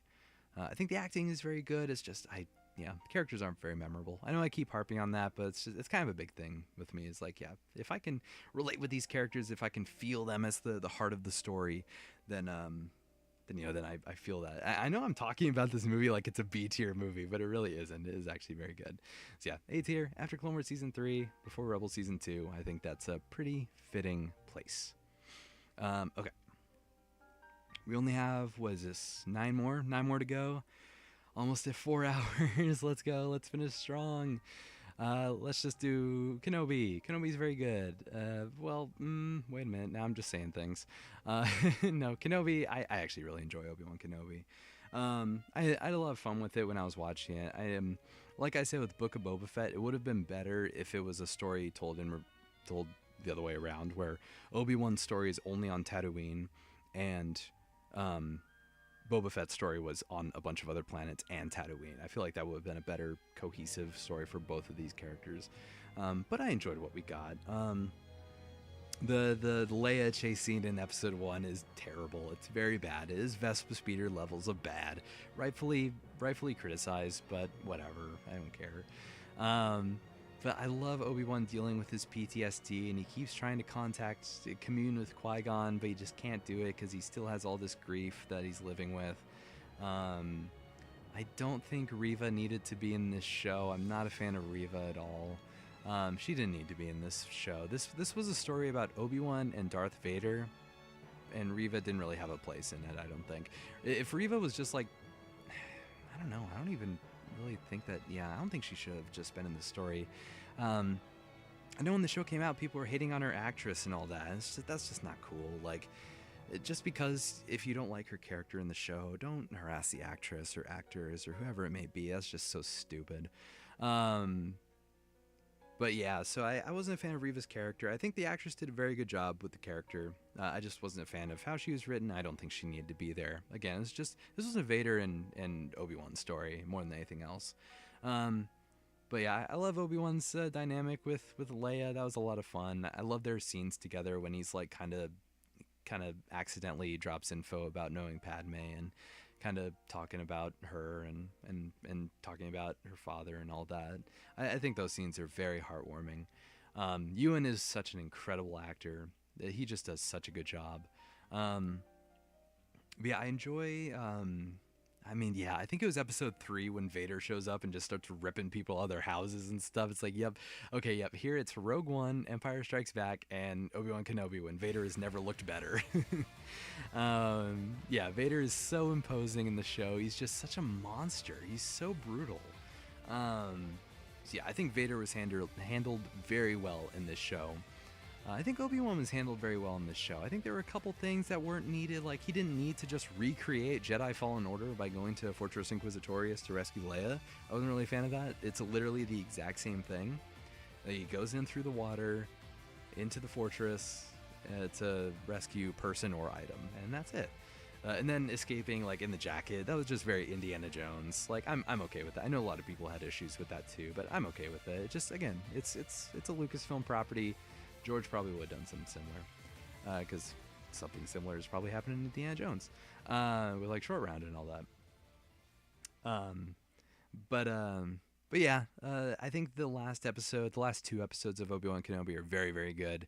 I love the stuff on Jabim. Again, it's another planet that or a location that you wouldn't really expect to see in a movie, but was brought into a show, like with Freemaker Adventures, how they brought in the Wheel, which is really interesting how they would do that. And then here bringing in Jabim, it's like, oh, Jabim, that's awesome. I love that from the Republic comics.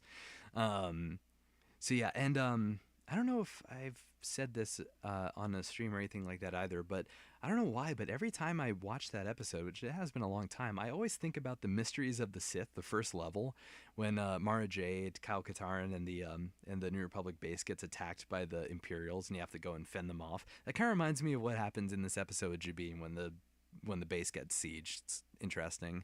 But yeah, Vader just ripping ships out of the sky like Star Killers, just so Force Unleashed. It's just, again, Vader at his peak.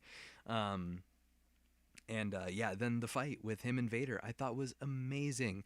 I think the environments in this show didn't look very good. They all looked the same. They were all just like droughted like deserts or, rocky terrains and all that. So it wasn't very inventive with what the planets look like. But in terms of them like enhancing what was at the forefront, which is Obi-Wan and Vader fighting, I think it did very, very good job at highlighting that, especially at nighttime for the final fight and the fight in episode 3. But yeah, then I just remember watching the final like 5 minutes or maybe final 6 minutes or whatever of the final episode, and just like bawling my eyes out because I knew it was coming. I knew that Qui-Gon was going to show up because I've been wanting this forever. I just been wanting to see Liam Neeson again. Show me Liam Neeson. They showed up. I was like, oh, it was a mess. And then yeah, the stuff with Luke at the end, the hello there, and with Leia, with his final goodbye to Leia on Alderaan. It's just a very, very, very, very well done scenes, very well acted, very, very well shot, very well written. But yeah, that scene with Qui-Gon at the end is just so amazing. I love it so much. So yeah, there is Obi-Wan Kenobi. Let's move on now. Let's do one of these. We have a few shows left. We have a few shows with a few seasons, a few shows without a few seasons. Real quick, let me go ahead and fix this music situation here. Put on Dynasty Warriors 7. Whoops. There we go. There we go. Oh, whoops, starting off with the death music in Dynasty Warriors 7. Okay, anyway, all right. So we have, whoops. There we go. Got to click back on. Hopefully I didn't mess with anything there by scrolling. Anyway, let's do Mandalorian. We're really jumping around, but let's do Mandalorian. Am I saving the best for last? I don't know. So Mandalorian Season 1 is a very high A. I really enjoyed what this show set out to do in its infancy. It just felt so fresh and unique, and it told a very different story from what we'd seen in recent years from Star Wars. It really brought it back to its roots with the Western, or well, not, because Star Wars wasn't like obviously originally Western, super Western. It had inspiration from it, but wasn't like solely Western. But that's what the Mandalorian really set out to do, was bring that Western aspect to it, which was done so well. I remember watching those first 3 episodes when it came out with my friend, and we were at Denny's sitting in a booth, and he's got it on his phone, and we're watching it. we just finished a play, and we went with the rest of the cast to get dinner at Denny's, and we're just watching The Mandalorian in the booth. I was like, oh, this is Star Wars, let's go. But yeah, no, Mandalorian Season 1 has a very, very special place in my heart. I think it was so well done on all fronts. There's only a couple episodes I don't like. I think the episode, the one that's kind of Seven Samurai, I'm not really a fan of that episode with the ATST. I think it's got some fun moments, but I saw it in Clone Wars, I saw the Seven Samurai episode in Clone Wars, so I don't really need to see it again. And then, it actually might have been it. That might have been the only episode from Season 1 I wasn't too big a fan of. But yeah, Season 1, very, very solid, very grounded, feels like it's its own story that isn't really connected to anything else. It's still got like the cloning stuff with the Force and all that, but it doesn't feel like it's a Skywalker story. It just feels like it's this, which is awesome. Mandalorian season 2, I think, even though it just kind of contradicts what I just said, I think is better than season 1. How much better though? Is it S tier? Top of A? I'll put an S tier. Mandalorian season 2 is incredibly good. The first episode with Cobb Vanth is exceptionally good. I love it so much. Them fighting the Krayt Dragon alongside the Tuskens, again giving Tuskens more lore, because this is what introduced them doing hand signaling, which was so cool. Yeah, just giving more lore to the Tuskens is always a treat. The Passenger is kind of a whatever episode. That would be the only thing, I guess, that would put it in A, maybe. But I mean, yeah, just the Boba Fett coming back, Fennec Shand coming back. Just a absolute blast. Yeah, Boba coming back with his armor and then getting it sort of refurbished for the next one with Mix Mayfeld coming back as well. Just, yeah. And then the finale. Yeah, just absolutely amazing stuff. Bringing the Dark Troopers. What a cool thing. Like, again, this was sort of a time. Well, because Rise of Skywalker had already come out the year prior. And so it was kind of like a 50-50 time where it's like, okay, are they really bringing in a lot of stuff like from Legends and kind of giving it a new spin? And so they did the Palpatine cloning thing where I was like, okay, interesting. And then they sort of teased more of that with Mandalorian season 2. And then they brought in the Dark Troopers. I was like, whoa, what is happening? Legends fans of the games and comics and stuff are eating good. So yeah, so it was really, really cool getting to see Dark Troopers on screen and see them in action, especially against the Mandalorian. That's very, very cool. And then bringing Bo-Katan as well. That's, yeah, very, very cool. Just tying in all kinds of things. We're tying in Legend stuff. We're tying in sequel stuff. We're tying in original trilogy. We're tying in Clone Wars. We're Rebels. We're taking all kinds of stuff and bringing it together for this Mandalorian stuff, which is cool. Because again, Star Wars, it's stories of the future build off the backs of what came before. So taking all of these ones, all the ones that came out at the time, and kind of bringing it together for this is fantastic. And let me go ahead real quick. Just want to check something here. Pardon me. Okay, there we go. Just want to check some. Just want to make sure things are working good. Okay. Anyway, so that was Mandalorian season, and then of course the ending with Luke coming in, with them doing the face stuff with that. It was, you know, they were still working on it. They did it very well in Rogue One, but they were kind of working on it here for the face scam thing. But yeah, the ending is very emotional. That unfortunately gets pretty much immediately undone in Book of Boba Fett, but I already spoke about that. But yeah, Mandalorian season 2 is amazing. I think very deserving of S tier. There's only like a couple things that could bring it to A. Like the Passenger, I don't think is that great. Maybe one other episode, but I couldn't name it if I thought of it. So, all right, Mandalorian season 3. I know that people weren't really fond of this one. This is when the outcries began. They're like, "Oh no, Filoni is washed." He's not good.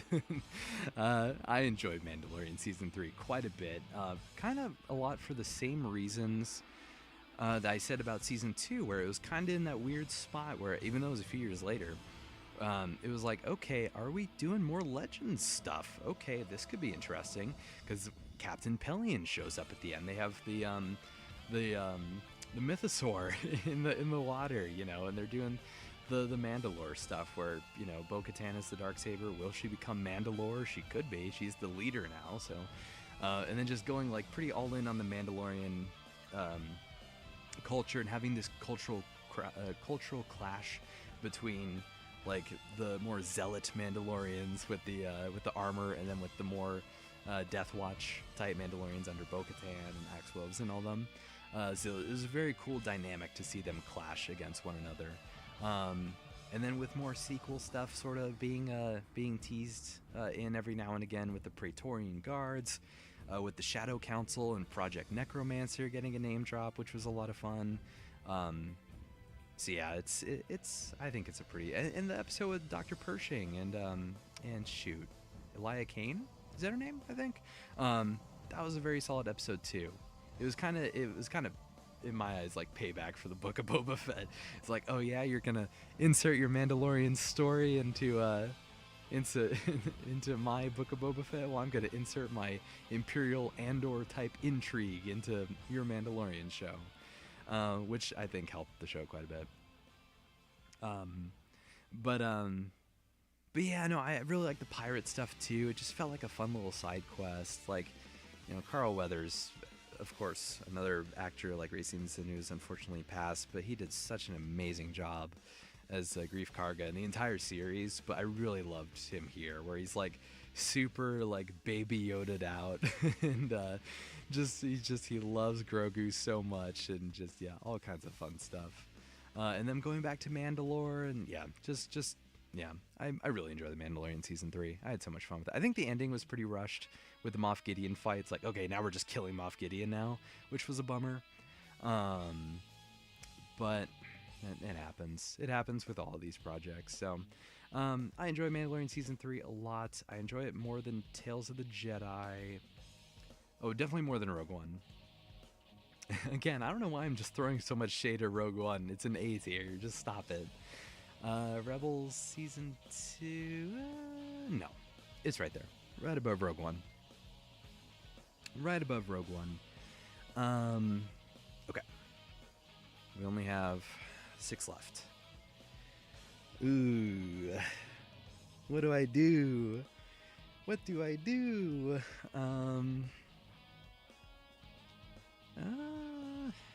Dang. Well, I just did one hot take with Mandalorian Season 3. I feel like most people would probably put in like C or D. Excuse me. Let's do Ahsoka. I freaking enjoyed Ahsoka so much, man. This show, like, I loved it so much. Dang. This is a tough placement for me. I think I definitely enjoy it more than Return of the Jedi. It's right alongside Rebels. Do I enjoy it more than Mando Season 1? I think I do. I'd probably have to think about it a little bit more. That might change after stream. But yeah, Ahsoka was such a great, like, breath of fresh air for me. Because again, with the Rebels thing, like I had said when I was ranking Rebels Season 4, where it's like, okay, now Ezra's missing, and Sabine and Ahsoka are going to look for him. What's going to happen? Are we ever going to get resolution to this, like in Clone Wars? Are we ever going to get resolution? And we did, and this was just Rebels Season 5, but it's a lot more samurai style, which it was so Kurosawa, which I love so much. I thought the cast was so great. Having these like dark Jedi mercenaries like Baylan Skoll and Skoll, however you say it. I know it's Skoll, but I said Skull for some reason. And Shin Hati, and them being like the main dark Jedi that are going against Ahsoka and Sabine. Yeah, just lots of really, really cool stuff in this show with Thrawn. Oh my gosh, how they get Lars Mikkelsen to play as Thrawn in as a voice actor and in live action. That's amazing. And yeah, just the man, I don't even know where to really start. The Clone Wars flashbacks.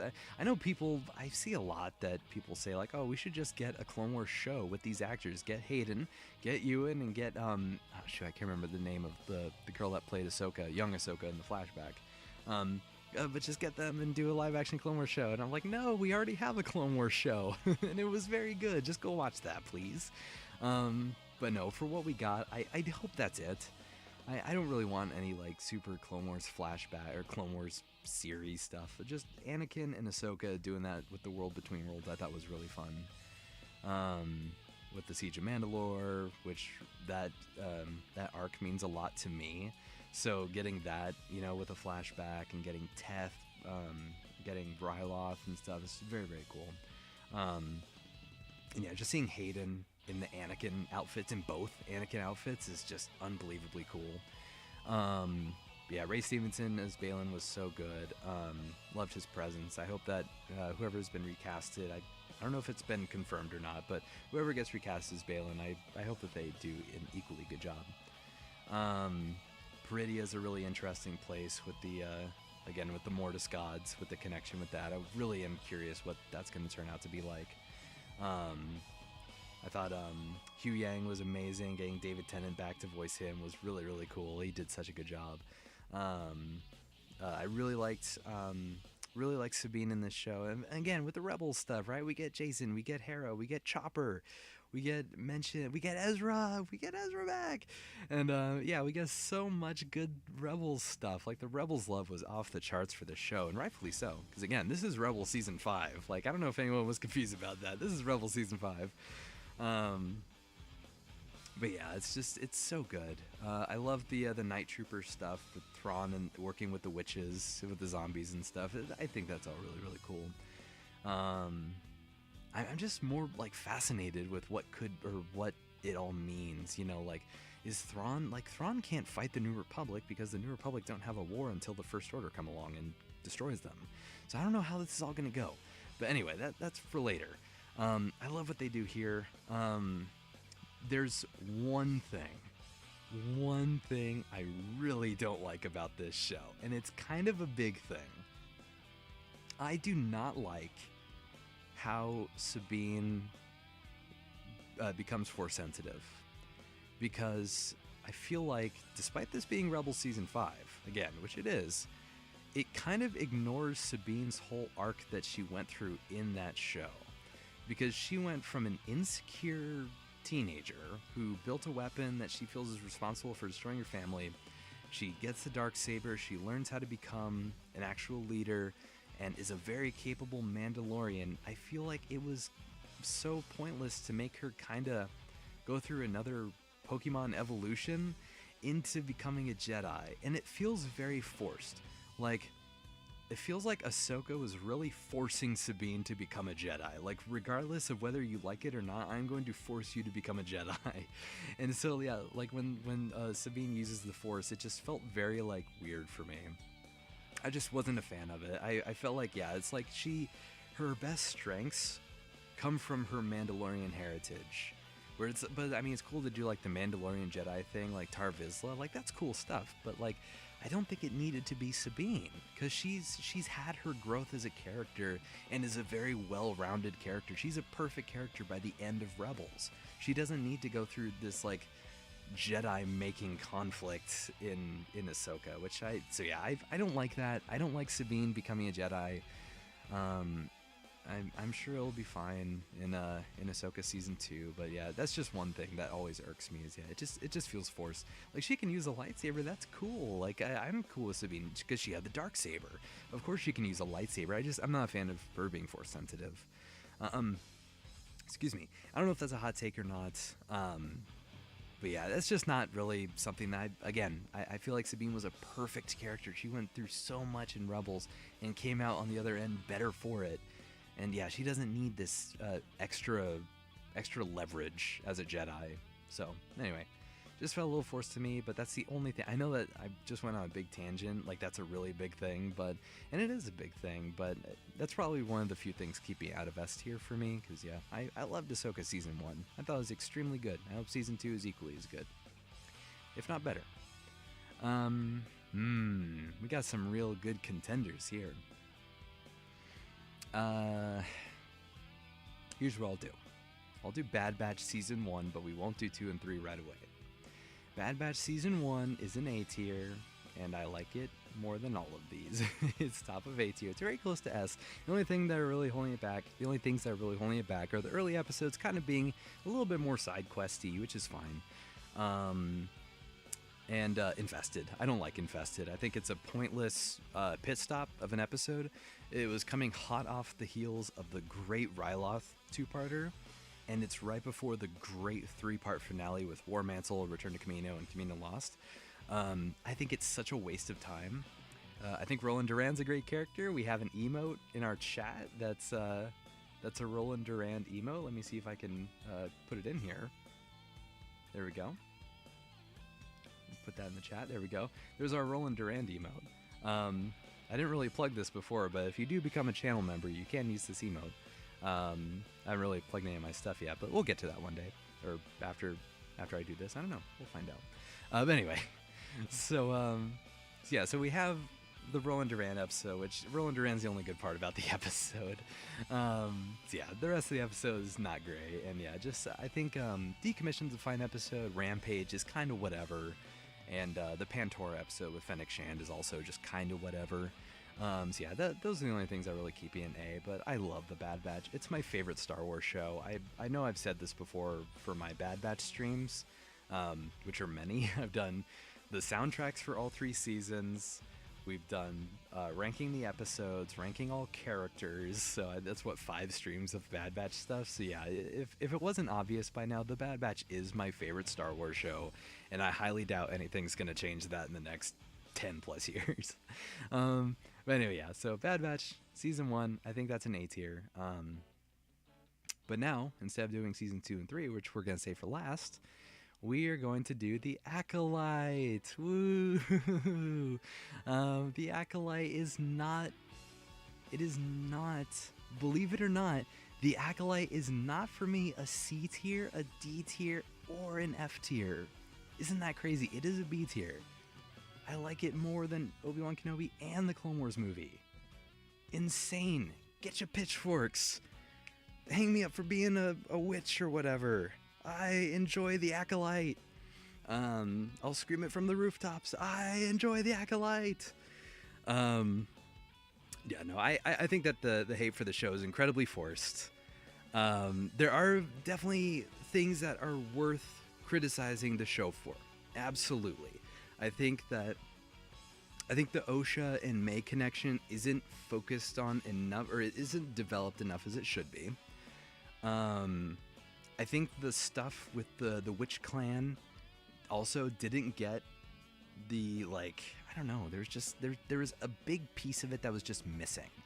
It felt like everything was just kind of teetering on the edge of like being like, okay, yeah, these Jedi, we're gonna kill them, or we're not gonna kill them, we're gonna tell them to leave, whatever.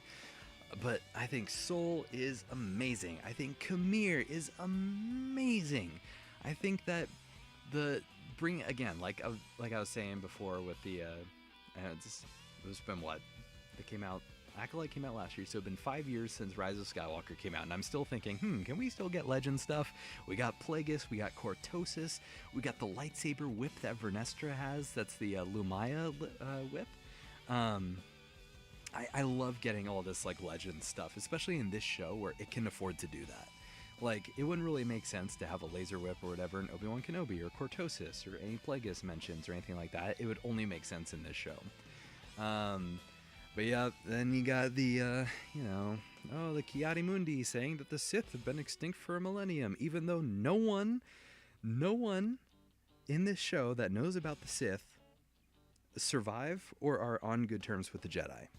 Or, like, remember, right? Because Sol, he knew that Kamir was the Sith, tried to contact the Council, but communications were jammed. So he couldn't do it, and Sol died. So he cannot tell that story. Kiadi Mundi was not there. No one else was there. All of the Jedi think that Sol killed the other Jedi.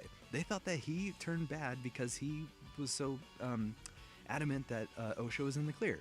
So they all think that Sol turned to bad. No one knows about a Sith. No one knows. The only time a Sith has been said was when Kamir said it, and I think towards the end of the series. Again, when no one else who was alive or on the good side would have been able to report that. So the Sith still remain anonymous. Yeah, I don't know. I feel like that's so obvious with this show. I feel like no one knows that. Everyone that hates that part of the show is like, oh, why would you bring in Kiadi Mundi to say that? That was the point, is that Kiadi is the one that says it in Phantom Menace. The Sith have been extinct for a millennium. So yeah, no, it's fine. It's fine. Calm down. But no, I do enjoy what it does. It teeters on the edge of the Sith being revealed, but that's the point. That's the intrigue of this show. There would be no intrigue for this show if they didn't teeter on the edge of the Sith being revealed. That's why Kamir he's like a splinter, right? He's like splintered off, because he wants to take on an Acolyte. So yeah. But anyway, Acolyte I think is pretty solid. Again, I wish that the Osha and May stuff got a bit more development. I think Sol is fantastic. Kamir was unbelievably good. Jackie and Yord being killed off in like the 5th episode was very shocking in such brutal ways as well. Episode 5, the choreography, I know it's been talked to death, but really, Like, that's not like a justification for the show. The choreography is the best lightsaber combat in all of Star Wars that you see on screen. Duel of the Fates is now a very close second, but yeah, no, I think that the lightsaber combat is just so unbelievably good. Yeah, so it's great. Roland Durani's his own show. One day, Killer B, one day he will. We'll get Tales of the Durand family or Tales of the Durand Syndicate. One day we will. But yeah, no, I think that, yeah, Acolyte, very much enjoyed it. I had a lot of fun with it. I wish there was going to be a second season. I'm not really sure, again, why there won't be, because it would have been great to get more, like, Plagueis stuff and whatever. Yeah, whatever, everyone hated it, I don't care. But, you know, maybe one day we'll get it. Clone Wars came back. Hayden and Ewan, I think that was what, oh, shoot. Dang it, no. Manny Jacinto. I think I saw something one day on socials that someone had met Manny Jacinto and said, like, oh, hope it comes back. And he says, hey, you know, Ewan and Hayden came back. So I hope so. I really hope, because Manny is amazing. Manny was the standout in this show, without question. Kamir is unbelievably awesome. Very awesome character, and deserves more spotlight. Especially in live action, because Manny using his dancing skills to pair it up with the choreography would be great. I'd be fine with it being like a Tales thing, with an animated thing, with him doing the voice and all that, but I want it to be live action. Anyway, yeah, so Acolyte, B tier, I think that's fair. Alright, here we go. We're in the final three. Are all of these S tier? No. Sorry. And the one that is... Whoa... the one that is not in S tier is Clone Wars Season 7. So I'm sure that this is kind of a hot take. I know that people aren't really fond of the Martez sisters arc, which I'm not either, but I also don't really like the Bad Batch arc in this season. I don't think it's very good. I just rewatched it recently, within the last couple of weeks. Just rewatched the Bad Batch arc. I only like the first and last episode of that arc. I think episodes 2 and 3 are not very good. Yeah, I think that, yeah, what is it? Distant Echo and On the Wings of Kirdax, I don't think are very great. I think the Bad Batch themselves in Season 7 are insufferable, which is so sad, or it's so crazy, because they are the best characters in all of Star Wars in their own show a mere one season later. So yeah, I don't like that. I think that, again, the first episode I thought was pretty solid. I like their gelling with Rex and Cody and Jesse and them. Or not really gelling and then getting to like each other. But I think their dialogue is not great. D. Bradley Baker is still figuring out what they sound like, because Crosshair sounds like a clone with like a slightly changed voice. Hunter kind of sounds like Hunter. Wrecker is kind of whatever. And Tech kind of, he's not British. Tech doesn't have the British voice. First arc was real fun. No, again, I think the first episode is a lot of fun. I love, like, when the Batch, like, I love their, like, you know, their tactics and just doing Bad Batch stuff, like with the Shockwave move, and then when they're raiding the thing, when they're raiding the Cyber Center.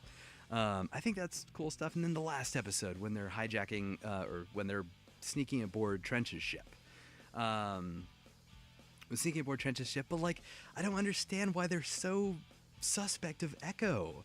Like, that doesn't make any sense. Like, the only reason why they're suspect of Echo being a traitor is just to have tension in the episode.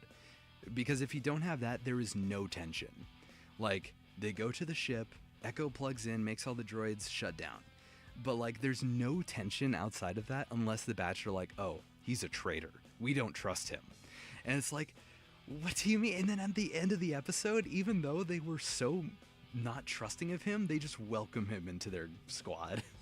I mean, I get they haven't really figured out how to write the Batch, but Insufferable, yeah, they don't mix well with what, like, I don't like how they, yeah, it is true, yeah, like, they don't get along with Regs, but, like, they were so fine with it when they were rescuing him from Skako Minor, but then, like, immediately it's like there's no, like, reason for it. It's when they're getting ready to leave for Trench's ship, and Rex is like, all right, well, we've got Echo, and he's gonna plug in. And Tech's like, well, that's not comforting.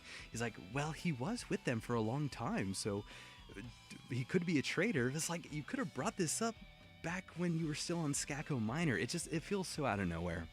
And I don't like Rex in this arc either. I think Rex is very uncharacteristically like, I get he's like, the Echo thing, because he knows Echo and he's like buddies with him. But like, he feels so like, he feels very like sequel trilogy aggressive with the other characters. Like when Wrecker or whoever, when Crosshair is just being Crosshair, he's just being a jerk. He's like, I would have left him for dead. And then Rex starts punching him, and then Wrecker like picks him up, and Wrecker says, what a goofy line in the scene of tension where it's like, pick on someone not your size.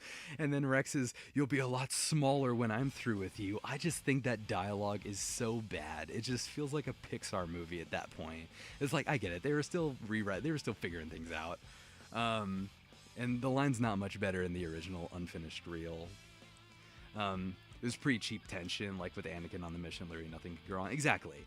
Like, yeah, it's the only purpose of that was just to have there be like a little bit of doubt. Because without that, you have Clone Force 99, you have Rex, and you have Anakin. And that's it. But yeah, no, I did not like Rex in those episodes, or at least in the first two. In the first two episodes, I'd say, because there's the heavy line, which I know is a nitpick, and I even made a short about it, where it's like, I don't know why Rex is like pointing out heavy, even though he only knew him for like an afternoon. But it's like, it's whatever. It was meant for the story because it's a Domino Squad thing, so that they had to bring up the Domino Squad thing. But it's like, he knew Hardcase a lot longer, and Hardcase was literally just heavy. He was just heavy, but a little different because he had the minigun and was a aggressive dude. But anyway, yeah. So there was that. But yeah. That's basically my thoughts on that. So, I know I was just talking about only the Bad Batch arc, but yeah, Bad Batch arc I'm not the biggest fan of. I just feel like they're way too, what's the word? Not stereotypical, but they're, it's along those lines. That's what they were. They were, oh my gosh, the word's right there. First episode of the Clone Wars after 5 years is probably just hit some nostalgia. Yeah, no, for sure. I mean, they already had the episode like made. They just like changed it up. They gave it the new art style, and they just kind of tweaked some things around. So it was already finished 5 years ago, but the lines were a little bit different back then, and I don't even know if they were that good back then either. I'd have to go back and rewatch the reels. But yeah, so Bad Batch arc, not particularly. 2 out of 4 for me. I think you're fine. It's kind of like, 1.5 out of 4 maybe with the Echo tension stuff. Trench dying was fun though. Anakin having his little dark side stuff was cool, and then the raid on the assembly complex was a very, very awesome set piece. And then yeah, Martez Sisters arc. It was one episode too long. Did not need to have that third episode where they start in the jail cell and then end in the jail cell. And then yeah, just the characters like just Trace and Rafa are just pretty not great in that arc, and Ahsoka has to put up with a lot. And then Siege of Mandalore, which is the greatest movie in Star Wars history. The only reason that this is an A is because Siege of Mandalore isn't on its own. If it was on its own, it would be the top of S tier, but it's not. So, but Siege of Mandalore does a lot of heavy lifting here. That's why it's as high as it is, and that's why it's just below Bad Batch, is because it's not just Siege of Mandalore. Yeah, Siege of Mandalore, I mean, I've probably talked about it to death. Well, probably not on the channel, but I have definitely with, friends and whatnot, where I just sing the high praises. I think Old Friends Not Forgotten is the best episode of Clone Wars, possibly the best episode in top 3, probably top 3 for shows, Star Wars shows. It does everything right. It calls back into the original Clone Wars movie in so many great ways. Yeah, just a outstanding first episode. Second episode, Phantom Apprentice, with the choreography with Ray Park, so good. Shattered, just a heartbreaking what's it, the bomb theory with Order 66 about to happen, it's just when. You know about it, but no one else does. So yeah, Shattered, another amazing episode, and then Victory and Death, just the perfect finale for the Clone Wars. It could not have ended it in a better way. So yeah, Clone Wars Season 7, absolutely outstanding. Love, or not Season 7, but Siege of Mandalore, absolutely outstanding. The rest of the season itself, it's just kind of, it's whatever. So I'm pretty sure that's like a hot take on many fronts, but anyway. And now we have our final two. After 4 hours and 36 minutes, we are here. First two episodes were peak. It was just the most Clone Wars. It was just the most Clone Wars episode that Clone Wars could ever Clone War. Yeah, exactly right. Harkens back to landing at Point Rain. Yeah, with them arriving at Sundari and all that. Yeah, it's just the mad dash to get to the surface, and except this time Ahsoka doesn't get shot down. She's the one cutting them down. But yeah, all right. Bad Batch Season 2. There's only one episode that would put this in A tier, but I'm not putting it in A tier. It is going in S tier. Does it go above Empire? I think it does. I think that it does. Is the Bad Batch my favorite Star Wars ever? Probably. Season 2 is so amazing. Season 2 just takes all the pieces that Season 1 left in a pretty great spot and just really ran with it. Everything is at its best. The animation's at its best. The music's at its best. The characters are at their best. Like, especially Omega now, because she's actually a big contributing factor to the squad. The first two episodes were a great start to the season with the stuff on Sereno. Solitary Clone. Do I need to talk about the Solitary? I've already talked about the Solitary Clone on one of the other streams. Go look at my Bad Batch episodes tier list. Solitary Clone exists. Simply exists, and it is the greatest.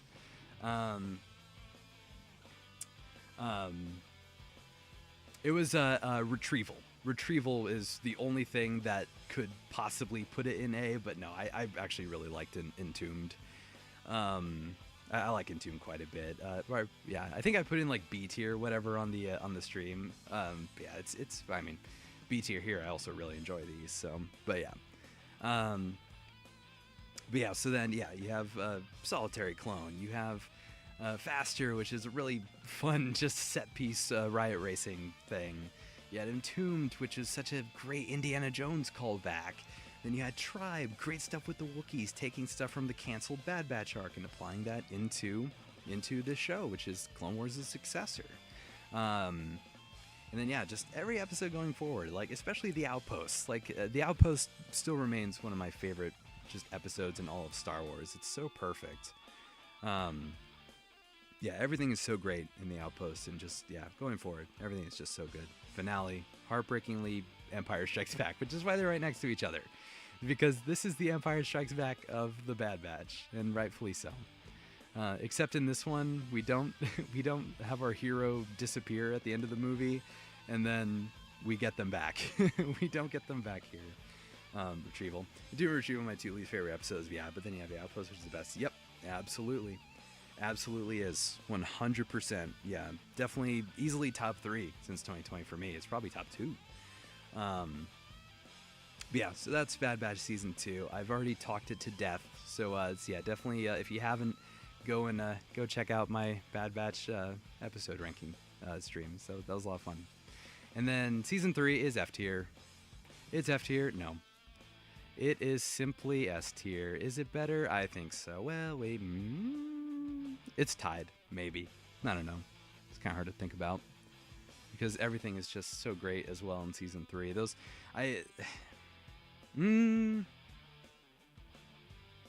Dang.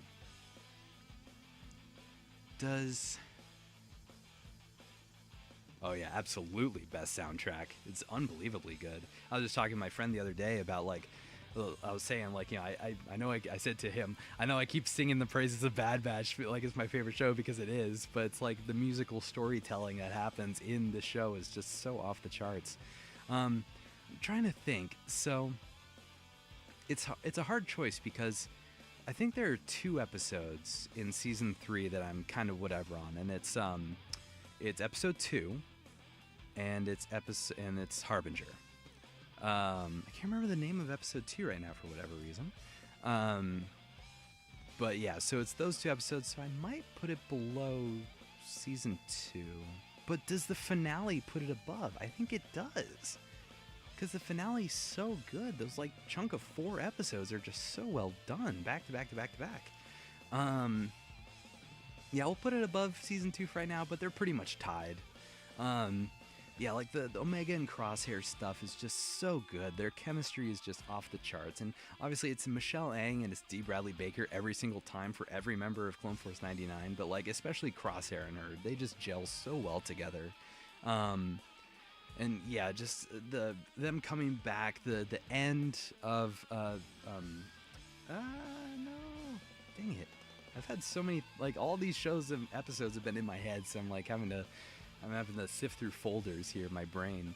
A different approach. At the end of a different approach, is when with the reunion, it's like, oh, that's the greatest day I've ever seen in my life. And then there's the return, which is also the greatest thing I've ever seen in my life, with Crosshair standing on the ramp within his armor again. It's like, this is just so good.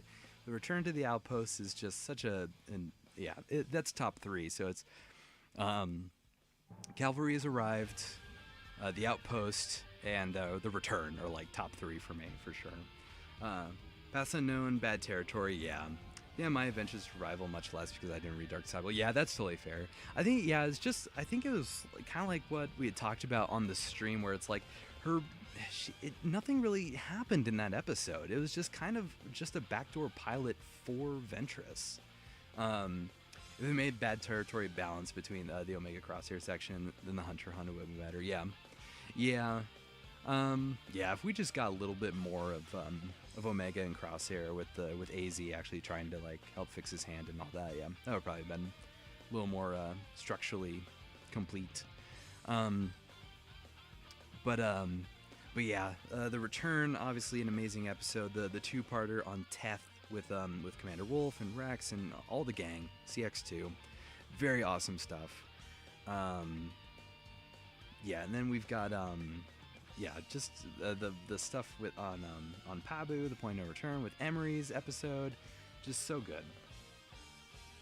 It unironically was we literally found nothing out about Omega in that episode. Yep. Yeah, it's nothing changes. Like we know that she has the M count, that's good, but that's it. And then we know that the Empire's after her. We learned that many episodes ago. So yeah, it's kind of just a pointless episode. It's, in my eyes, it's really just like a 14 episode season, but it's whatever. It's still great, like visually, and I love the Bad Batch theme that comes in. It's very like, I don't know, it's very like this classic Star Wars feeling, I guess, when Crosshair like throws their guns to them. I think the track is called Not Your Enemy. But yeah, season 3 again. Yeah, just the stuff with on Teth, the stuff on Pabu when Omega gets captured, them getting Rampart with the freaking 90-degree turn Juggernauts. Just oh my gosh, the Bad Batch season 3 is just so many unbelievably good moments, especially again in those last 4 episodes when it's Juggernaut, Into the Breach, Flash Strike, and Cavalry's arrived. It's just the greatest. Yeah, Harbinger's soundtrack is very good. I think Ventress's theme is pretty cool. And again, like I said, Not Your Enemies, the Bad Batch theme that comes in, it's very cool. But that's kind of all it's got going for it for me. And just like more, the only thing that I really like about it is just getting more of Crosshair interacting with everyone else. Because that's all I really wanted, like with season 3, was like, okay, Crosshair's back. Now he's on good terms with Hunter after the return. And then, I just want to see him interacting with the rest of the squad more. And that was what I got. So I got what I wanted. I just didn't care for the main plot of the episode. But anyway, so obviously, again, I've talked the series to death, and the last episode is just so deserving of just the highest of high praise. Greatest ending that a Star Wars show could have. It's kind of like, it's right alongside Rebels and Clone Wars for sure. Like I always, I'm sure I've mentioned it before, but I always say when I'm talking with friends or family about which Star Wars show is my favorite, and I'd always go back and forth between Clone Wars, Rebels, and Bad Batch. Well, I've already solved that predicament of it's the Bad Batch, but which finale is the more complete finale? Is it Calvary Has Arrived, Victory and Death, or is it, dang it, I can't remember the Rebels Season 4 finale. It's like, dang it, yeah, whatever. I don't remember the name. Series never dies, long to keep, yeah, exactly. And if they keep releasing more books and comics about it like they have been, which I'm so happy to finally get into those. Yeah, the first edition of Bad Batch Ghost Agents came out 2 days ago, so I'm very much looking forward to that. And then Sanctuary is coming out in August, and then we've got the rest of Ghost Agents coming out this year. So yeah, it's a pretty good time to be a Bad Batch fan. So I'm very excited to go through those. But yeah, so there we have it. There is the tier list. We have finished it. Hooray! After almost 5 hours of me just yapping endlessly. This is great, like comfy like music or comfy listenings in the background if you're like doing anything for 5 hours. So there we go. Here we go. Here's our S tier. We have the Bad Batch Season 3, Bad Batch Season 2, Empire Strikes Back, Andor, Revenge of the Sith, and Mandalorian Season 2. Then in our A tier, we have Season 1 of the Bad Batch, Clone Wars Season 7, Seasons 4 and 5, Ahsoka, Mandalorian Season 1, Rebel Season 4, Rebel Season 3, Return of the Jedi, A New Hope, Rebel Season 2, Mandalorian Season 3, Rogue One, Clone Wars Season 3, Tales of the Jedi, and the Micro Series. Yeah, it's about the only Star Wars show recently to not be really bad or just horribly mediocre.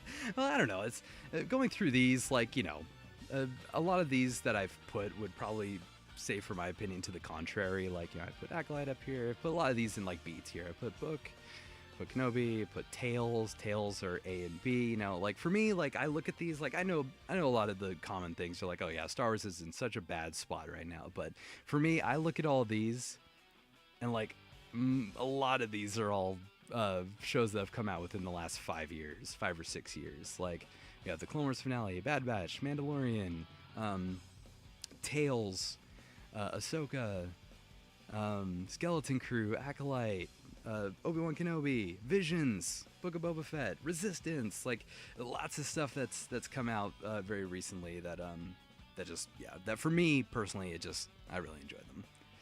Mediocre just means failed. Yeah, no, that's totally all right. Yeah, no, absolutely. That is absolutely A-okay. Because, yeah, not everyone's gonna line up on, like, yeah, because I know a lot of people don't like the Acolyte. Maybe they've been gaslit into hating the Acolyte or whatever. Not me. I really enjoy my time with it. Anyway, let me keep reading these here. We got Micro Series. We have Skeleton Crew in B tier. We have Tales of the Empire. We have Lost Missions, Clone Wars Season 2, Phantom Menace, Visions 2, Book of Boba, Clone Wars Season 1, Resistance 1 and 2, TFA, Acolyte, Clone Wars Movie, and Obi-Wan Kenobi. I might actually put this above. Yeah, I'm gonna put that above. Then C, we have Holiday Special, Rebels 1, Visions 1, AOTC, Last Jedi Solo, Yoda Chronicles, Padawan Menace, Empire Strikes Out, Quest for R2-D2, Revenge of the Brick, Freemaker Adventures in D, and Rise of Skywalker. F, we have the Holiday Special. And then we have all these that most of these I have not watched. I've only seen these 4, but I did not see enough of them, nor do I remember them, like Caravan and Battle for Endor. So yeah. High expectations because of Bad Batch, so I really hope TVB will spark some new lighter life. Yeah, absolutely. It's just, it's so hard when it's a different medium, you know? Like, a lot of people, like, for some of these shows, they've been in works for years before, like, seasons 2 or 3 of the Bad Batch were being worked on, so it's like the trickle effect wasn't exactly there. I followed Generation Tech's review of the Acolyte, so I didn't fall into the, it's so bad pipeline. Yeah. Seriously, Generation Tech, well, that's surprising. I feel like they would have been on that train. So I know I've seen a few things before about some shows that kind of seem in the same ballpark. But there we go. There is my ranking of all Star Wars movies, shows, and specials. Goodness gracious. I need water. I only had water one time this whole stream. It's been 5 hours. I need water. I'm going to pass out from dehydration. Thank you all so much to everyone who stopped by to watch. I really, really appreciate it, especially, again, with 5 hours of me yapping. I think this might be my longest stream that I've done yet, which, I mean, there's a lot of content to cover, so it makes sense. Um, yeah, no, I really do appreciate everyone taking their time, any time at all, to come out and check these out. It really does mean a lot. I have fun things. I did Nightbot. I don't know if Nightbot's actually working, so this is actually my first test. Let me see. I'm gonna put my Amazon link in here for my Amazon affiliate link. Did it not work? It didn't work. Dang it. All right. Well, I have an Amazon affiliate link and an associates link. So oh, there it is, Nightbot. Thank you, Nightbot. I have an associates link and an affiliates link. I have the affiliates link in my description. So if you get anything off of Amazon using my link, I get a commission for it. So that'd be awesome if anyone does any Amazoning. If you want to support the channel in any way, that would be awesome. Let's see what else we can type here. Instagram. Give me that, Nightbot. I know it worked. That's awesome. I haven't tested before. I just set this up last night at like 10:30 at night. There we go. There's my Instagram. Follow me on Instagram. Let's see. Twitter is a cesspool, so I have Blue Sky. And follow me on Blue Sky. Hopefully that worked. No, it's got like a little bit of a delay. There we go. Follow me on Blue Sky. And then also my channel memberships are open as well. Is it member? I think maybe. I think it's exclamation mark member. Maybe. Is that why I said it too? I don't remember. Hi, bud. Yes. There we go. You're absolutely right, Killer B. It absolutely is. And then yeah, then I have channel memberships. I only have one tier right now. It's $1. I'm not gonna act like some YouTuber and say like, oh, $1 is not a big deal. You can just become a member, because I don't believe in that philosophy. Only if you're able to if you want to support the channel in any way. I have emotes as well. And thank you so much, Killer B, for stopping in again. Always appreciate having you in here. Yammering about Bad Batch is what we do best. You too. Yeah, I also have the memberships as well. So yeah, again, if you want to become a member, you are more than welcome to. I have emotes, like I said before. I'll put them in the chat right now. We have Roland Durand, Hauser 1 and 2, and Shock to High. And then it's a cool thing where if more people become members, then I get more emote spaces, so I get to fill it up with all kinds of random stuff that I want to put in there. But no, it's not mandatory at all. I'm not putting anything behind a paywall or anything like that. I think right now it's you can use the emotes, and you get early viewings on my videos. That'll kind of vary. It depends on like what videos I make. If it's like a stop motion, then there's that. So then I do there. So anyway. So that'll be it for me for today. I want to do another one of these maybe next week. I'm trying to figure out what tier list I could do. Like my good broski said earlier, maybe a Halo one or a Transformers one. I'm not sure yet. We're still working on that. Or maybe I might do like a Clone Wars arc tier list possibly, because I was talking a lot about Clone Wars arcs here, so we could do that. But anyway, I think that's enough yammering for me. So thank you guys so much for stopping in. Again, I really appreciate your time. And yeah, everyone take care, stay awesome, stay safe, and I will see you in the next video and or stream.